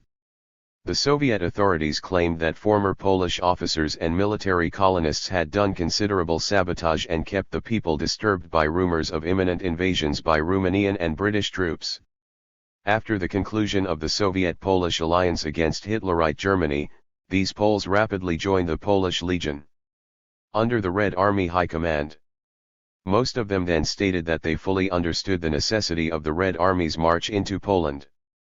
Tens of thousands of Jewish refugees were also shipped into the interior of the USSR in what seems to have been a rough and inefficient manner, causing many complaints to go abroad. Theirs was a somewhat different case. They were people without homes or jobs in the new territories. They had fled thither to escape from Hitler and were clogging the housing facilities of cities and towns along the Soviet border. They were given about 9 months to find jobs. Failing this, at a moment when the Nazi menace was growing, they were deported to other areas where jobs were available. When Hitler's forces later marched into Lvov and all the surrounding territories, these deportees may have been glad that they had been shipped away. Social and educational workers of high caliber were sent from Moscow, the Ukraine, and Belarusia to help organize the new territories. One of my Moscow friends, the chief of the foreign literature section of the state publishing house, spent some months in Lvov contacting penniless Polish authors and arranging to publish their works. Another, Alexander Dovzhenko, the famous Ukrainian author and motion picture director who produced the well-known film Shores, went to the new territories to shoot newsreels and also as one of the thousands of people commissioned by the 172 Soviet Ukrainian government to organize the political life of the new lands. Entering with the Red Army, Dovzhenko was just in time to save the Ukrainian priest and teacher in one village from being buried alive by Polish special police. The victims had been tied with barbed wire for the burial. Another village had been burned by retreating special police. There was left only ashes, the moaning of cattle, and the weeping of children. Dovzhenko quieted them, and the peasants began coming back from the woods where they were hiding. Finding the village without food, Dovzhenko then went to the nearby estate of Grafland Skoronsky and ordered the farm hands to organize food distribution for the surrounding villages from the stores of grain they had kept there for cattle. One of Dovzhenko's chief jobs as a political worker was to answer all kinds of questions about the U.S.S.R. Some of the questions were very funny. Do people kiss in your country? Are you allowed to use lipstick? One marriage broker, learning that the Soviets had civil marriage registration instead of parish registration, wanted to know. How do you start a marriage registration bureau? Can I open one? More serious questions concern the land, the schools, religion, the question of nationalities. Is knowledge really free? Aren't there schools for all? Was a frequent demand. In the rural regions the march into Poland 173. Peasants asked many questions about religion. They had been accustomed to a regime that persecuted the Ukrainian church, and they had heard that the Bolsheviks were against all churches. Dovzhenko told me a typical conversation. Comrade, can we pray to God? Of course. How and in what church? \v wherever you like. Thank you, they would say, making a deep obeisance and trying to kiss your hand. It was terrible to be reminded how humble the peasant had been made to be towards all officials. Dovzhenko laughed when I asked him about the attitude of the Ukrainian priests. It is probably the first place where priests welcomed the Bolsheviks, he said. Ukrainian priests have for centuries been the center of the Ukrainian movement for national freedom.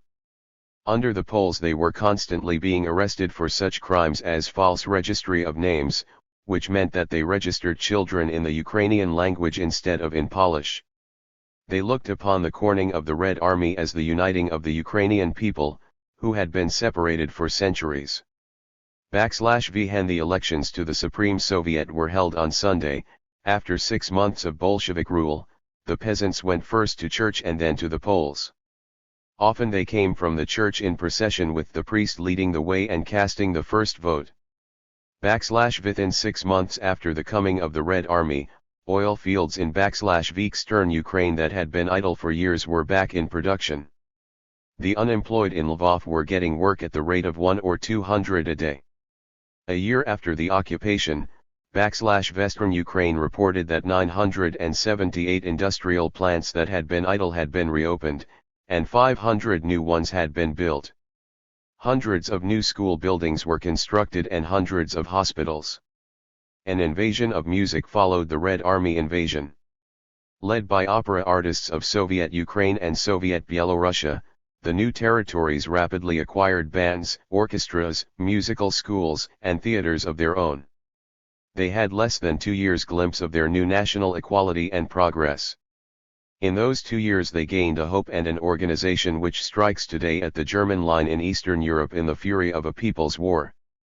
There is no fury greater than that of people who, after centuries of oppression, have glimpsed freedom for a little while.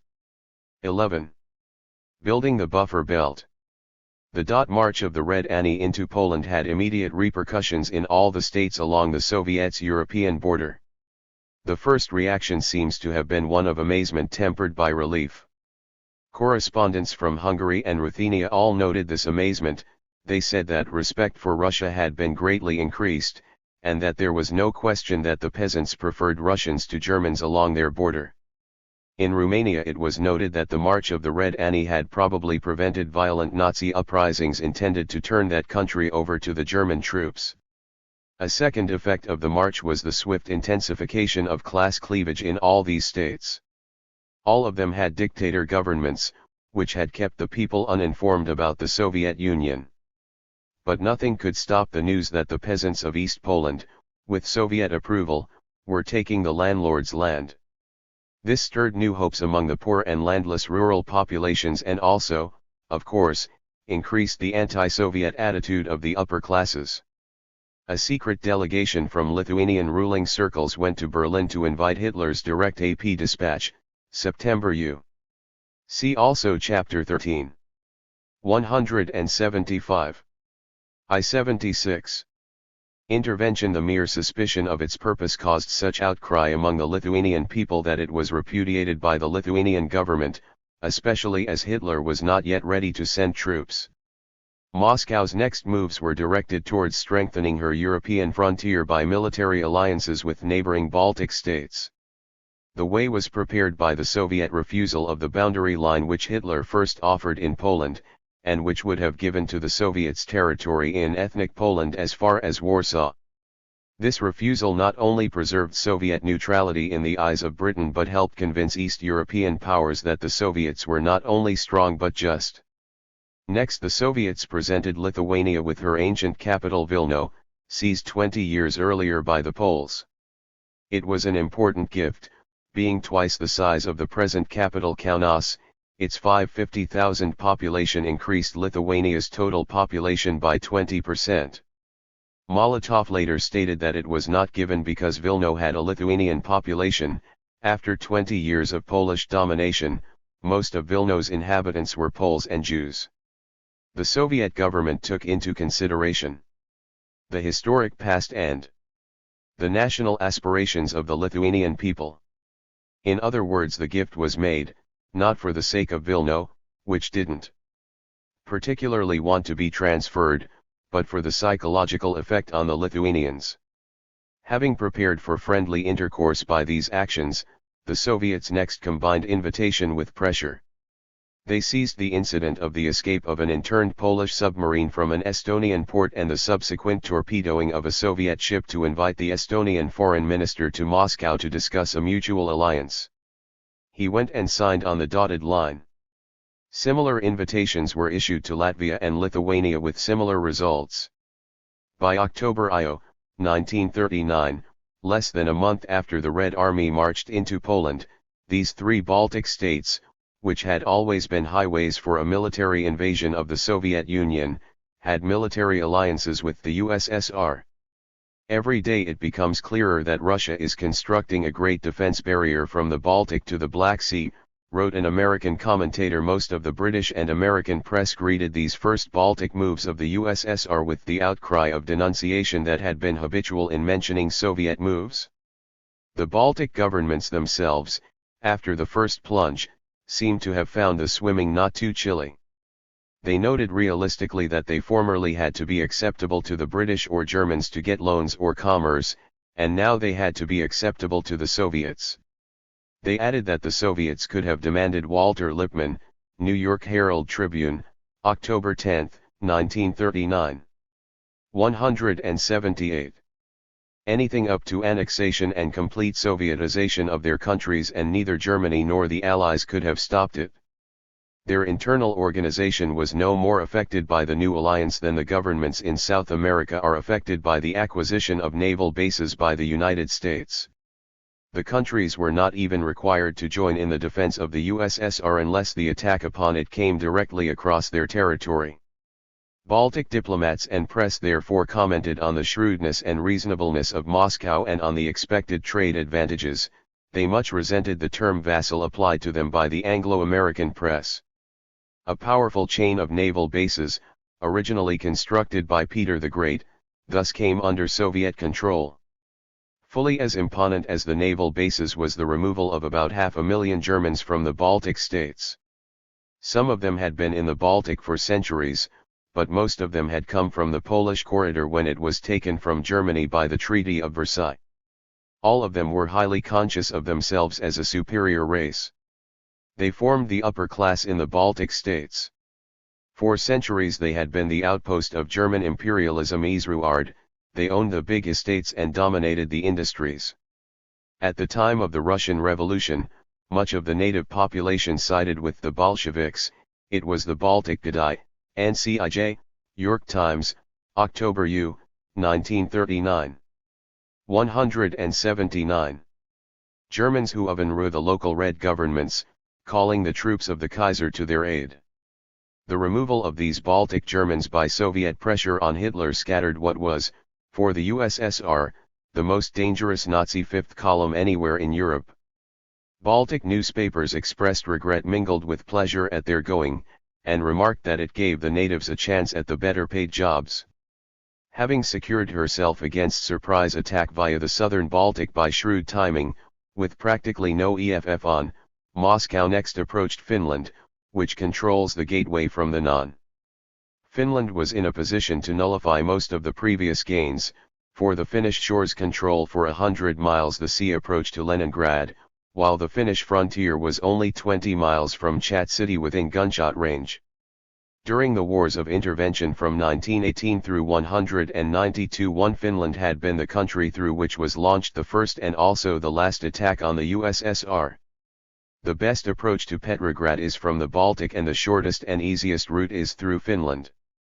Finland is the key to Petrograd, and Petrograd is the key to Moscow, said the London Times, promoting the intervention of those days. Finland, or rather the Finnish ruling circles and especially Baron Karl von Mannerheim, had a long history of conflict with the Soviets. There are two Finlands. Class lines here have always been 180. Unusually bitter, being accentuated by race.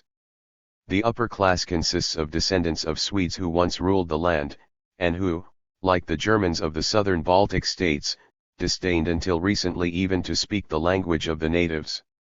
The common people are an Asiatic race who centuries ago became the football of wars between the Swedish and Russian empires. The Finnish common people had a hunger for democracy as strong as any in the world. They were the first people in the world to elect a parliament with a socialist majority.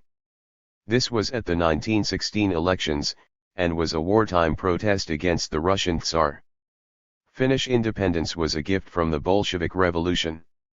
Any school teacher in present-day Finland would lose her job if she mentioned this incontrovertible historic fact.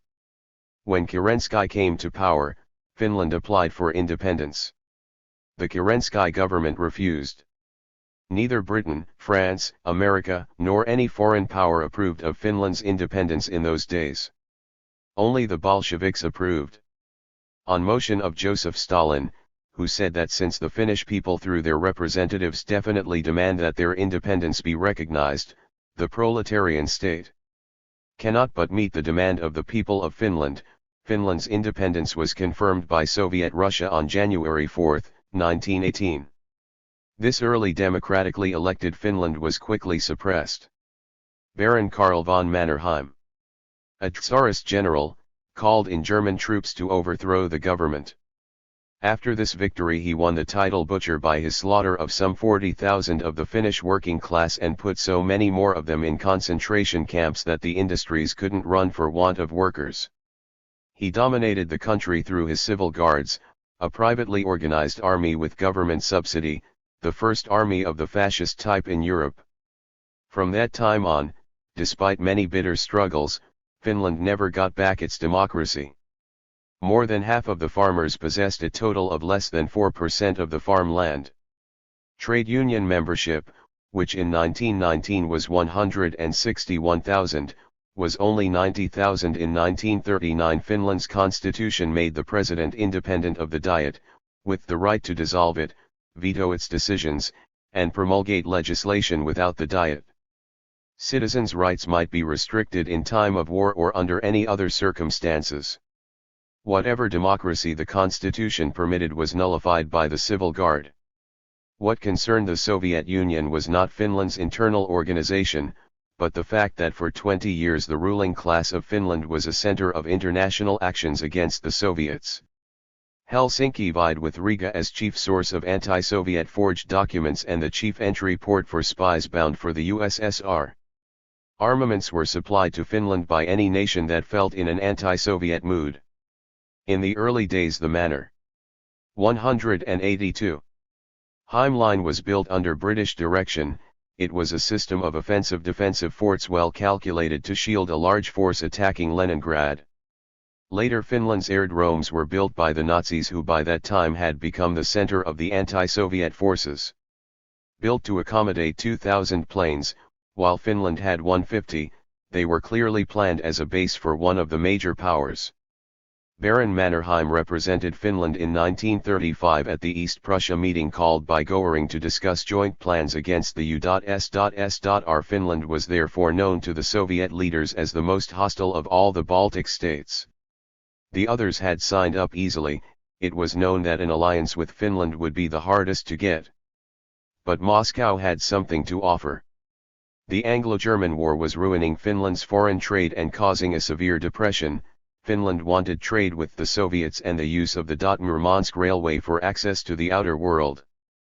On October 5, 1939, having signed up the rest of the Eastern Baltic, the Soviet government invited the Finnish government to send a plenipotentiary to Moscow to discuss pending questions. The result was somewhat startling. The Finnish Rominton meeting in East Prussia reported in London Times. 3. Government, before replying, declared partial mobilization, sent large armed forces to the frontier, closed the stock exchange until further notice, requested women and children to evacuate Helsinki, and appealed to America for sympathy and moral support. The Moscow press expressed ironic irritation over what was considered a government-inspired panic before the U.S.S.R. had even presented demands.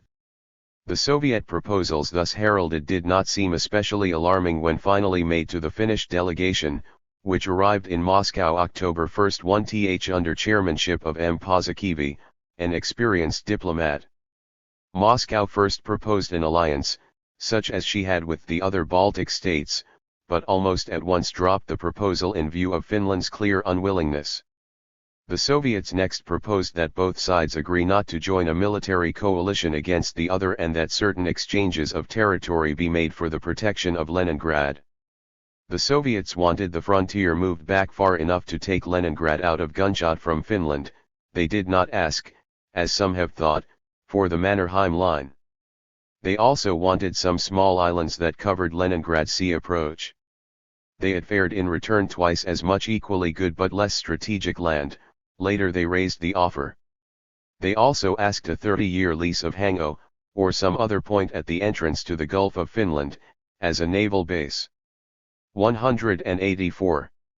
Premier Kajender of Finland almost at once broadcast a statement that the Soviet demands did not affect the integrity of Finland. A month later, after the USSR had made several concessions, the Finnish government decided that the demands did affect Finland's integrity and broke off negotiations November 13 with the cryptic remark that circumstances would decide when and by whom they would be renewed. What had happened to make the Finnish government change its mind about the nature of the proposals and finally turn them down? A Swedo-Finnish woman of the upper classes whom I met in Rome thought she knew what had happened. She despised Bolsheviks, Russians generally, and also lower-class Finns as Asiatics. But she reserved her real hate, the kind of hate one has for an equal, for the Finnish Prime Minister and for Prime Minister Chamberlain and President Roosevelt. She thought that our Paasikivi was a clever man who knows how to handle Russians and that he had secured in Moscow a very smart bargain. He had made the Russians increase their offer of territory until Finland stood to get nearly 3-1 by the trade. He had got the Russians to agree that the Hango naval base should be held not for 30 years but only for the duration of the Anglo-German War, after which it would come back to Finland fully equipped. 185. Not a bad bargain at all, she said, but Urko was stubborn, and he seems to have had promises from America and Britain. They got us into this and we are ruined now. Some day when the archives of nations are opened, we may know what really happened in that Soviet-Finnish war. The day after negotiations broke down, diplomatic quarters in Washington were saying, according to the New York Times, that the expectation of loans from America might have influenced Finland into suspending negotiations. It is clear at least that the war was part of a larger setup, and can be understood only in relation to the whole European conflict then going on. That was the time of the phony war on the /Vekstem front, when neither Chamberlain, Daladier, nor Hitler really wanted to fight. Hitler was making peace offensives. Chamberlain was making alliances with states in Eastern Europe, trying to throw the war around Germany via Turkey in the south and the Scandinavian countries in the north. He wanted to get the war into Eastern Europe for 3 good reasons: to cut Germany's supply line, to get one easier approach than the deadly Westrule offered, and most important of all, to have the war where it could be thrown in either direction, against Germany or the USSR. In the opinion of many, it was the wrong war that had started. Both the American and British I-86 press were full of desires to switch the war. There is no doubt that there are powerful classes both in France and in Britain which would be more interested in a war against Bolshevik Russia than in a war against Nazi Germany, wrote Lloyd George. Sweden's foreign minister Gunther spilled part of the beans after the Soviet-Finnish war was over in his official explanation on March 17 of what Sweden's position had been. The idea of coming to the aid of Finland opened up new vistas to the Allied powers. The deadlock on the Western Front was not popular, and the newspapers of France spoke of the hunt for new battlefields. Moscow certainly thought that the Finnish cabinet leaders were acting, not under instructions from the Finnish parliament, but under secret pressures from America and Britain. The Finnish parliament was not summoned until after the war began. Finnish newspapers that suggested that the Soviet proposals offered a basis for negotiation were suppressed. The Soviet leaders believed the Finnish cabinet intended to keep the border boiling with incidents during the winter, which would lead up to large-scale intervention by stronger powers in the spring. In any event, when the first shooting incident occurred, an alleged shooting by Finnish artillery across the border resulting in Red Army casualties, the Soviets, after a disregarded protest, ordered their troops to march on November 30, 1939. Finland declared war and appealed for foreign help. President Roosevelt declared a moral embargo against the Soviets. The League of Nations held a special session to expel the offender. For the rest of the winter, the Anglo-German War was out of the picture. The real European war had moved to Finland, as judged both by government attention and by the press. The storm of denunciation and the campaign of lying which for 3 months filled the American and British press was unprecedented in our history. The press of the USSR gave the conflict far less attention. They treated it, not as a large-scale war, but as a military operation by the Leningrad Military District for the defense of Leningrad, on much the same level as the Soviet press had previously treated 2 border conflicts in the Far East with Japan. In neither case was the Red Army as a whole engaged. The armed forces of the Leningrad district carried the action through. The military campaign had 4 distinct phases. The objective of the first phase was to move the 188th border back from Leningrad and to isolate Finland so that the whole World War could not immediately pour through the northern gateway against the U.S.S.R. This objective was attained in 3 weeks. The Red Army's first offensive pushed the land frontier 40 miles back from Leningrad and occupied the islands that controlled the sea approach. Simultaneously, the seizure of Petsamo, Finland's Arctic port, made impossible the importation of large forces by sea. The coldest Arctic winter for decades ushered in the second period of relative passivity, during which advances were consolidated and communication lines strengthened. The Soviet forces sustained some local reverses which the American press exaggerated into major defeats. The war's third phase began with the first let-up of winter about January 13, 1940. It was a systematic air bombardment of the entire Finnish military establishment, war industries, railways, ports, aerodromes, and fortresses. The negligible number of civilian casualties. Finland officially reported only 640 civilian deaths from air bombing during the whole war, indicates considerable discrimination in this bombardment. The fourth phase of the war began with the launching of an attack on the main Mannerheim line on February 1. This system of fortifications was equal to and in some respects stronger than the Maginot Line or the Wesenview. It was James Aldrich, New York Times, March, 1940. 189. Cracked in 1 month by a carefully considered attack. Stupendous artillery pounding dislodged the earth around the fortifications and threw their guns out of line while breaking the nerve of the defenders by unbearable shaking. Then the line was assaulted. It was the first time in military history that a line of such strength had been taken by assault. Its cracking was regarded as the most significant feat since the First World War. Asterisk. Finnish resistance collapsed with the breaking of the line. Hostilities ceased March 1 with the signing of a peace treaty in Moscow. 2 hours before the armistice deadline, the city of Viborg fell before the last onslaught of the Red Army. Every effort was made by the British and French governments to prevent the signing of peace between Finland and the USSR. Britain refused to transmit the preliminary approaches. Finland then asked Sweden to act as intermediary. During the negotiations, THIRD put pressure on Finland, informing her that an Anglo-French expeditionary force was ready to sail and that if Finland refused to ask for IR, the Allies would not be able to assume any responsibility for Finland's territorial status, i.e. existence, at the close of the general European war. Both Chamberlain and THIRD high-pressured the Scandinavian countries, demanding that they permit the passage of troops to the Finnish front. On March 10, Chamberlain intimated in the House of Commons that ways were being considered to force Sweden's neutrality in order to compel the continuance of the Finnish war. London is buzzing with rumors of war on a much wider front and perhaps war with Russia, cabled the New York Times correspondent on March 1, 1940. The buzzing came too late. The attempt to shift the European war into Finland and create a world line-up against the USSR broke on Sweden's unwillingness to be drawn into the conflict and on General Mannerheim's incorrect estimate of Soviet strength. I1-1 Mannerheim had told the Anglo-French allies that he would not need reinforcements until May, and by that time Chamberlain expected to be able to force Sweden's agreement. Neither the Finns nor the British dreamed that the Man-Crane link could be cracked by a winter campaign. 2 months before the time set by Mannerheim for the Anglo-French reinforcements, the war was over. The Red Army had cracked the Mannerheim link and the Finns had asked for peace. In the peace terms, the Soviet Union exacted from Finland considerably more territory adjacent to Leningrad than had originally been asked.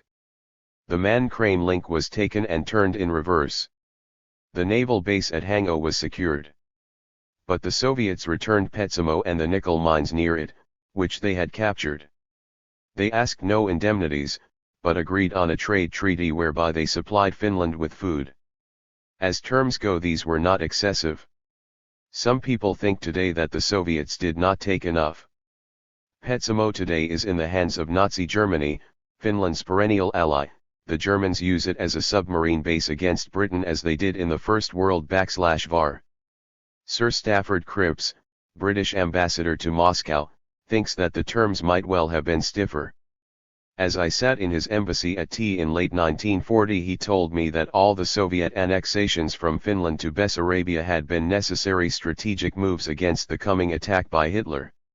He added, "The Soviets may be sorry someday that they didn't take more of Finland when they could." Sir Stafford was wrong. Stalin's sense of timing is better than Sir Stafford's.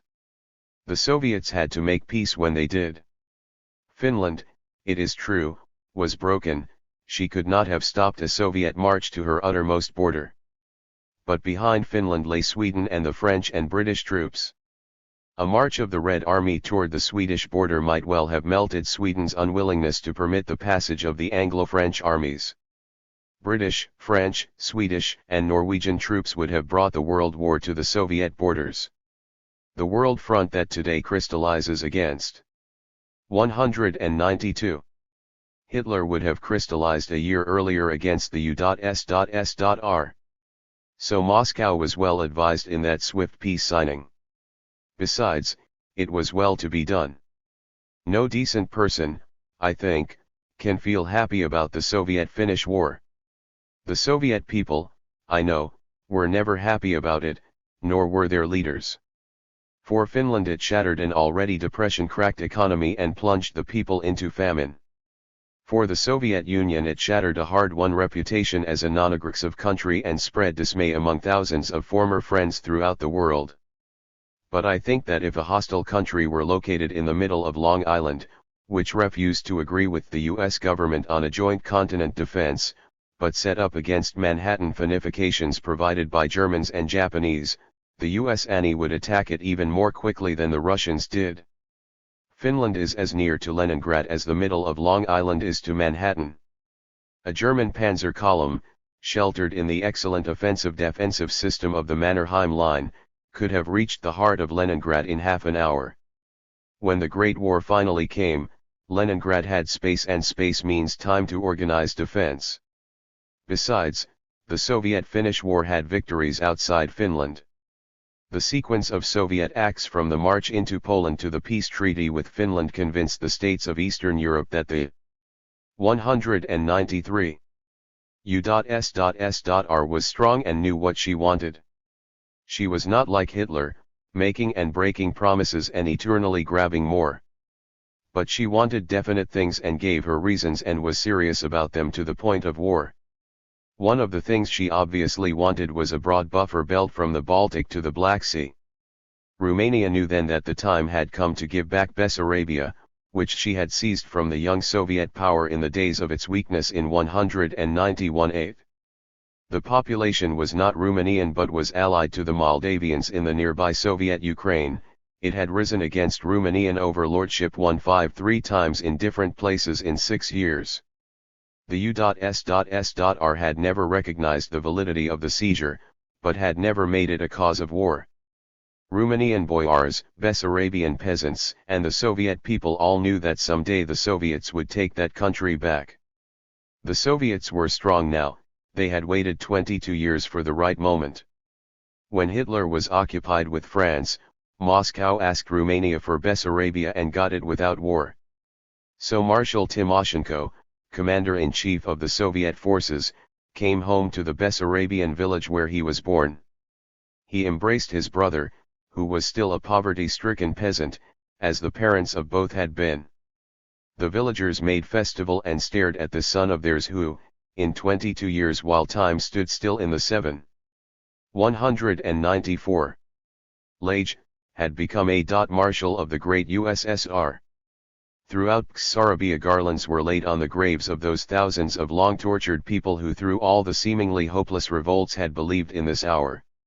Trembling old men, receiving for their last years their measured bit of land from great estates, fell down to embrace their soil.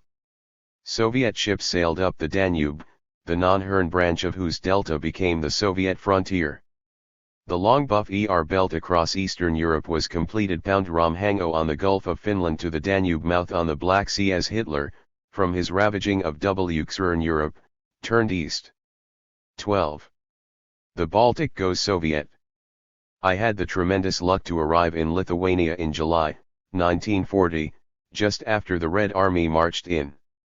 I stopped in the capital, Kaunas, on my way to Moscow, expecting to spend a day.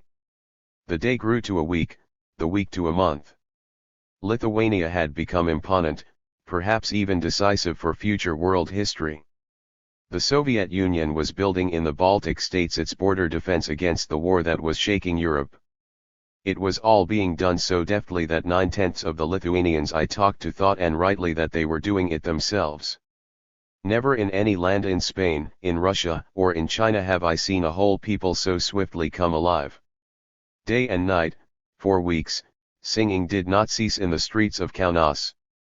A year later, when I met Lithuanians in Chicago, I was surprised to find that they were considered, and seemed to be, a rather stolid people. They had been anything but stolid in the Lithuania I knew. A sovereign state was changing from capitalism to socialism quite constitutionally without destruction of life or property. The thing had never happened before. Everything was so orderly, even so. 195. 196. Decorous, th.at. It was hard to think of it as revolution. The talk was all of trade unions, of elections, of protecting public properties. What could be more sedate than that? Yet a new speed had hit this quiet land, and in a few short weeks it was traveling into the first stages of socialism, nationalizing of land, of banks and industries, workers' control, Soviets. The masses are moving, said one of the Lithuanian progressive intellectuals, and no one knows how far they will go. The odd thing about it is that /vas really the way it felt in Lithuania, not like an occupation by an army, or the seizure of territory, but like the release of forces among the common people, who rapidly began to organize. It was only when it was over, and Lithuania had entered the Soviet Union, that I and the people with whom I talked in Kaunas could see that it had been planned by Moscow, and accomplished through the free choice of the Baltic people, which J_Foskow knew how to arouse. It seems that President Justas Palecki must have known it from the first. During the Lithuanian elections, I remarked to the chief of the telegraph agency that many of the Kaunas intellectuals were dissatisfied by what seemed to them unnecessary speed. They wanted an election after the American or British manner, with plenty of time to organize political parties. Some of them felt that they were being railroaded by the speed with which the new 197 trade unions and peasant meetings put up tickets and swept into an unopposed campaign. "A lot of us think it's a bit too speedy," answered the chief of the telegraph agency. Palecki, I understand, wanted 6 months to take Lithuania into the Soviet Union, but Molotov said there wasn't time. At once the friend accompanying me, she was one of those hesitant intellectuals, spoke up. "You mean that otherwise Hitler would get us? Then let the Russians take us quick." Up at the foreign embassies they spoke of it as the death of Lithuania. But even they admitted that it was no simple annexation, that something among the Lithuanian people, them five elves, was going on. In fact, this disturbed them more than outright violence. A man at the American legation said to me, "It wouldn't have been so bad if the Red Army had merely seized the country and established a protectorate the way the Germans do. But they've started something going among the lower classes that is undermining the whole social structure. You should see my janitor." I didn't see his janitor, but I saw tens of thousands like him, workers and peasants who were experiencing the thrill of unwanted power. For a month I lived and moved among the common people of the Baltic, traveling hundreds of miles unhindered and unchaperoned. Among farmers and workers, fishermen and intellectuals, I saw the 198 forces that the coming of the Red Army unleashed. It was an amazing revelation of the possibility of combining shrewd political planning with a people's open choice. The background may be briefly summarized.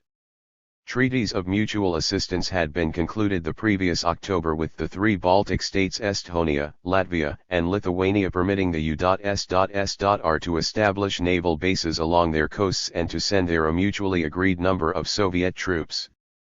The governments of these states, however, were still in the hands of semi-fascist dictatorships, somewhat pro-Nazi, and at any rate anti-Soviet. Hundreds of Baltic workers were arrested for merely speaking to Red Army men. In Vilno, which the USSR gave to Lithuania, the Smetana government staged a pogrom against all those who had previously welcomed the Red Army. When Kaunas workers marched to the Soviet legation to thank them for the gift of Vilno, they were beaten up in front of the legation by the Kaunas police. Despite these occasions for friction, the treaties of alliance, which both sides had declared satisfactory, might have lasted undisturbed under conditions of relative peace. No such conditions of peace were granted. Hitler's armies, after a winter of quiet, plunged into Norway, Holland, Belgium, France. All Europe trembled with the shock. Then see preceding chapter. 199. Hitler signed the armistice with France, and immediately began moving troops eastward. Pro-Nazi groups stirred in the Baltic states. Anti-Soviet incidents occurred. It was claimed by Moscow that Red Army men were kidnapped, tortured, and killed with the connivance of the Lithuanian secret police.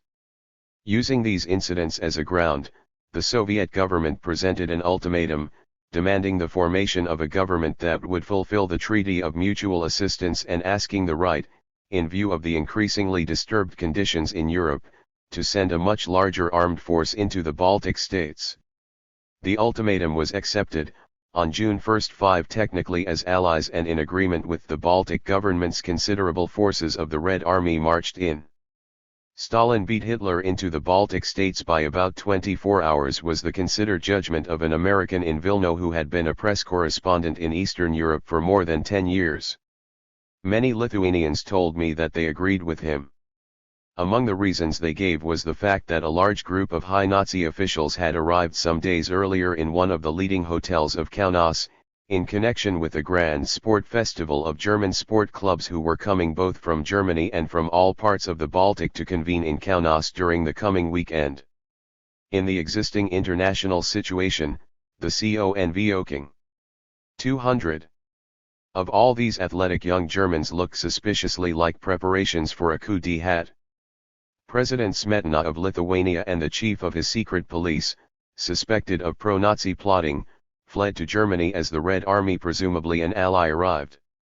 The march was totally different from the modest entry of a few troops for naval bases that had occurred the previous autumn. The Red troops came swift and dusty as if hastening to battle. They posted men at the Kaunas railway station, as if war had arrived.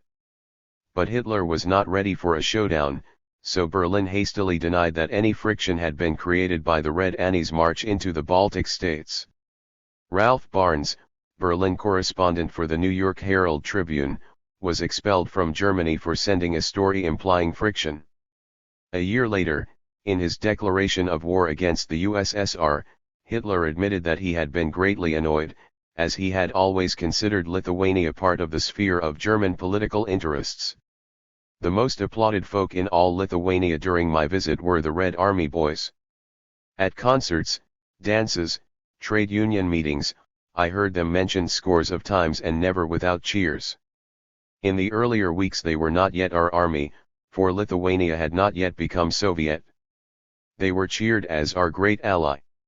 They won the envy of the Lithuanian soldiers by their superior equipment, yet they treated them in all respects as equals. X201. Changing concerts, dances, and similar courtesies.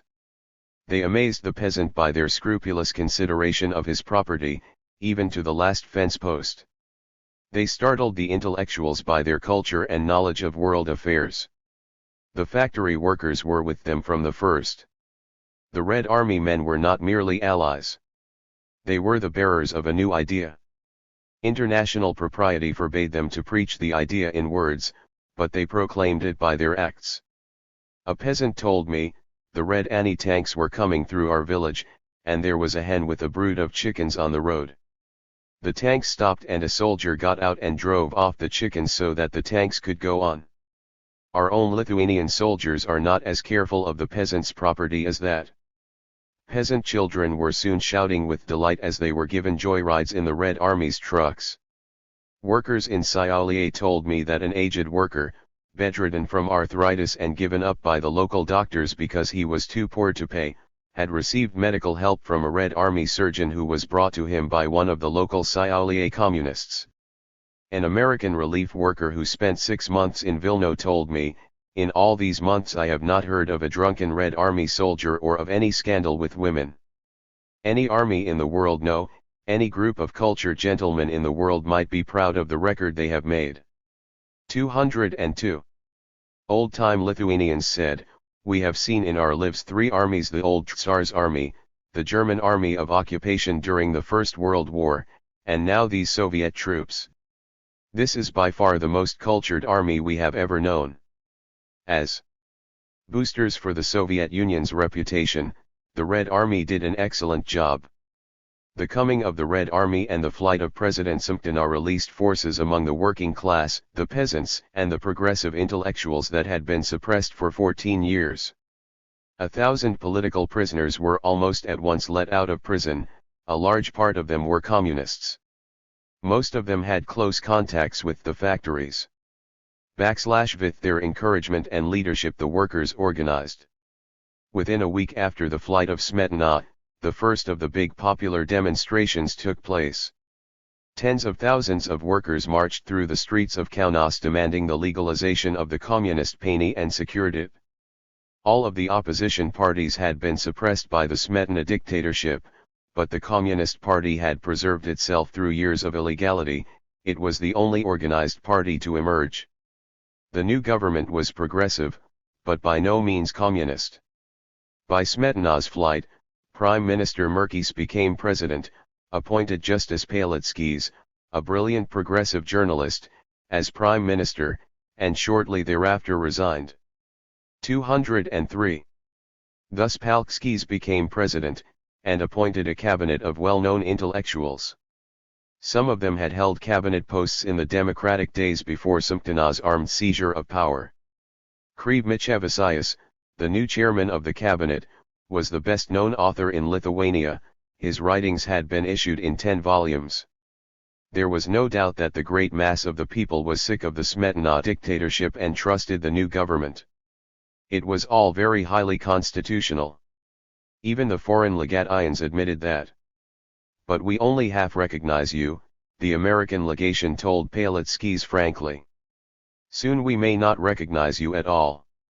It was said in reply to a Lithuanian protest at the American seizure of all Lithuanian ships and funds in America. I had it from the Minister of Finance, a competent banker who felt much aggrieved by the unfriendly act.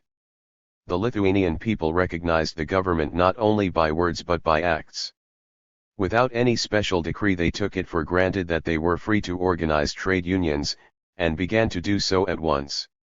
Meetings in factories elected factory committees, and sent delegates to form central trade unions on an industrial basis. The day after my arrival in Kaunas I attended a big meeting of delegates from all the city's organized factories, called to launch an organizing drive throughout the country for the coming weekend. That evening at the American legation they told me that 204. The Russians are starting trade unions, and seemed surprised when I said that I had been at the meeting and had seen not a single Russian there. I went with one of the organizers sent by that meeting to Šiauliai, third city in size in Lithuania. We arrived Friday night after midnight, and he spent the small hours till morning trudging to homes of various workers whom he had known as energetic and reliable in the long illegal years. With these as staff, the campaign began as soon as the factories opened. By Saturday noon, the smaller factories held meetings, by evening the larger factories met. Throughout Sunday dozens of delegate meetings were held by industries. By Sunday noon, Šiauliai workers were sending organizers to hold meetings of workers, farm hands, and peasants in little towns and villages 15 miles away. Thus the great wave of organization rolled out from Kaunas, first into the larger centers, thence into the smaller places, and before the weekend was over it was reaching the farms. There was tremendous variety in all this organization. Nothing was cut and dried. The leather workers were organized before you got here, said the new chairman of the Šiauliai Leather Workers Union to us proudly. The workers' initiative does not wait on orders from above. At a meeting of delegates from 12 textile factories, the announcement made at my request that an American writer was present and would 205. Like to speak to some of them after the meeting met with general applause. I saw different factory groups nudging each other and shoving members forward. Some 20 energetic women hiked up to the platform after the meeting, not merely as individuals but as delegates pushed forward by all. What shall I tell them in America about you? I asked them. Tell them, said one, that we are glad at last to have our word to say. Tell them that we suffered long but now are happy, said another. Yes, happy, but also afraid, said a third. I asked what she was afraid of. I am afraid that somehow or other those lords will manage to come back again. Then they will kill us entirely, she said. The foreman in our factory is scaring us, she added apologetically. He says, go ahead while you can. But when you have to go back. In the city of Vilno, I found the new government attacking the problem of nationalities. We must end this evil process whereby Poles first suppress Lithuanians, and then Lithuanians suppress Poles, said Vilno's new governor to me. Vilno has 7 nationalities. All lived in full separation and hated each other. Whoever solves the problem of Vilno will solve the problem of Europe, they used to say around the headquarters of the League of Nations. The new progressive government was trying to solve it. Under Smetana. 206. Only 30,000 people in Vilno had the vote, now it was given to everyone at once. Smetana officials would only receive requests in the Lithuanian language, which most of the people of Vilno, after 20 years of Polonization, could not speak. The new government sought officials who could speak as many languages as possible and required them to handle matters in whatever language the citizens chose to speak. Road building, public construction works, and a system of public relief were set up to meet the needs of Vilno's 100,000 unemployed. In my talk with the governor of Vilno, A chance remark of mine reminded him that it was the season for mushrooms. He turned to his secretary. "Make a note," he said. "I must announce by radio and send word to the foresters that peasants may have free access to the berries and mushrooms in the woods." Then he turned back to me. "It is a little thing," he said, "but it means much in diet and in human dignity to the peasants. The Polish landlords never allowed it, nor did the Smetana government. I had overlooked it. I have only been 3 days on this governor's job. In that one act, he did more for good feeling in the Ville-O district than the Smetana government had done in 6 months. Meetings, demonstrations, marching of workers, and bands succeeded one another. After the organization of the trade unions came the national elections. Candidates for the People's Sejm were rather hastily nominated by meetings of delegates from trade unions and farmers' organizations. There was only one slate. While some of the Kaunas intellectuals objected to this, the workers and farmers I met were not worried by the form of election. They were coming out to cheer our own people's ticket, which consisted of locally prominent workers and farmers and nationally known intellectuals instead of the old corrupt official caste. The banners at this time from July 7 to 14 hailed chiefly the working people's candidates. A few bore slogans for a free Lithuania, letting the reader put his own interpretation on the word free. Some of the marching workers were more specific. Their banners, bearing the slogan, "Lithuania the 13th Soviet Republic," steadily increased. At this time, a month after the arrival of the Red Army, the people of Lithuania did not yet know that they were going to be a Soviet republic, but they were discussing it everywhere. During the election I traveled 200 miles to visit the rural polling places. At Naumiestis on the German border, the polls were in a big high school so near the frontier that it looked straight toward a Lutheran church in East Prussia. The local committee had hung an enormous hammer and sickle on the side of the building toward Germany. "That's to show them over there," they said to me with proud defiance, quite oblivious of the 208 fact that Moscow and Berlin were both denying friction. Upstairs in the largest hall of the building, they were holding an election dance. Husky girls sat around the hall or moved to music. You would never have known they were farm hands in their shiny rayon gowns. Many of them had work tickets that allowed them to cross the frontier to work on the farms of East Prussia. They told me that the East Prussian landlords and overseers commiserated with them, saying, "You poor things. In another week you will be completely Sovietized." /V hat do you answer? I asked them.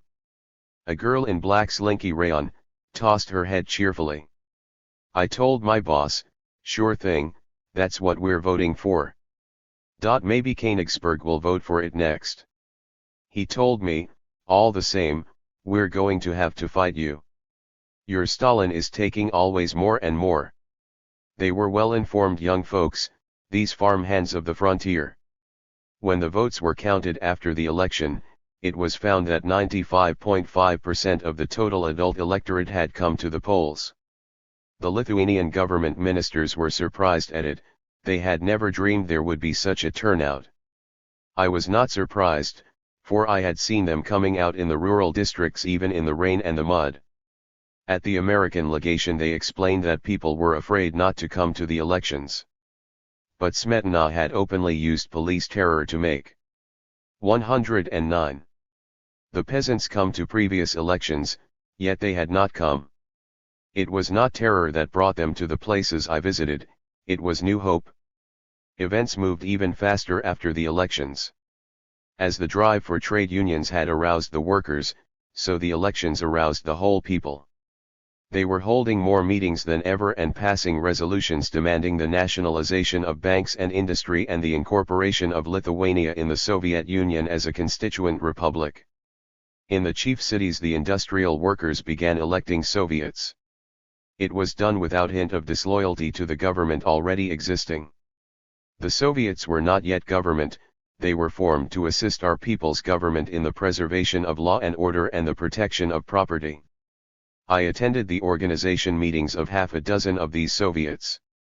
The workers assembled after work in some convenient place, most often in the factory yard or dining room. The chairman of the factory committee took the chair and made a short speech saying that they had already formed trade unions to protect their interests as workers, but they needed a wider organization, a political organization, to protect their interests as citizens of the new Lithuania. We recently elected a People's Sejm. It will soon meet to pass laws that we are all demanding for a better life for the workers. You yourselves see how the 210 bosses are acting. They are afraid the SCJM is going to nationalize their factories. Quite likely it will. So these bosses are already sabotaging their own factories and sneaking their capital abroad. If this continues, it will throw a lot of us out of work. We workers must protect these properties, keep them running, check up on raw materials and markets, prevent sabotage. Part of this our government is already doing, but the government cannot be everywhere. The workers are everywhere where there is raw material or factory property. We can keep it from being destroyed. Our immediate tasks are to cooperate with the city authorities to maintain order, to list all the industrial properties of Lithuania for the People's Sejm, and to see that all the new labor laws and any laws that may soon be passed about nationalizing industry are enforced. Work in the future will go on, not for the boss's profit but to produce for the country's needs. If the bosses flee or are put out by the government, the workers remain in charge. Then they proceeded to elect the Soviet on the basis of one delegate for every 50 workers. Choose men of good repute, known as sober, reliable citizens to whom can be entrusted the properties of the people, the chairman said. By the end of the week their delegates were meeting with others to form a city-wide body checking the handling of public properties. It was done informally, democratically, yet with a high sense of destiny. What surprised me most was how easily the workers took to it, how sensible it all seemed. They were just decent, respectable people organizing to protect property from sabotage and to keep on with their jobs. For all that it was revolution. The election of a working people's government and the presence of the Red Army somewhere in the offing had given to their revolution the weapon of stability and law. Even in the distant fishing villages on the Baltic they were conscious of their own initiative rather than of Moscow's desires. I visited a fishing hamlet near the Latvian border. The fishermen had organized their own cooperative and were listing their demands on the Kaunas government, a state purchasing agency for fish, scientific information about fishing, and insurance for boats, for sickness, and for the families of drowned fishermen. Wishing to be able to talk to the Red Army unit near the port, they had enrolled 200 members in Russian study courses and secured as teachers 3 aged intellectuals, who dated back to Tsarist days. As I left the little settlement, 2 of them stuck their heads into my auto. Tell Stasia, our deputy in Kaunas, to remember why we sent her to the Sejm, they said. Don't let that Red Army get away. If she doesn't get us into the Soviet Union, let her never show her face. 212. Around here again. They almost seemed to think that it depended on them and on their deputy, Stasia, whether Lithuania joined the USSR. At 3:30 o'clock in the afternoon of July 21, 1940, Lithuania became a Soviet Socialist Republic by unanimous vote of the People's Sejm. 2 hours later, also by unanimous vote, the Sejm voted to apply for admission into the U.S.S.R. as one of its constituent republics. This was the first sovereign state ever constitutionally entering the Soviet Union as a fully organized government. A few hours later, on the same day, Latvia and Estonia followed. The procedure was imposingly correct. On the high stage of the Kaunas Grand Opera House, under great Lithuanian flags, President Palecki's outlined the long centuries of oppression of the Lithuanian people, first by Polish and then by Tsarist overlords. Then he spoke of the past 20 years of the Lithuanian Republic. Our so-called independence was always a myth. Our country was the football of foreign imperialists, its fate was decided in London, Geneva, Warsaw, Berlin, but never in Kaunas. It was oppressed by its own capitalists and by international capitalists. Never again will capitalists exploit Lithuania. On the second day of the same sessions, the decree of land nationalization was passed. Strange as it may seem, it was framed in a manner that won wide support from the peasants. The World Eco 213 economic crisis of the past decade bore heavily on Lithuanian agriculture, and most of the farm mortgages had become the property of the government by laws analogous to our own Farm Owners Loan Corporation. The new law cancelled $50 million worth of peasant indebtedness in accumulated taxes and mortgages owed to the state. It declared the tillers of the soil the rightful and only possessors of soil, which they hold without payment. The law prohibited the sale, mortgaging, and renting of land, or land speculation. On the basis of these principles, land was declared state property, entrusted to the soil tillers for their use. Individual holdings were limited to 75 acres, and all lands above this were to be distributed to peasants with insufficient land. Any attempt at forcible collectivization was declared a crime against the state. Banks and factories were nationalized on the third day of the sessions without stopping a will in any factory. The existing owners and directors were ordered to remain on the job pending confirmation or removal by the state. Workers' guards were placed overnight at some of the biggest factories in Kaunas to forestall sabotage, but none was attempted. Workers' Soviets had already begun the listing of industrial properties in preparation for the transfer, which was done on the basis of bookkeepers' lists and formal receipts. Between the sessions of the same, I associated very informally with the deputies. When they 214 the Soviet.s expected it, learned that I was a writer from America, they invited me to share their dining room. I heard their discussions about entering the Soviet Union. It was plain that they felt themselves to be expressing the views of wide constituencies. A mechanic from Vilno said, "We have suffered long enough from narrow frontiers. For 20 years Vilno knows unemployment and hunger. We have seen how Bialystok, close to our borders, taken by the Soviets last autumn, already flourishes with new factories. If we join the Soviet Union, we shall have access to raw materials, our factories will open and there will be no unemployed."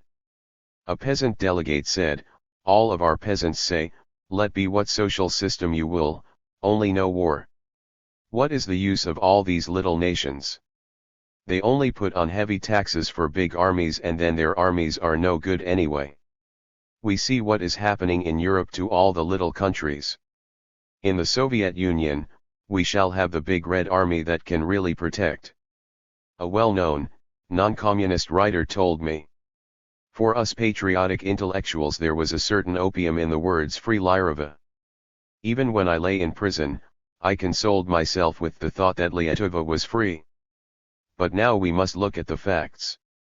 We were never free from economic domination, we were always the puppet of some bigger land.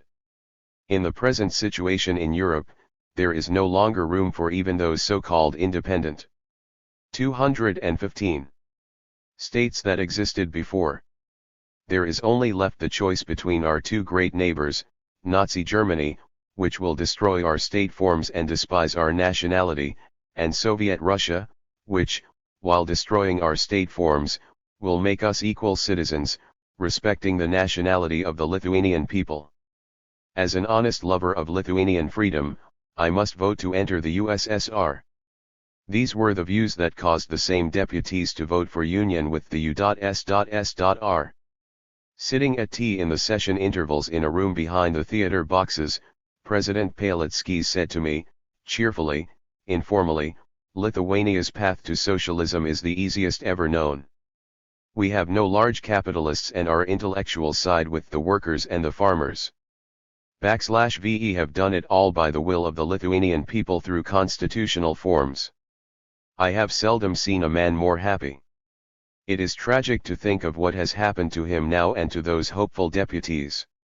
Lithuania was overwhelmed by the first German advance. It was part of the Baltic buffer, which, by absorbing the first fortnight's shock of the Nazi blitzkrieg, gave time to the Soviet armies to mobilize. Its nationalized factories were seized by German capitalists, its leaders hunted by the German Gestapo. Were the Baltic states then only a buffet to be sacrificed for others? Were all those hopes aroused only to be betrayed? The aroused hopes themselves are part of the answer, so are the guerrilla bands. 216. Formed in their name. These peasants of the Baltic, who for centuries were serfs of the Russian Tsar and the German barons, had 20 years of relative independence and 1 year's close contact with the Red Army and the life of the U.S.S.R. This lit a flame that the Nazis cannot smother and strengthened a will that will yet make them free. 13. The pact that blocked Hitler. For nearly 2 years the phrase Stalin-Hitler alliance was applied by American headlines to the Soviet-German non-aggression pact. Through constant repetition most of the American people came to believe that there was really some sort of an alliance between the two countries, which might have given the green light to Hitler in beginning the Second World War. Hitler thought differently. In declaring war on the Soviets, he complained that they had persistently conspired with Britain to block him. There are more solid reasons than this absurdly propagandist statement for believing that history may speak of the pact as the pact that blocked Hitler. Both Adolf Hitler and Joachim von Ribbentrop say that Germany and not the Soviet Union originally asked for the pact. Since the admission hardly adds to their prestige, one may assume that it is true. I brought myself, in August, 1939, to send my foreign minister to Moscow, says Adolf Hitler. The implication is that the pact had not been long debated. Evidence from Moscow corroborates this. In explaining the pact to the Soviet people, Vyacheslav Molotov said that up to the last moment the USSR had hoped for an alliance with Great Britain and France. The conditions under which that proposed alliance failed to materialize have already been discussed in some detail. VVE shall briefly recapitulate them, since it is a much debated and crucial point whether the Soviet Union ever had an honest chance to ally herself with Britain and France in originally stopping Hitler. For a series of years culminating in the Phonic Pact, the Chamberlain government had not only given the green light to Hitler, but had fueled his juggernaut in the hope of directing its route east. In spite of the cries of protest with which British liberal opinion greeted Hitler's shocking invasion of Prague, the British government gave no practical proof that its attitude had changed. So-called pledges were given both to Poland and Romania, but not a single concrete step was taken to implement them. No fortifications were built in Poland, not a trench was dug. No British planes, ground crews, or technicians were sent to Poland, nor were aircraft defenses set up. Even a proposed demonstration flight of British bombers was rejected for fear of irritating Hitler. The Polish General Hauer, later when touring America, said in a press interview in Washington, D.C., Poland was ready for Secretary Chapter 9. 219. War with the Soviet Union but not with Nazi Germany. At the 0 hour, when the chancelleries of Europe knew that Hitler was preparing to seize Danzig and the Polish corridor, by bluff if possible or by war if he must, Chamberlain still suggested to the House of Commons a non-aggression pact with Germany. Lord Halifax still proposed to Hitler an amiable settlement of the Danzig question. The Hudson-Wolltat discussions intimated that Britain was ready for £1 billion financing of Hitler's aggressions, and the simultaneous refusal of £5 million to Poland implied that that country need expect no help even after the 0 hour. When Poland was invaded, no help came from Britain. The Anglo-French allies did not even create any pressure on the Western Front. While 98% of Germany's first-line planes mercilessly bombed the Poles, the Royal Air Force conscientiously dropped leaflets over German towns. Stating it with brutal frankness, Poland is to be left to her fate, cabled the New York Times correspondent from London when Poland's plea for planes was turned down. This treatment of Poland seemed to the Soviet also the sending of Lord Kemsley to Hitler as Chamberlain's personal emissary to work out an appeasement scheme. The efforts to have Dr. Karl Burkhardt, League of Nations Commissioner in Danzig, sell out that city, the papal and other plans for conferences to consider without the presence of the U.S.S.R. the Nazi demand for Lebensraum. T. Raymond Daniel, September 16. 220. leaders a planned effort to send Poland the way of Czechoslovakia in order to bring the Nazi forces in full war array against the Soviet borders.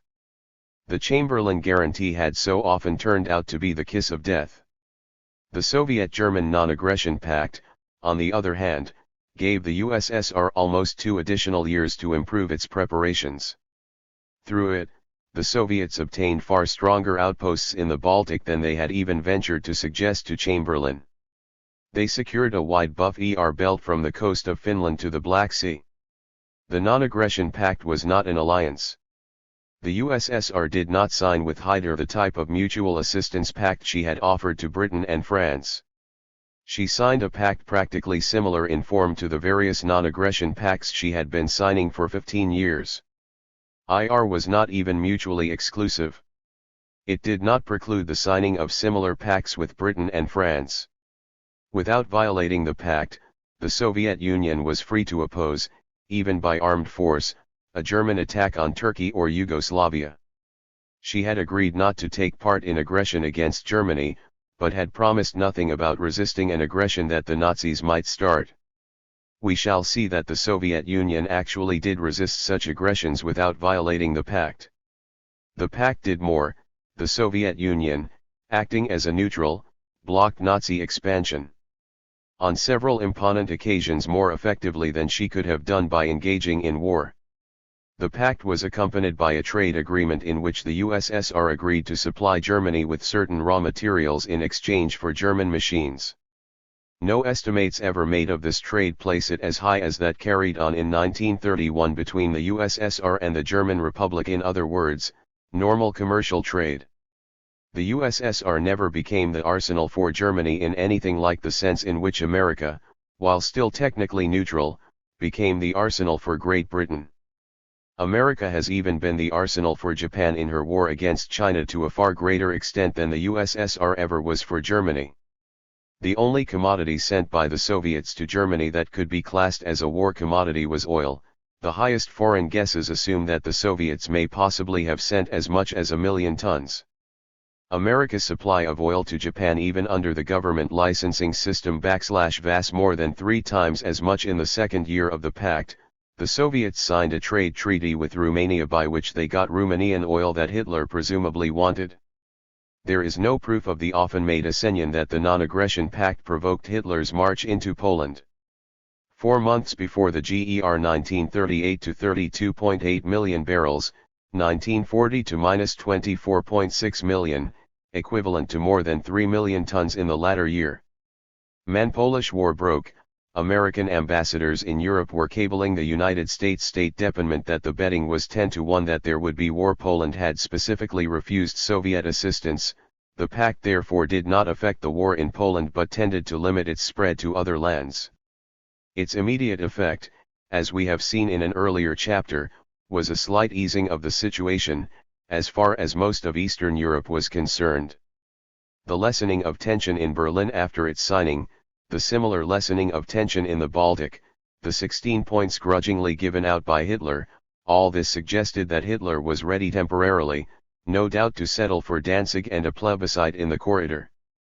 Still less is there any proof that the pact provided for a partitioning of Poland, though apparently mutual spheres of influence were discussed.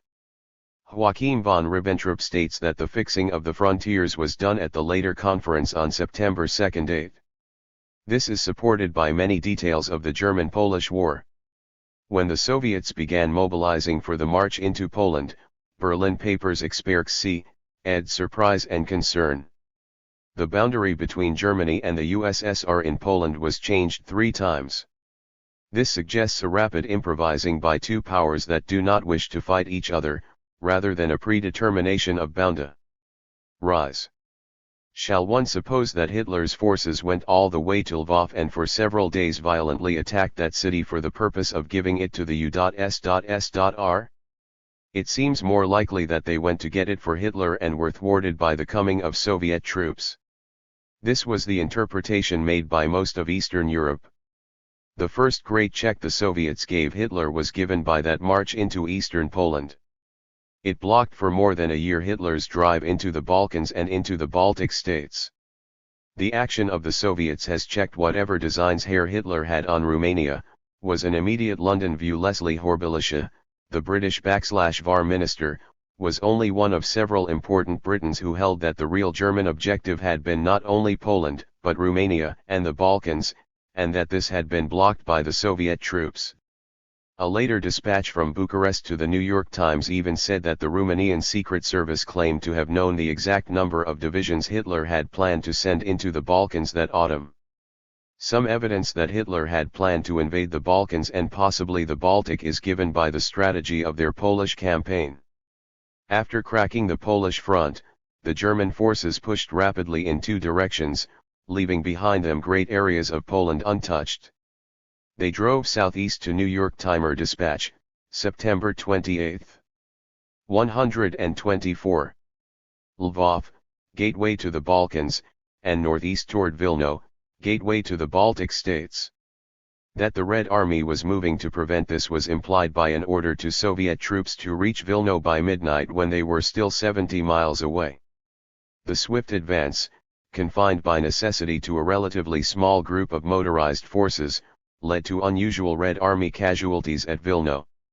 The only conceivable reason for haste was that the Germans were coming up the railroad from Brest-Litovsk. Bloody corroboration of the Nazi intent to invade Romania was given by the assassination of Premier Armand Calinescu by the pro-Nazi Iron Guards as the Germans approached. High sources in Bucharest hinted that something far more important than a mere assassination was about to happen. The Romanian secret police hastened to smash alleged uprisings of the Iron Guard, which were supposed to have been planned to synchronize with the arrival of the German forces in the familiar Nazi style. One such uprising actually came off in a Romanian town on the borders of Poland, only to find that the troops seen on the other side of the river were not the Germans but the Red Army. Participants in this abortive uprising were at once arrested. The Red Army march would thus seem to have been timed almost to the split second. Half a day earlier a Polish government might have been found still functioning sufficiently to declare the Soviet march an act of war, thus putting the Soviets into war with Poland's ally, Britain. Half a day later the Red Army would have been too late to prevent Nazi uprisings in Romania from joining the German troops on the Polish-Romanian border. The Red Army marched on the precise half-day when the Polish government was crossing the border into Romania, just before the Nazis arrived. An even more serious blow to Hitler was seen in the dramatic expulsion of the Germans from the Baltic states, that famous and traditional outpost of German imperialism to the east. People traveling in Germany at the time know that this sudden evacuation caused a great deal of adverse comment and was suspected to be due to some Russian demand. How bitterly the German government had opposed it was not realized until Hitler admitted it in his declaration of war. The consequences of this treaty were very severe.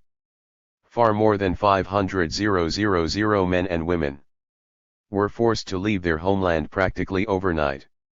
To all this I remained silent because I had to.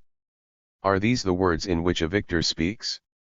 In a sense, the expulsion of the Baltic Germans and the Soviet penetration into the Baltic countries seem to have been direct retribution for the German assault on Poland. A careful reading of the declarations of both Hitler and von Ribbentrop makes this evident. Both of them state that under the terms of the first pact, Lithuania belonged to the German sphere of interests, but that when the final boundaries were fixed in the Second Pact of September 28, the German government relinquished their interests in the greater part of Lithuania. With a heavy heart. All of this seems to indicate that the original pact did not necessarily predicate war in Poland, but that when Germany marched, with the apparent objective of spreading as far north and south in Eastern Europe as possible, the Soviets also marched and at once took advantage of Hitler's predicament, his unwillingness to fight simultaneously Britain, Ephraim, and Russia, to force the Germans out of the Baltic states. Hitler began to ask for peace from all the world. Not because he had won, victorious armies do not sue for peace. The winter of 1939 to 1940 was marked by his peace offensives. The German government, blocked in its plans to consolidate Eastern Europe, was not prepared for the drive into Western Europe, which required several months to organize. The Chamberlain government, torn by the pressure of did.ff errant interests, was unable to make either peace or war. This seems the most natural explanation of that long winter of the false war which was called the Sitzkrieg. The second great check the Soviets gave Hitler's expansion was in the summer of 1940 at the height of Hitler's victory in Western Europe. The GER 227 man armies had seized Denmark and Norway and had crashed through Holland, Belgium, and France. Having occupied the whole Atlantic coast of Europe, they were all set for invasion of Britain. The British Army, completely disorganized, had abandoned its best mechanized equipment on the beach at Dunkirk. Military experts in all lands expected an attempted German invasion of Britain, and most of them stated that British defenses were inadequate to withstand it. Columnists discussed the possible evacuation of the British government to Canada. It was the lowest point in Britain's possibility of resistance, only partially veiled from the British people by the attempt to make a spiritual victory out of the terrible Dunkirk losses. Hitler's failure to invade England at that moment will probably cost him the war. It was his supreme opportunity to strike the death blow at the British Empire. Why did he hesitate? People in Belgium and other points of the occupied Atlantic coast knew that German soldiers were preparing for invasion of Britain. I was in Germany that June, and the press department told me, "You have come too late for our personally conducted trip to Paris, but there will be a similar trip to London in a few weeks." Hitler himself has bitterly given the reason for his inability to invade Britain. At almost the split second, on June 2, a few days after Pétain had asked for an armistice and as the Nazi armies pre-228 prepared for Britain, the Red Army marched into Bessarabia. The CFFECT this had on the Balkans worried Hitler so much that he drew back from the contemplated invasion of Britain and decided to consolidate the Balkans first. He did not dare expend the tremendous strength necessary for an invasion of Britain while the Red Army advanced in his rear. Hitler's own statement is as follows: "While our soldiers from May 5, 1940, on had been breaking Franco-British power in the West, Russian military deployment on our eastern frontier was being continued to a more and more menacing extent. From August 1940, on I therefore considered it to be in the interest of the Reich no longer to permit our eastern provinces to remain unprotected in the face of this tremendous concentration of Bolshevist divisions. Thus there resulted British-Soviet-Russian cooperation intended mainly at the tying up of such powerful forces in the East that radical conclusion of the war in the West, particularly as regards aircraft, could no longer be vouched for by the German High Command. The Red Army's march into Bessarabia was thus, according to Hitler, the chief thing that saved Britain from invasion. He may be exaggerating somewhat to make a case. He is certainly overstating the British and Russian cooperation that he claims was behind the Soviet move. The Soviets marched into Bessarabia to strengthen themselves and not to strengthen Britain. They knew, however, that they were 229. Helping to save Britain as well. Nothing can be more certain than that the Soviet leaders, for all their long antagonism to the British Empire, did not want to see the tremendous aggrandizement of Hitler that a successful invasion of Britain would entail. In this their point of view was singularly like that of Winston Churchill: whatever the past and however hateful the ideology, whoever fought Hitler was becoming their ally. In a certain sense, what Hitler called cooperation between Russia and Britain really began in the summer of 1940, with Churchill's accession to power in May and the Soviet march into Bessarabia in June. The tremendous strength of the German armies and the speed with which they crashed through the various countries of Europe worried not only Britain. It worried the Russians also. I heard such worries expressed in the autumn of 1940 in Moscow. Objectively, the two countries henceforth began to have a common interest in promoting anything that thwarted Hitler. Even subjectively, that summer was the turning point, for the Russians believed that Churchill really intended to fight Hitler rather than use him to fight the Soviets, as Chamberlain had wished. From that time on, therefore, a certain cooperation actually began, unorganized or organized only by the instinct of a common goal. Hitler had everything to lose by actual war in the Balkans. He relied on the Balkans as an echo. 230. Economic base. It was to his interests to control them by economic penetration or, if necessary, to seize them by a rapid blitzkrieg type of war.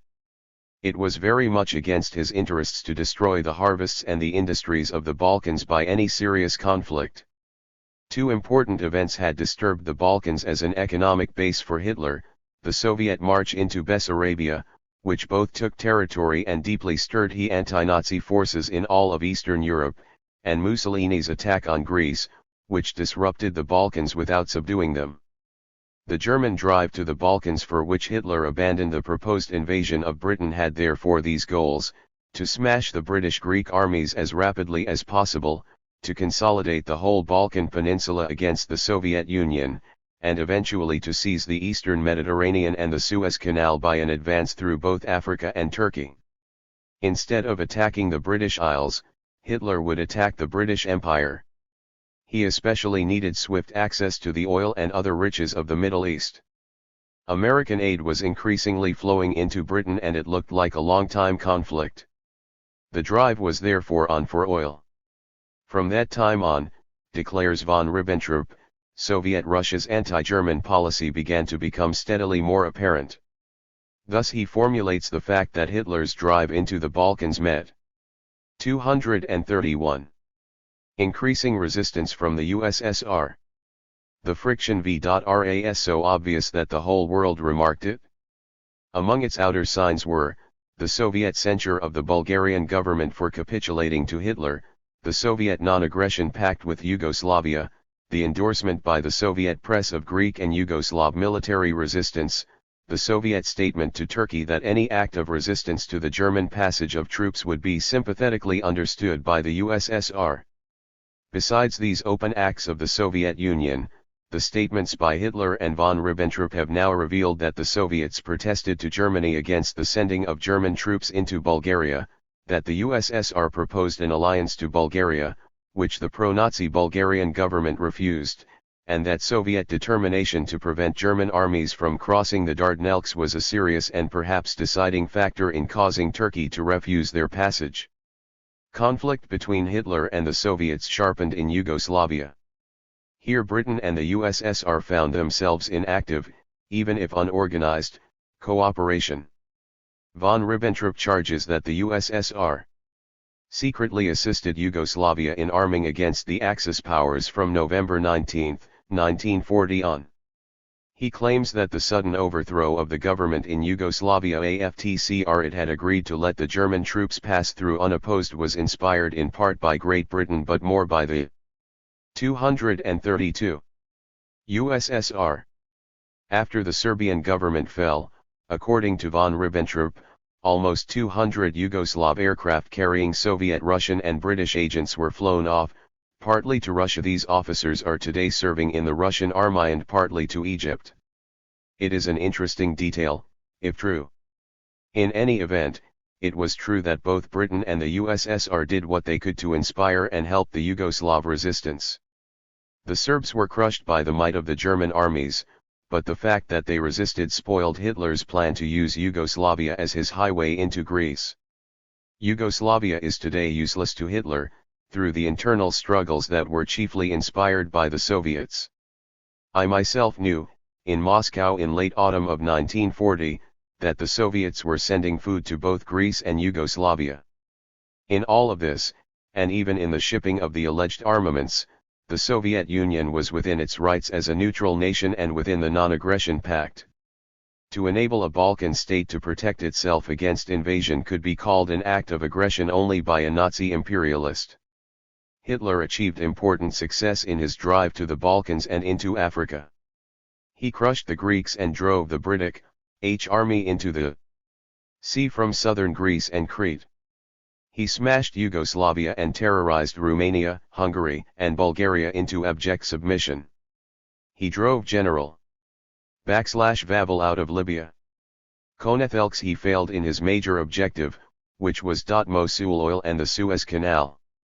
The chief factor in his failure was the Soviet Union, whose pressure on Turkey, when added to the British pressure, prevented the German armies from crossing the Dardanelles. Again the Soviet Union, in saving herself, was also saving Britain. The Anglo-Russian conspiracy, as Hitler plaintively called it, was really beginning to work. Hitler's march to the east so menaced the interests of both these nations that, without an alliance, perhaps without even a mutual conference, they were acting in accord.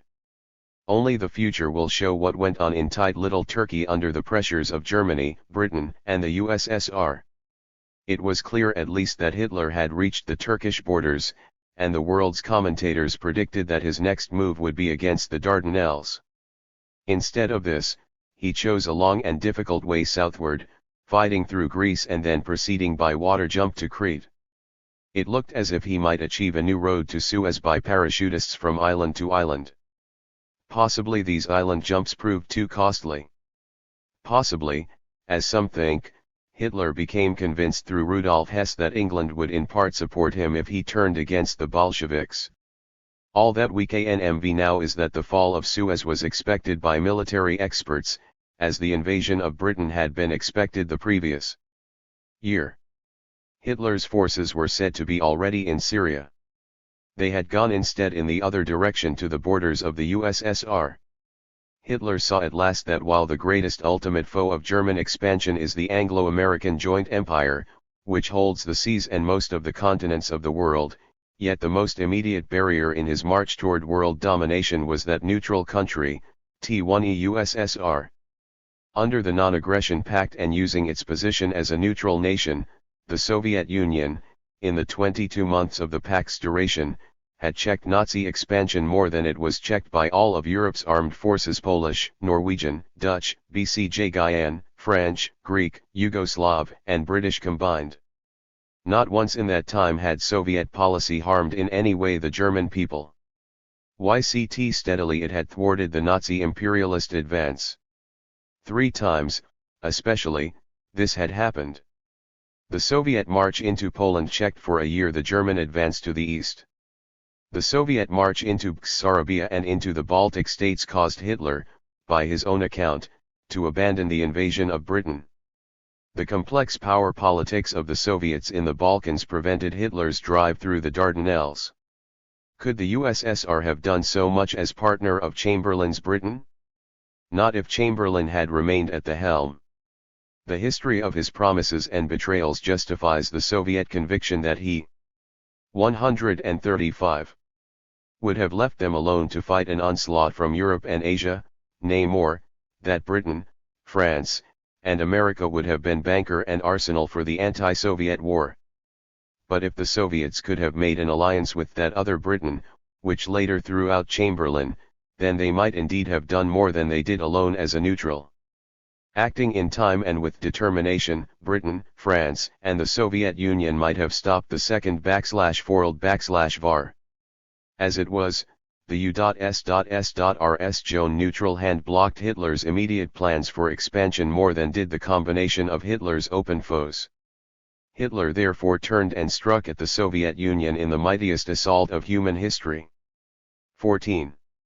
War of the Whole People. The greatest military march in the world's history, was the claim made by Adolf Hitler as his armies struck at the Soviet Union in a surprise attack at dawn on June 22, 1941. This was no overstatement. By that dawn onslaught the world's 2 largest armies were locked in the most decisive struggle mankind has ever known. For nearly a year Germany had laid the groundwork for this invasion.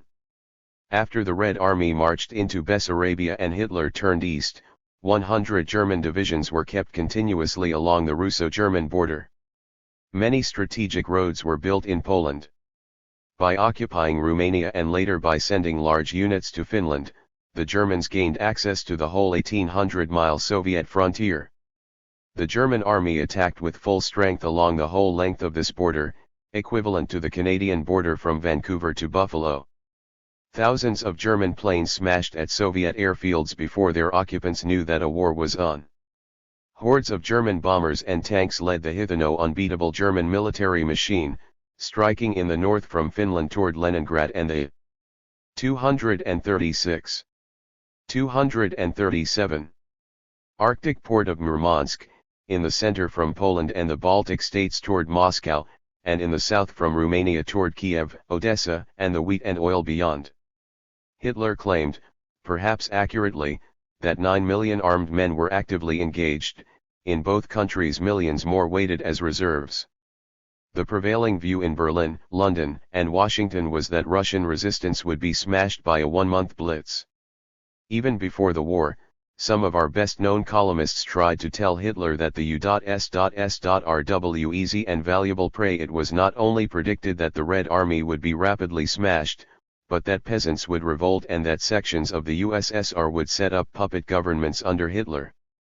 A fortnight after the war began, V. Ashington cautiously admitted that the Russians have put up the strongest resistance the Germans have met. Later the press was saying, so far the Russians have done the incredible, they have stalled the German Wehrmacht. After 6 weeks of fighting, a swift re-evaluation of the Soviet Union began both in America and Walter Lippmann. New York Herald Tribune, March 6, 1941, suggested that Hitler should use his army against Russia, which is easy to conquer and well worth conquering. Leland Stowe, Chicago Daily News, February 17, 1941, said the Ukraine is the only comparatively cheap and remunerative blitzkrieg that Hitler can now find anywhere. 238. Britain. Prime Minister Churchill said in his August 24 broadcast, "The Russians fight with magnificent devotion. Not only that, our generals who have visited the Russian front line report with admiration the efficiency of their military organization and the excellence of their equipment."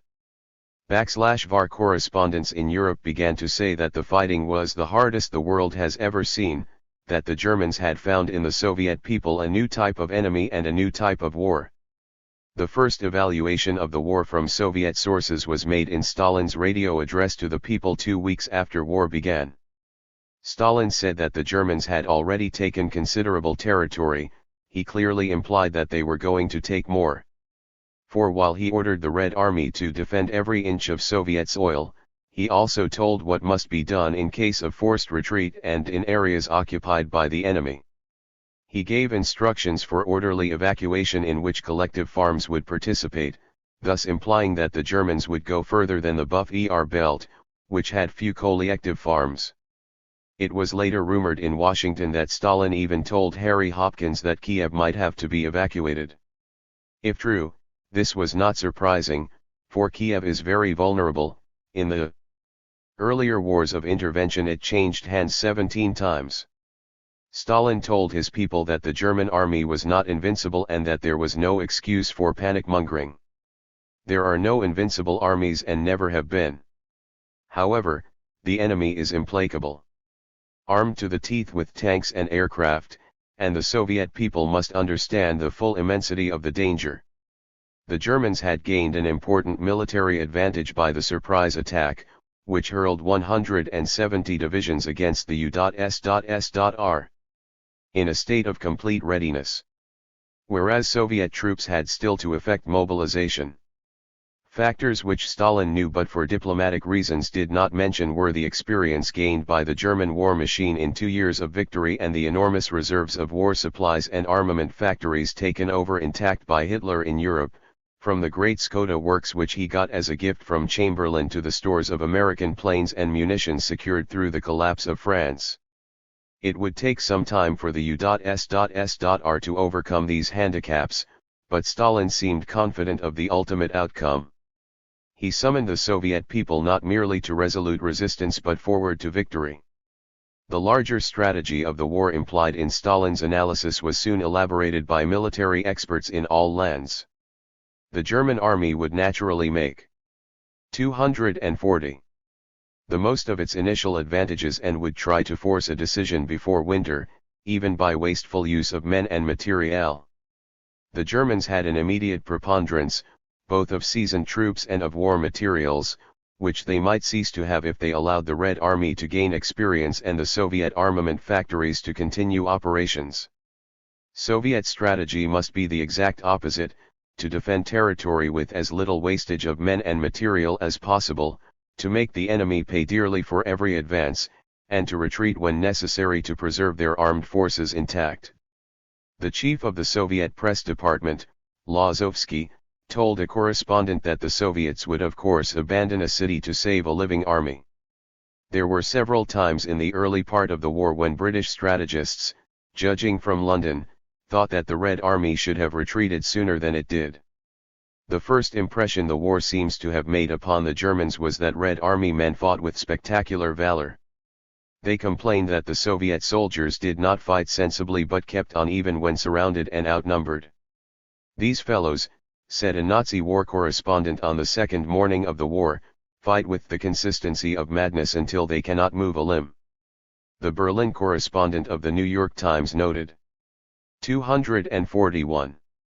Unlike that of any of the Genin's former opponents, Russian morale appears to be totally oblivious to tank and Stuka attacks, and the Russians seem to continue to fight, particularly while the dreaded dive bomber formations are assembling to break their resistance. This inability to throw panic into the Soviet ranks necessitated new and different tactics in Russia. The Russians themselves did not make so high a claim as was conceded to them by their opponents. Marshal Timoshenko frankly told an interviewer that the first attacks of the terrible dive bombers had considerably worried his troops.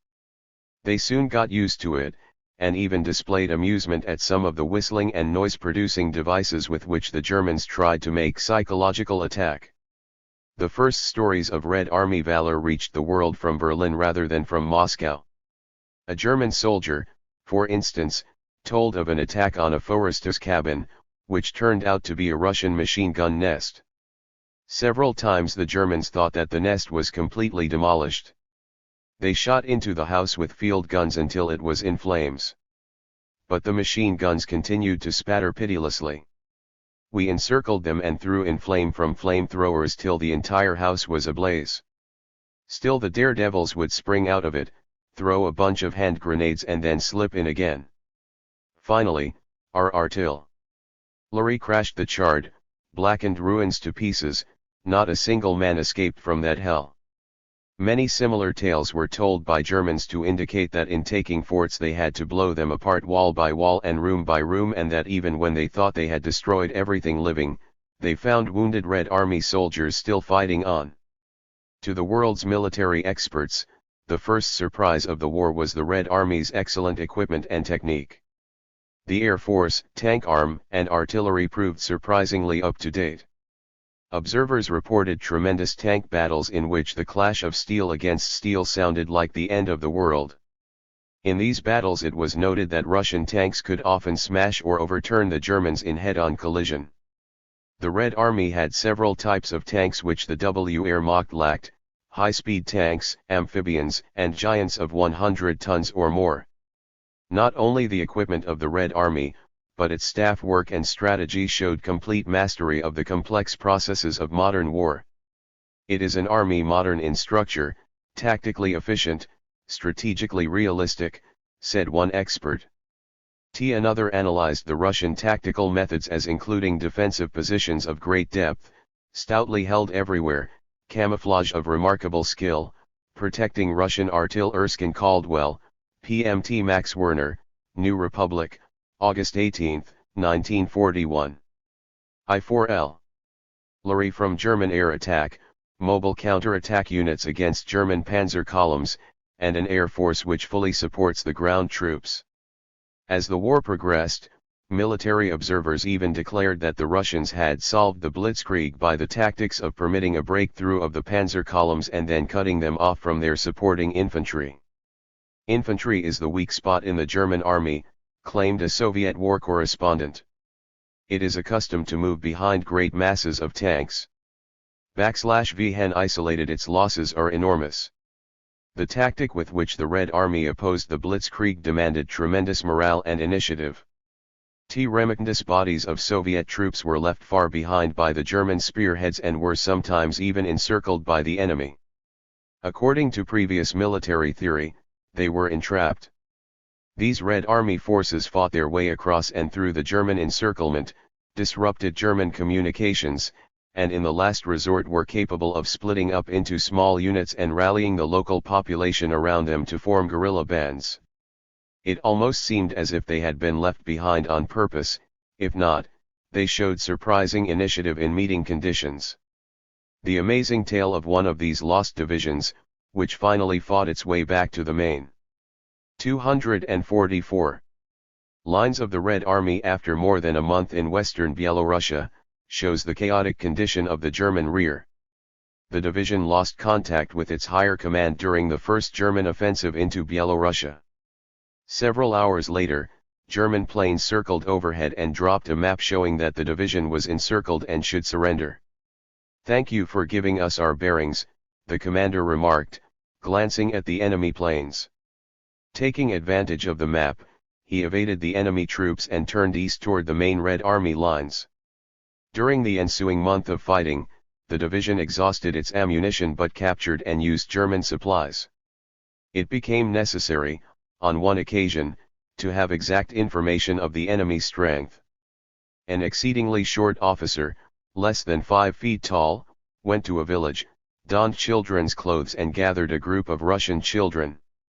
They wandered to the bank of a stream where German officers were bathing, and the captain stole maps and documents from the officers' clothes under cover of the children's play. Another time, the division reached an important highway along which German motor transport was moving at a fast rate. Waiting till dusk, the Russians killed the German traffic officer and held up the enemy automobiles with flashlight signals while the division crossed the road. Then a Russian soldier, in the slain man's uniform, Delib. 245. Hurriedly misdirected the Nazi tank columns along the wrong route.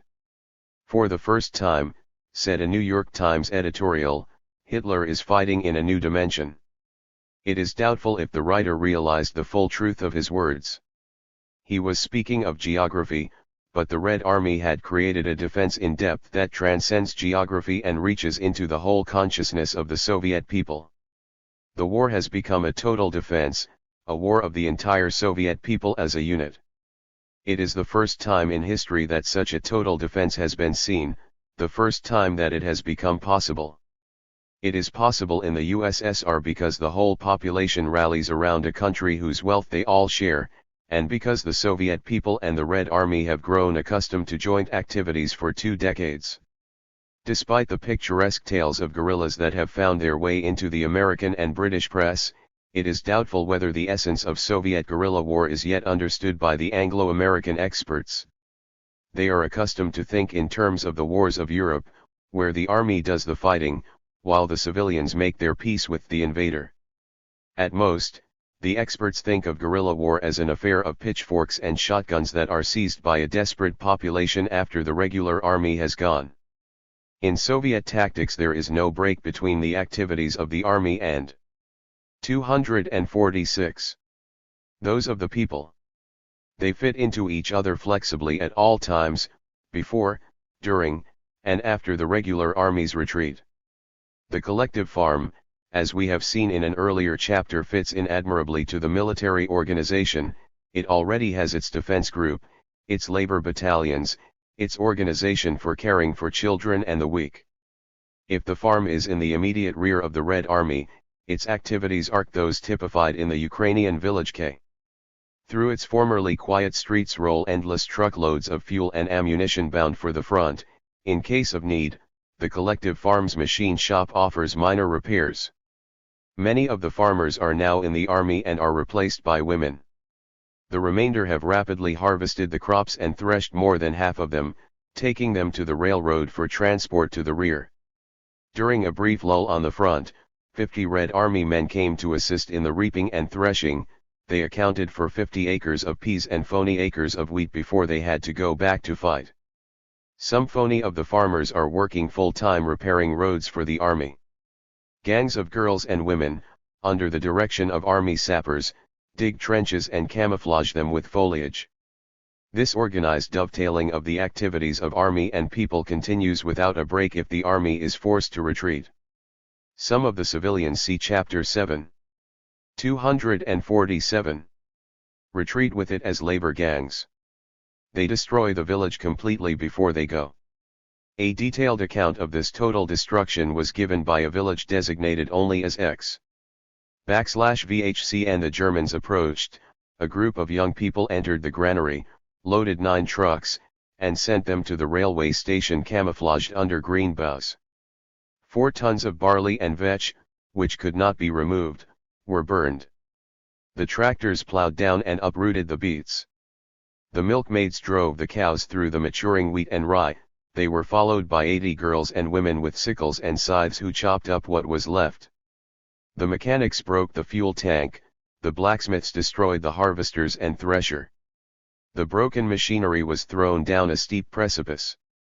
The people burned the pigsty, cows' heads, granary, beehives, and the new stable. The best horses were driven to the forest for the use of guerrillas.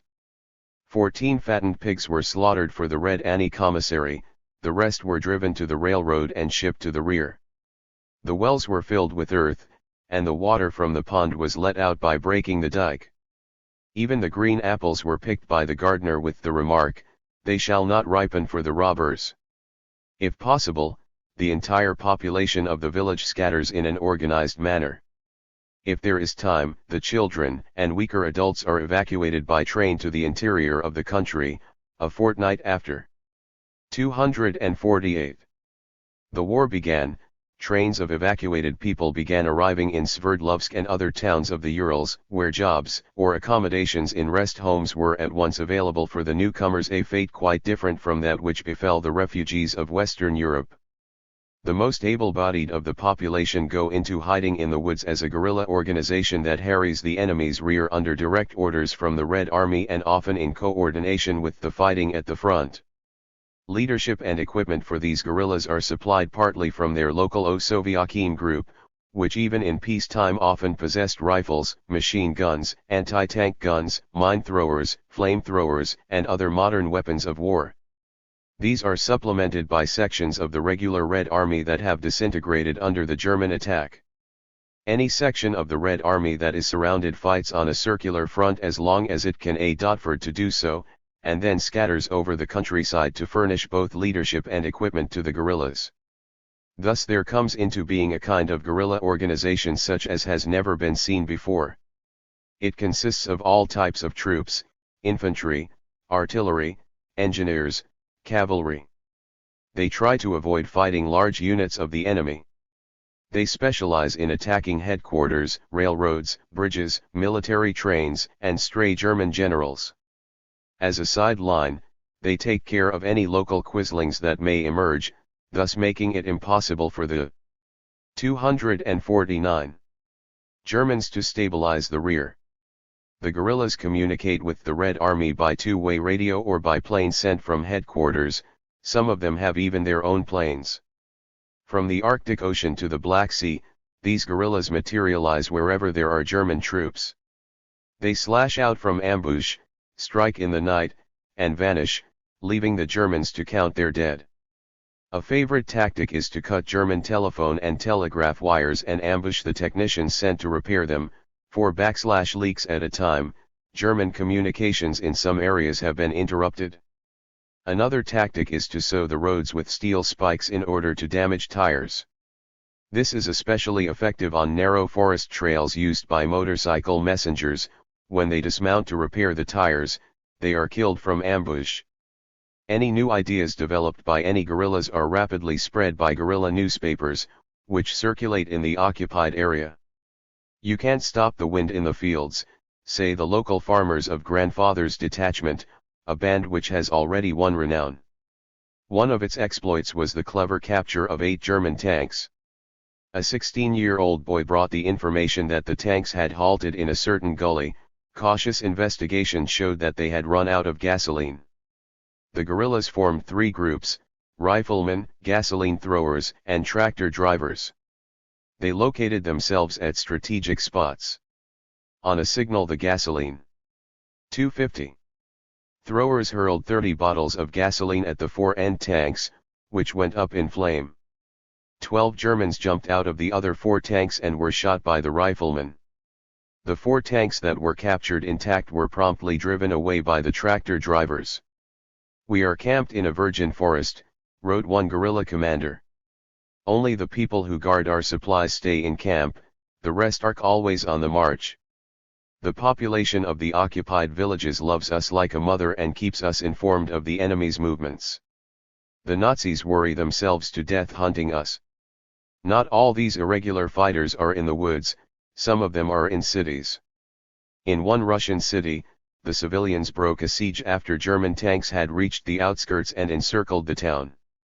L/1 and women poured out of factories and offices, went to the front lines, dug fortifications, and held off the German attacks until they were relieved by the Red Army. The carrying of information to the Red Army by civilians has been a valuable aid.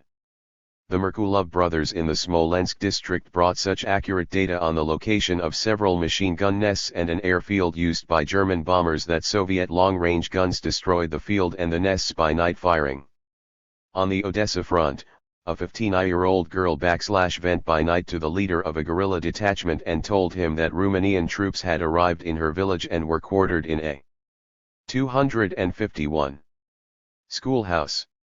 That same night the guerrillas tossed grenades into the school, killed 20 Romanians, and captured motorcycles and other equipment. The Germans testify with considerable exasperation to the effectiveness of the guerrillas. One typical report said, "For a faux night we were busy hunting guerrillas." Planes flew over the district.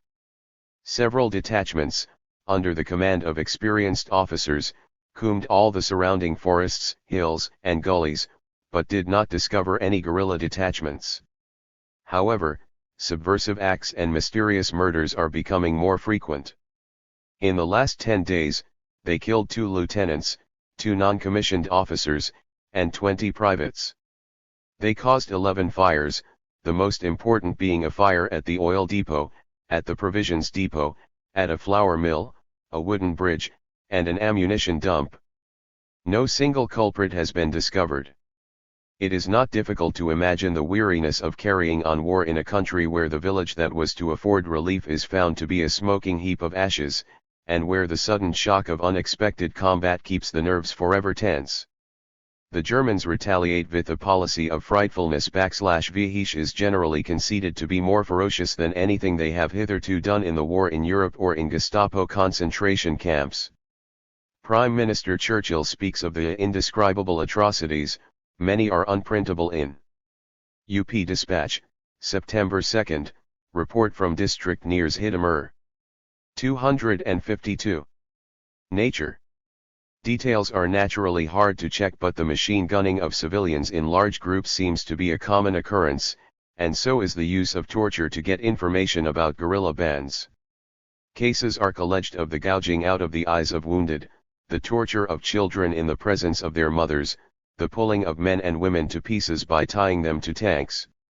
In a village near Bialystok, an eyewitness reported having seen the bodies of 5 women impaled naked on sharpened stakes, with stomachs cut open and heads, lying nearby in a pool of blood among the bodies of slaughtered children. They were families of Red Army commanders. Alexei Tolstoy, the well-known writer, has appealed for an international commission to receive the evidence which he possesses. Threats and torture do not seem to locate the guerrillas. In the village Nikitina near Smolensk, the aged farmer Voronin was tortured to death by the German Lieutenant Middle for refusing to reveal the whereabouts of a guerrilla band containing his 3 sons. During the next few days the Voronin brothers killed 7 Germans and finally succeeded in shooting Lieutenant Middle.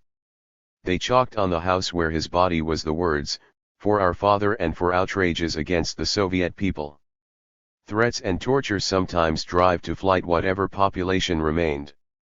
In the occupied town of Timkovishi an order was posted by the German commander warning the population that 253. For every German killed, the first 10 Russians we come across will be immediately shot irrespective of sex or age. The first night after the order was posted, all the town's residents disappeared into the woods. Moscow, as befitted the Red Capital, took the war in its stride. Rationing of food was accepted as a natural way of handling the situation.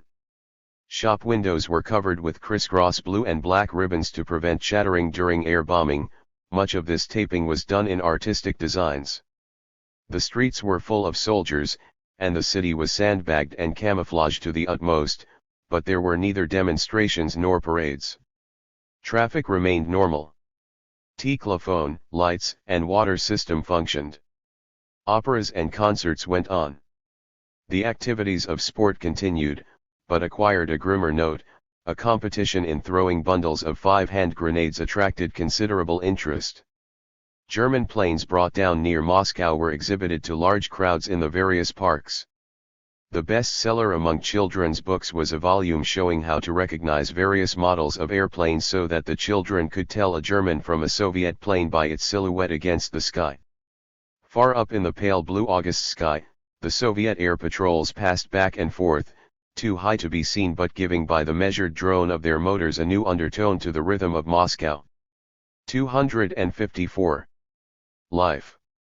After dark, the city became an ink spot lit only by the moon. At night, the Moscow subway, pride of the whole country, ceased normal operations and received tens of thousands of citizens into its marble halls for shelter against air raids. At night, young men in their teens, too young to be off to the front, eagerly sought posts on the house roofs from which to hurl down incendiary bombs. One who had the luck to get 21 bombs in one night received a medal. His name was in the papers the following day. A British air defense expert who went to Moscow to transmit the benefit of London experience, returned to Britain remarking that Moscow was very much better defended than London and that to teach the Russians air defense was like teaching the New York Yankees baseball. Everybody is impressed by Moscow. Erskine Caldwell tells how the labor squads of the People's Army appear like magic wherever there is a bombed building to be dug into. He adds, you hear a lot of singing as the detachments march, whether it is a detachment of soldiers, sailors, fire wardens, or a People's Army labor squad. Ralph Ingersoll cables, the morale is not simply good, it is spectacular, cocky, confident, neither underestimating nor overestimating the enemy's strength. The continued public admission of unfavorable news. P.M., August 21, 1941. T.P.M., August 25, 1941. 255. Is highly significant. Moscow is the calmest war capital I have visited. All over the Soviet land in the rear of the Red anti-war industry has speeded up to help the front. People passing through the Caucasus or through Siberia said that the characteristic they chiefly noticed was the heightened tempo of work. Despite the departure of many farmers to the front, the harvest everywhere has been reaped in record time and transported to safe places. A geographic regrouping of essential petroleum production was carried out so that all important petroleum products, including high-test gasoline, are manufactured simultaneously in several different places. Far out in the Kuznets coal basin, coal production reached a level never known in the basin's history. In some mines the daily output per miner went up as much as 30% in the first 6 weeks of war. Magnitogorsk iron miners extracted scores of thousands of tons of ore above the plan. Ore output increased nearly 50% in 2 months. When the first shipment of American fighter planes arrived in Moscow, it was found that the assembly tools would not arrive till the following boat in a fortnight. At once a squad of Russian engineers inspected the planes, decided /V hat tools were needed to assemble them, devoted an entire factory to making the tools and got the planes into the sky within 4 days. Messages from the Red Army to the War Indus. 256. Tries help stimulate production. The pilots of one unit of the Air Force wrote to the Frunze factory saying, "We have tested your machines in action and appreciate their high quality. /VE have wiped out and will continue to wipe out the Nazi vultures with aircraft driven by your engines." The Soviet press features incidents of increased productivity, and thus multiplies them. In the Chelyabinsk tractor plant, a tool shop worker introduced a method of rationalization that cut the time needed for an important operation to 1/24. In the Tambov railway car repair shop Srnromen designed a riveting press that multiplied the labor productivity of all the riveters in the shops 800%. In an automobile plant at Stalinabad, in faraway Central Asia, a native Uzbek mechanic speeded output 9-fold by mechanizing an operation formerly performed by hand. Far out in Siberia, a foreman in a machine shop invented an automatic regulator for a lathe that increased labor productivity 29 times. All these workers were featured by name for their contributions to the defense of the country. Defense funds sprang up spontaneously all over the land, workers giving 1 or 2 days' earnings per month for the duration, farms giving thousands of tons of grain, butter, and meat. At the Blood Transfusion Institute in Moscow, a long line of people stood offering their blood for wounded men. A group of boys from the trade schools was 257. Indignant because their blood was rejected on the ground that they were not yet 18. "We are not taken for the front either," complained one of the boys. "What then are we to give?" Behind every fighter on the front stands the organized unity of the whole Soviet land. Everybody became nearer and dearer to one another, says a Soviet writer. Everybody is united by one deep striving to repulse and destroy this black pestilence in Europe. Another writes, "We know that the war will be a long one, stubborn and very bloody. But we are at home in the deep snowbound stretches of our country, in the dugouts of guerrilla fighters, in our dense woods. Behind our lines are tremendous expanses, huge coal and steel centers in the Urals, oil in Baku and Ufa, millions of workers and millions of able fighters. Behind the German lines is a Europe fettered in chains and eager for liberation." It begins then to be seen what the united and valorous resistance of the Red Army means to the whole anti-Hitler coalition. The Anglo-Saxon powers have suddenly realized that, in alliance with the Soviet Union, victory is within their power. 15. The world lines up. As the Red Army writes in blood the first chapters of their resistance to the hitherto invincible German armies, new hopes begin to stir across the continent of Europe and even beyond the seas. Russia has opened up a new pattern for victory, is one expression. Never before in this war has there been put up against Hitler the manpower sufficient and willing to do the job. The smoke of clamorous battle on the long Eastern Front blows into every corner of the globe, into Asia, Africa, the British Empire, China, South America, and the United States. Never before in history has so great a part of the world been involved in warfare. The National Geographic Society notes that 1,700 million people, 4/5 of the world's population, are at war. These wars begin to crystallize into a common pattern. A world lineup begins to appear, including whole nations and also crossing the boundaries of nations into their internal struggles. The Soviet people have no doubt that in fighting for their own country they are also fighting for the world's future. Stalin, in his first radio speech, said, "Our war for the freedom of our country will merge with the struggles of the peoples of Europe and America for their independence, for democratic liberties. It will be a united front of peoples standing for freedom and against enslavement." A Moscow medical student gave very simply the cause for which he was ready to die: "Tomorrow I'll leave for the front. I shall fight, not sparing my life, for my fatherland, knowing that in this way I am fighting for the whole of future mankind, for all the men of science, for all honest working people." For 23 years, the Soviet people have expected this worldwide conflict, but it takes a different form from what they had most feared. They dreaded a joint attack by the armies of most of the world's nations. They feared that the world lineup would form against the U.S.S.R. This would probably have occurred if they had fought Hitler in the autumn of 1939 while Chamberlain was still in power in Britain. It would certainly have occurred if the USSR had continued the war in Finland until the arrival of French and British troops. When the final onslaught came, 22 months of fighting in all the lands of Europe had profoundly modified the alignment of forces. The U.S.S.R. actually finds itself in alliance now with Great Britain and receiving war supplies from 260. America, a situation of which, a year or two earlier, the most optimistic Soviet leaders would not have dared to dream. Due to many factors, not the least of which was the Soviet Union's own diplomacy, the World Front, when it began to form, was a front against Hitler.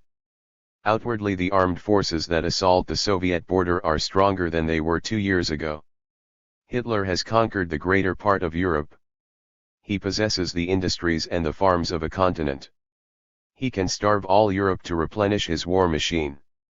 Due to the lack of serious resistance in Europe, which in turn was due to the long appeasement policy of Britain and France, Hitler has seized at little cost important military supplies in all the conquered nations. The legend has grown that the German army is unbeatable. This legend has inspired the German troops and cast despair over their conquered foes. Sir Stafford Cripps told me in Moscow toward the end of 1940 that it would be better for the Soviets to attack Hitler when he moved into the Balkans than to let him strengthen himself for the final attack against them. Many military observers agreed. Stalin had a different view of it. In his first radio talk to the Soviet people, he said that Nazi Germany, by treacherously tearing up the peace treaty and attacking the USSR, had gained a certain advantageous position for her troops for a 261 short period, but had lost politically by exposing herself in the eyes of the world as a bloodthirsty aggressor. He clearly implied that if the Soviet Union had made the first attack, important sections of the world's people who now oppose Hitler would have opposed the USSR. /V. One considers how strong the anti-Soviet forces are even today in both America and Britain. It would seem that Stalin's sense of timing and of political forces this time, too, was better than Sir Stafford's. Important political changes had been going on in Europe, which might have been checked or turned in the other direction if the Soviets had launched the war. Hitler had gained possession of Europe's resources, but had steadily lost possession of the souls of Europe's people. At the beginning of his conquests, the vast majority of the common folk in the conquered nations really tried to adjust themselves to the German new order. They had lost faith in the old order. Almost anything seemed better than the endless wars it provoked. Some sort of united Europe might yet grow, they thought, from the German domination. Even the excessive Nazi flavor with which it started might change from within. I heard such views expressed in Switzerland and from Swedes and Danes and Dutch in the summer of 1940, after the fall of Efroni. Such views gave the Vichy government the support that it received. 262. A year of Nazi domination has showed the people of Europe what they have to expect. It is no United States of Europe in any conceivable sense. It is slavery, stark and utter, for all but the dominant German race. Polish peasants and workers are sold at auction to German landlords and industrialists in slave markets in Austrian towns. Over 100,000 Czechoslovaks and Carpathian Ukrainians are in Nazi concentration camps. The Serbs claim that in the first days of the German occupation 2,000 peaceful residents of one city were murdered. Great masses of population have been ruthlessly transferred. Especially among the Slavic peoples has it become clear that the Nazis intend the complete enslavement of their race. Hitler himself has stated, "We do not intend to abolish the inequality of man, on the contrary, we would deepen it and create insurmountable barriers that would turn it into law." The actuality of Hitler's system is so appalling in Poland that even some Polish landlords who had lost their estates to the Bolsheviks now say that they would prefer the Soviets to Hitler, since the Nazi rule means ruin to their entire race. This ripening hate of Europe's subject populations is one of the new factors that counts against Hitler as the world lineup takes form. Equally important are the changes that the war has made in Britain and America. The ousting of the Chamberlain government and the coming to 263. Power of Winston Churchill was the outer symbol of the fact that Britain had finally been aroused to the depths against Hitler. Those appeasers who still want peace with the Nazis and an alliance with them against the Bolsheviks, they undoubtedly still exist, have lost the chief seat of power. Their aspirations have become treason in the eyes of fighting Britain. America, also, has become deeply committed as an arsenal for anti-Hitler forces, and while there are important American circles ready to welcome close ties with the Nazis, especially against the Bolsheviks, they cannot openly advocate this policy but have to disguise it under some form of isolationism. All of these factors are of profound importance in creating the new lineup. The first indication of a new world lineup came when Hitler's call to a holy crusade against Bolshevism completely flopped in the first hours of the war. Most of the world expected Pope Pius XII to denounce the Bolsheviks. He did not do this. The speech of Winston Churchill was just as eagerly awaited, Many people believed that Hitler would not have dared to invade the Soviet Union unless he had some assurance of Britain's benevolent neutrality, perhaps received through Rudolf Hess. There were doubtless important people in Britain who would have gladly called off the war against Hitler when he at last took the road they had so long wanted him to take. But if Hitler expected the British government to bless his new adventure. 264. At the outset, he was swiftly disillusioned by Prime Minister Churchill's speech, "We have but one aim, one single irrevocable purpose. We are resolved to destroy Hitler and every vestige of the Nazi regime. Any man or state who fights against Nazism will have our aid. The Russian danger is our danger and the danger of the United States, just as the cause of any Russian fighting for his hearth and home is the cause of free men and free people in every quarter of the globe." In the fourth week of the war, Britain signed an alliance with the USSR that was rapidly followed by alliances between the USSR and the various governments in exile, most of whom now for the first time saw some chance of eventually going home.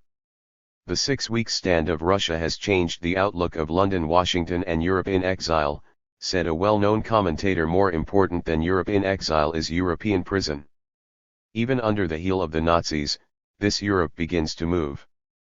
A new front has opened against Hitler in the very heart of Hitler's Europe, where more than 200 million people live under Nazi rule.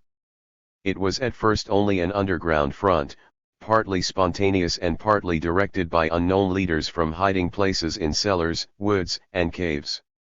The resistance of the Red Army to Hitler has given new strength to this movement. Throughout August and September evidence grew. An O'Hare McCormick, New York Times.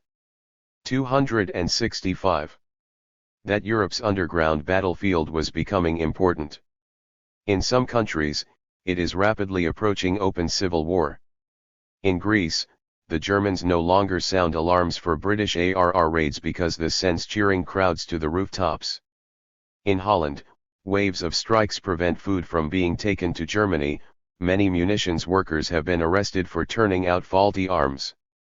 On the Belgian National Day, July 21, crowds openly carried the Belgian national banner, displayed the V for Victory emblem, and chalked the words traitor and gangster on the houses of persons known to be collaborating with Germans.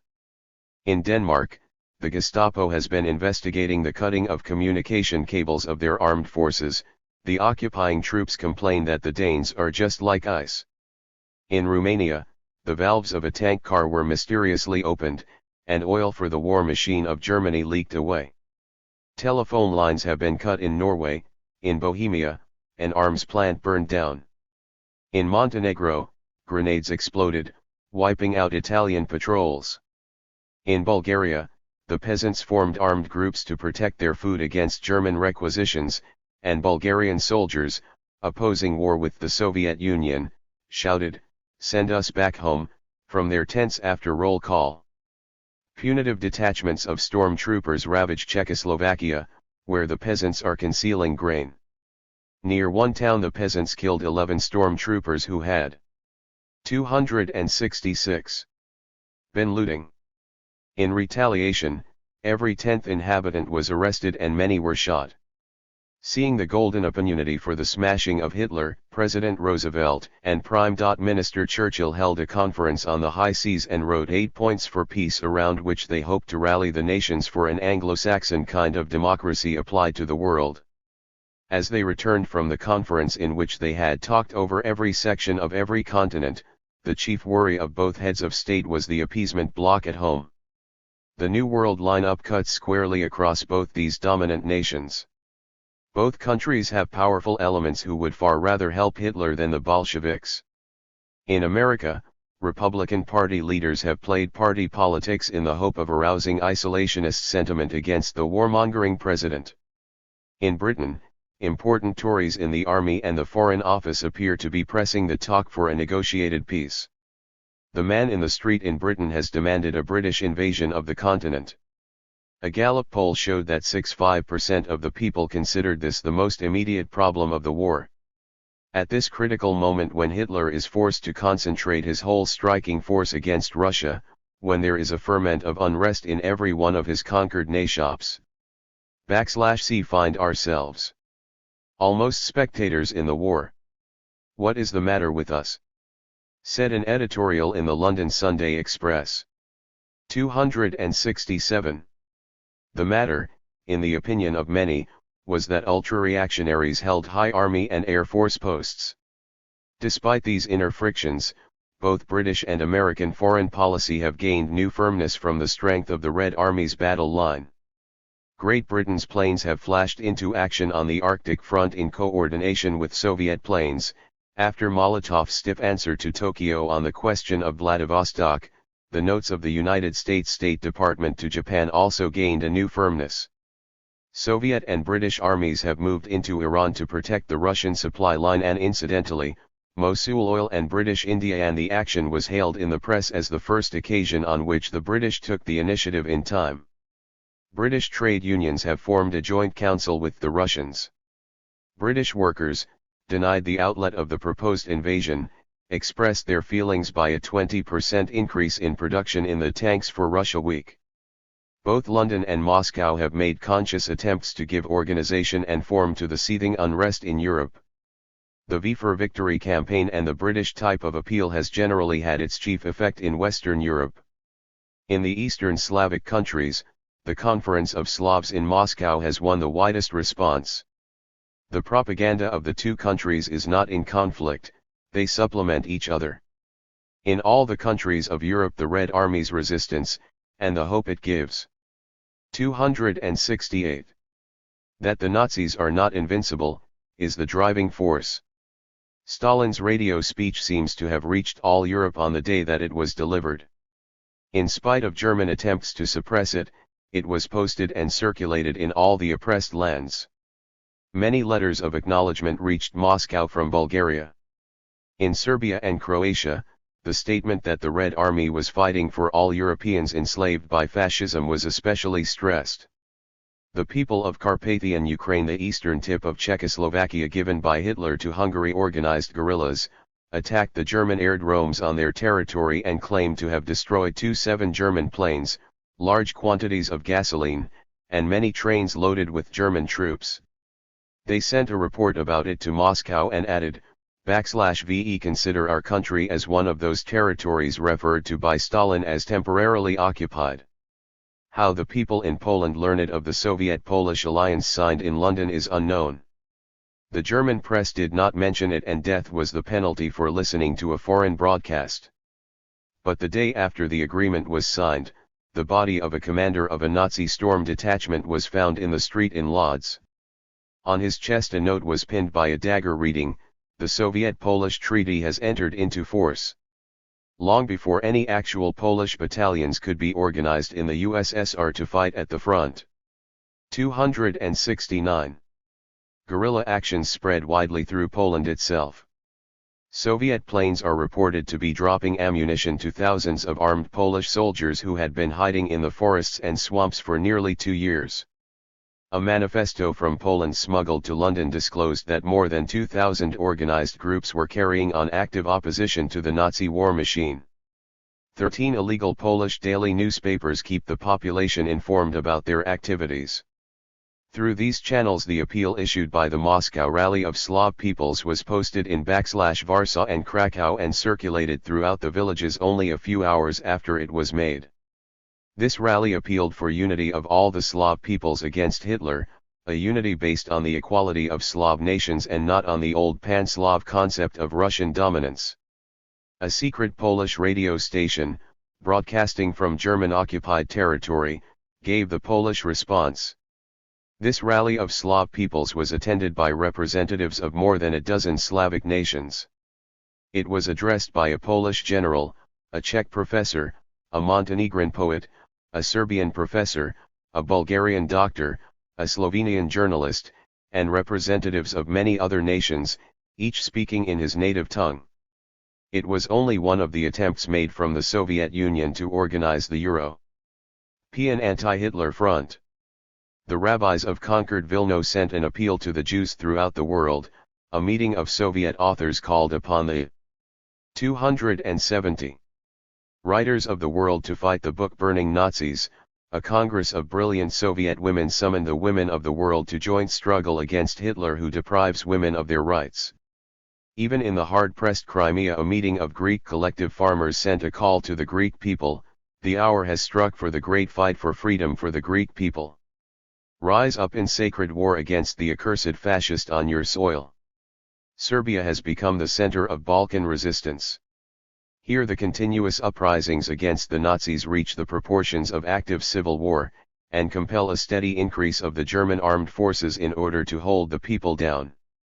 But while Germany holds the cities by her garrisons, the Serbian guerrillas rule in the villages. They have safe refuges in the mountains from which they descend upon scattered German posts. They are supported by the population and by many of the Serbian Orthodox priests. They are apparently well provisioned and well armed. Thousands of Serbian soldiers from the broken Serbian army fled to the hills with their weapons. According to a letter from Belgrade, published in the Moscow Pravda August 18, a conference of guerrilla leaders was held in the mountains of Bosnia, representing forces in Serbia, Croatia, Slovenia, Bosnia, Herzegovina, Macedonia, Vojvodina, Montenegro, and other districts. It is estimated that there are 100,000 of these warriors acting in independent 271 units, but capable of uniting for common action. They have grown especially after Stalin's appeal. Proud Paris again, as many times in history, becomes the capital of French insurrection. German soldiers in Paris are ordered to wear sidearms at all times, and they stay out of the working class districts. Despite thousands of arrests and hundreds of executions, sabotage of the German war machine increases daily. Production in airplane plants is said to have fallen by 50%. The fishermen of Berck, finding that most of the German garrison had left for the Eastern Front, made a raid and killed 25 German soldiers. In Vichy, France, 100 members of the French Chamber of Deputies defied Pétain. Their opposition is supported by both the de Gaullists and the illegal Communist Party, which, despite tens of thousands of arrests, continues an extraordinarily intense propaganda and is said to have more members now than during its most flourishing legal days. In Norway, anti-German activity widened as soon as the Russian campaign compelled the Germans to weaken their garrisons. It grew from demonstrations to widespread sabotage and a general strike. The Germans established martial law. Norwegian guerrillas range from northern Norway across Finland and raid the German lines of communication in cooperation with Soviet guerrillas. Military observers claim that a British invasion of 272 northern Norway would have great chance of success and would force a separate peace in Finland. Hitler always dreaded a war on 2 fronts. Now he has war on 100 fronts. On all these 100 fronts in Europe, the Germans fight back with brutal repression. Bodies are dangling from the ends of ropes in Yugoslavia, in Poland, and elsewhere in Nazi-conquered Europe. They are bodies not of soldiers, but of ordinary people, farmers, laborers, professors, women, even priests who felt that it was better to die fighting Hitler than to live without freedom. Everyone who died knew that his death would recruit a growing army. All of them looked to the east, where the Red Army's resistance to Hitler had given them new strength. Indications appear that the morale of the German people is beginning to be affected by the terrible cost of the Eastern War, by the bombing of Berlin, by the unrest in the occupied lands.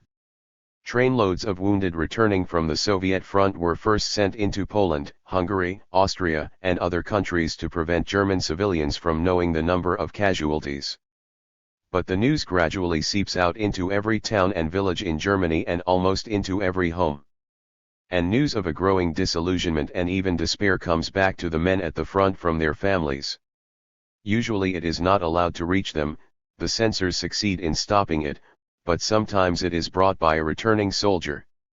273.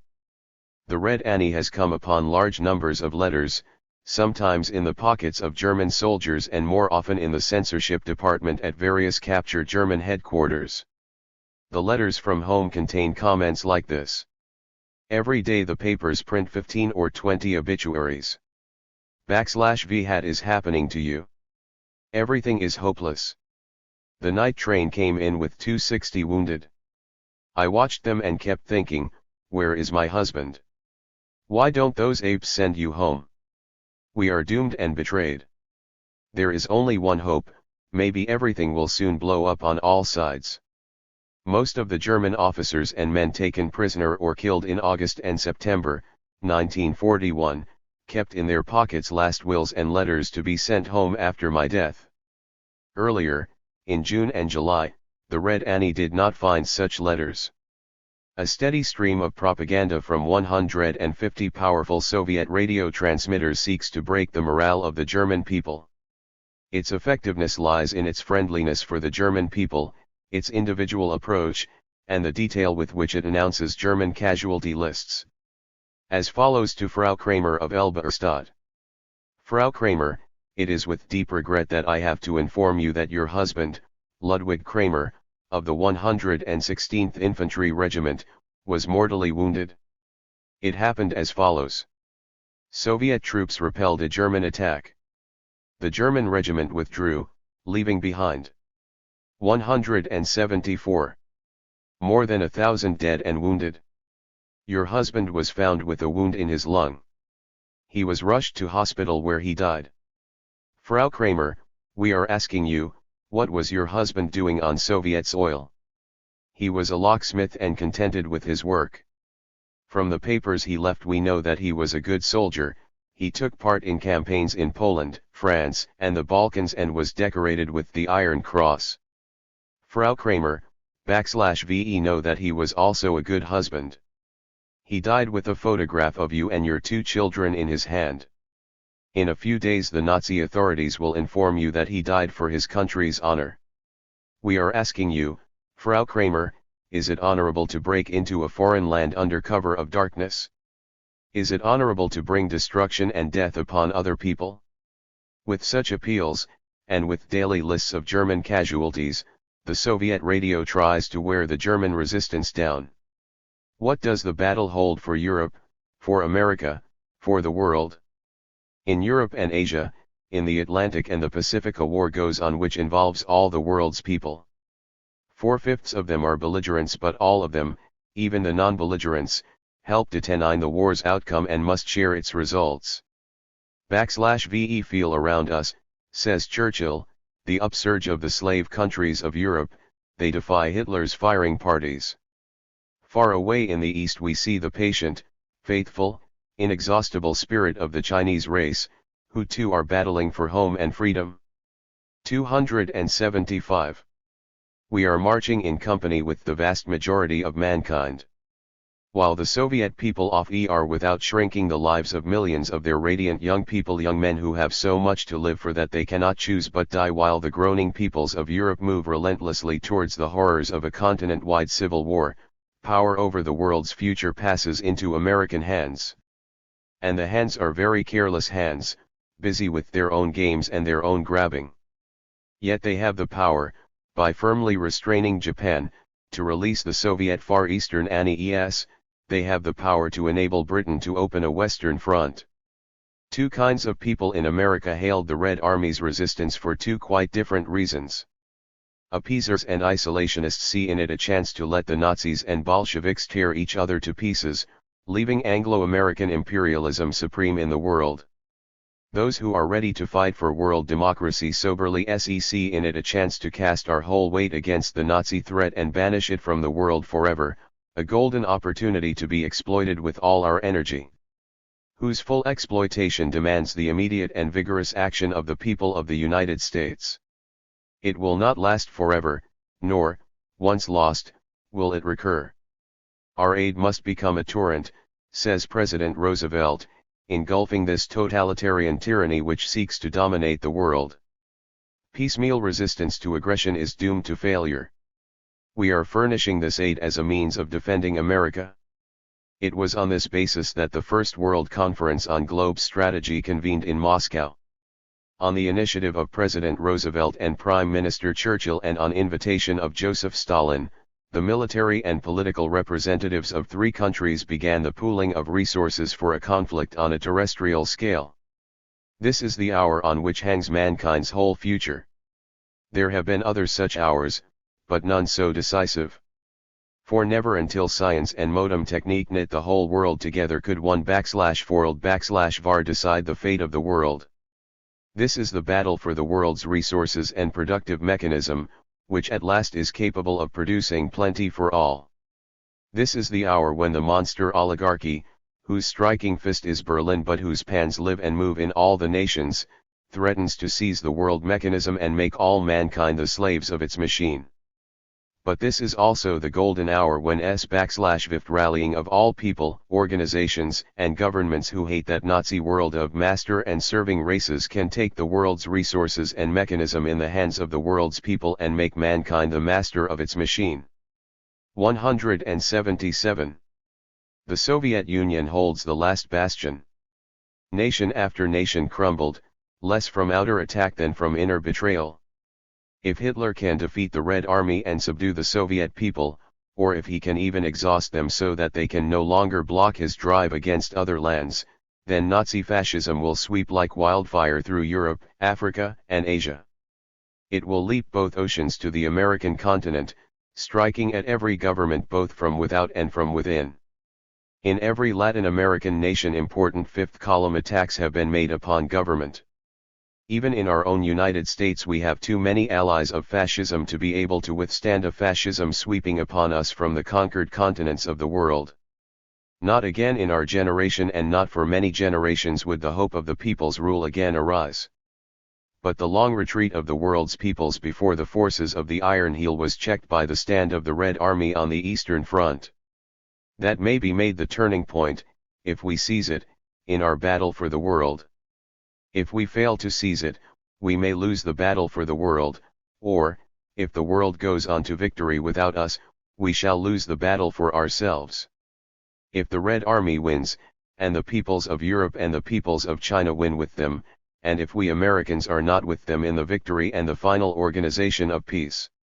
Jack London foresaw the Iron Heel as ruling the world for bloody, slavish centuries, he wrote before the U.SS.R. appeared. 278. Then the world's Iron Heel will make its final stronghold in our country, in the land that did not resist. One thing I know, that this is a worldwide struggle in which all who wish to share in the world's future must now immediately share. Europe's future will be settled not by governments in exile. It will be settled by the acts of Europe's fighting people, who ally themselves with the great battle for the world. It will be settled by Serbian peasants whose leaders hang from gallows, by Czechs who remained organized under 2 years of Nazi rule, by that German pastor who spent 4 years in a concentration camp, by that Norwegian scientist who refused to bow to Hitler, by French workers dying today in Paris, and by German workers and farmers when they have cast off the Nazi yoke. The life of that tortured Europe is so full of brutal, transforming experience that refugees who flee from it to America say that other refugees who came 3 months earlier have already lost touch. I think all lose touch who do not share the bitterness of that conflict, whether they are governments in exile in London or American isolationists in the Middle West. Here in our own land the lineup of our own people's forces has received from the Red Army's valor the greatest stimulus to united action we have ever known. I note in my lecture tour this autumn of 1941 how the descendants of Russians. 279. Ukrainians, Poles, Czechs in our industrial cities they make up tens of millions of our people forget the ancient feuds of Pole against Russian, and Czech against Pole and even begin to unite with the privileged sons of our early colonial Britons in the new joint hope. The chances of trade union unity are thereby immeasurably strengthened. The conscious stage of our workers in production, especially in defense production, has increased. Persecutions of radicals have markedly lessened. If our own progressive forces rise to this opportunity and take full share in the worldwide struggle, we are on the threshold of a great expansion of freedoms in our own land. The Soviet people have no doubt of the future. In beleaguered Moscow within sound of the guns and bombs, Lena Stern, member of the Soviet Academy of Science, said to a student group, "We are beginning our studies in days that will go down in history. The whole world is rising to fight for freedom, for civilization, for science. mankind has taken up arms. Act swiftly. History never gave man such a threat and such a chance.